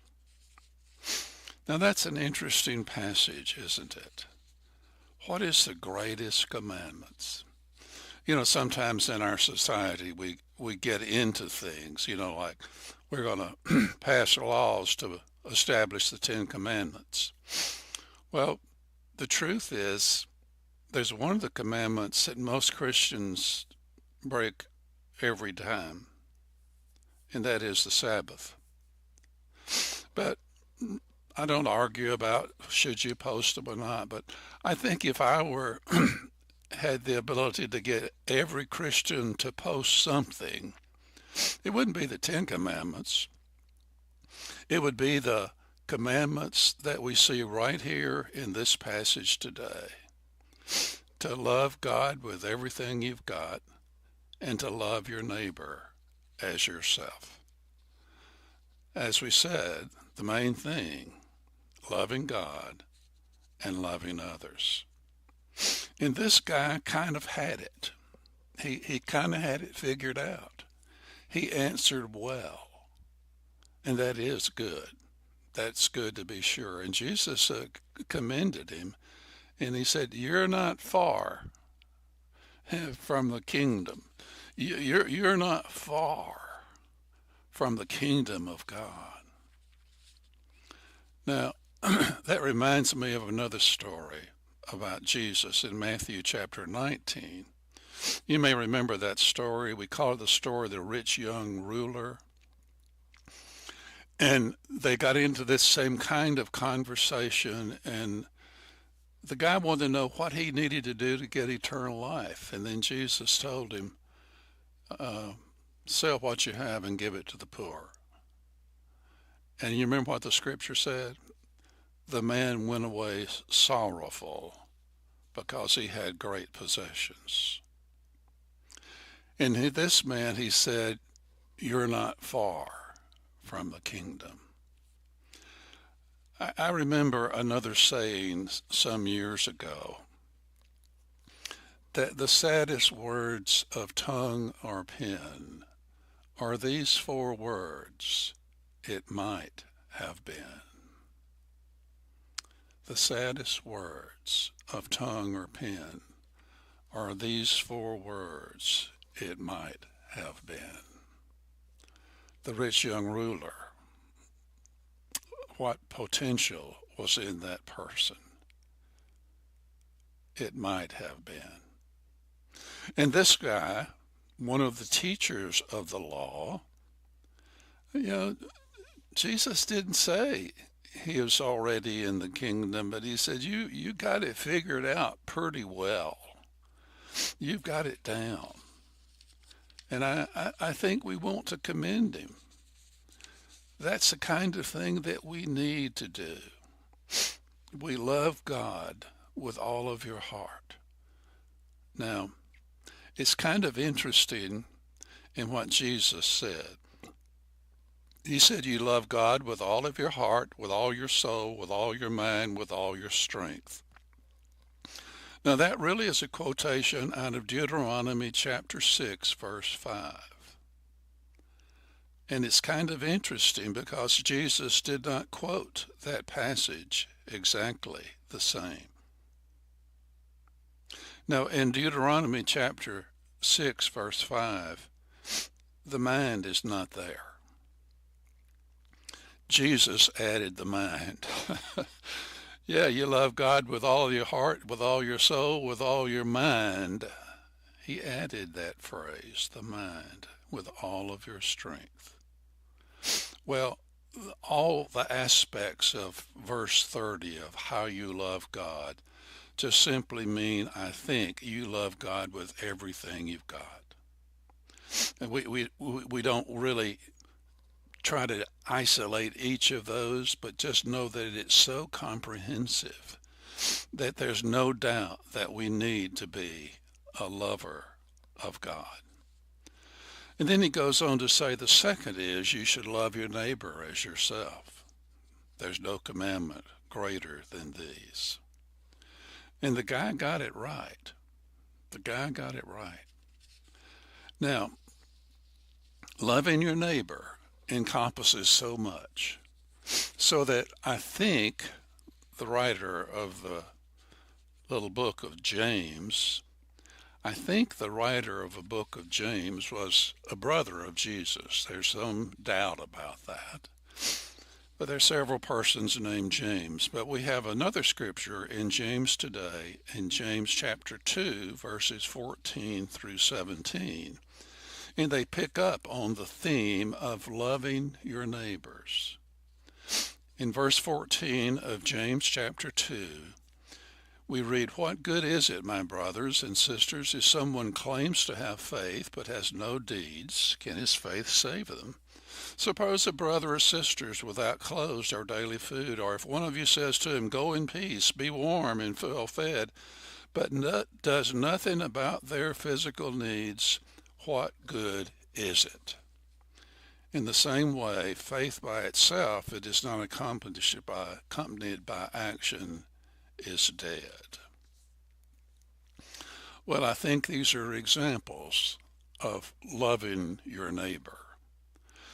I remember in some of the political things of the last years or so, there was some conversation about some group of people who were eating dogs and cats.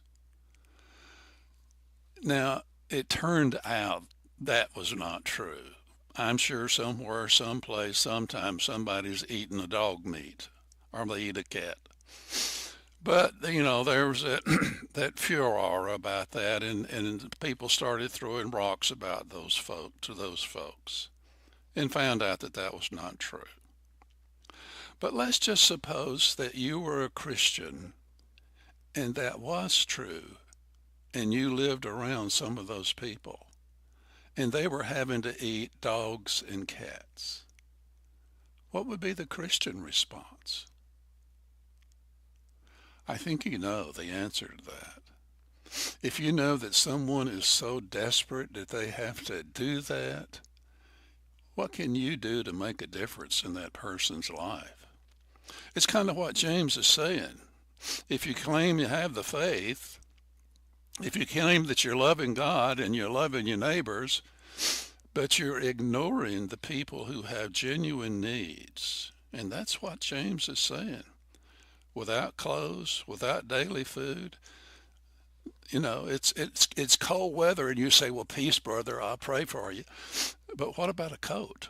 What about a hat? What about gloves? There are evidences of faith that show up in the practical experience of our lives. And so if we're going to be loving God and we're going to be loving our neighbor, James is reminding us that you need to quantify that. And by that I mean you need to be able to make record of that. It's something you actually do. It's not just a happy feeling. I remember years ago in a Bible study when I was in Glendale, and a child from the Glendale Children's Home, whom I know as an adult, asked me in a Bible study if I would define love, and then she said it with a smile, "Good luck." Well, I told her, I said, well, I think, in part, love is wishing everybody good luck and then doing your best to see they get it. Well, that's what James is talking about. Loving God and loving others is something that we need to show and we need to do. There are people in great need in our world today. There are people who are lonely. They're older folks. But there may be some younger folks who are isolated. Whatever be the case, we can make a difference in someone's life. But we need to do it and not just talk about it. Love is not just a feeling. It's an action that we do for the betterment of others. And may God bless you this week as you love Him and love others. in very practical and meaningful ways. Thank you for being with me. This is Bob DeFore with International Sunday School Lesson for the Day.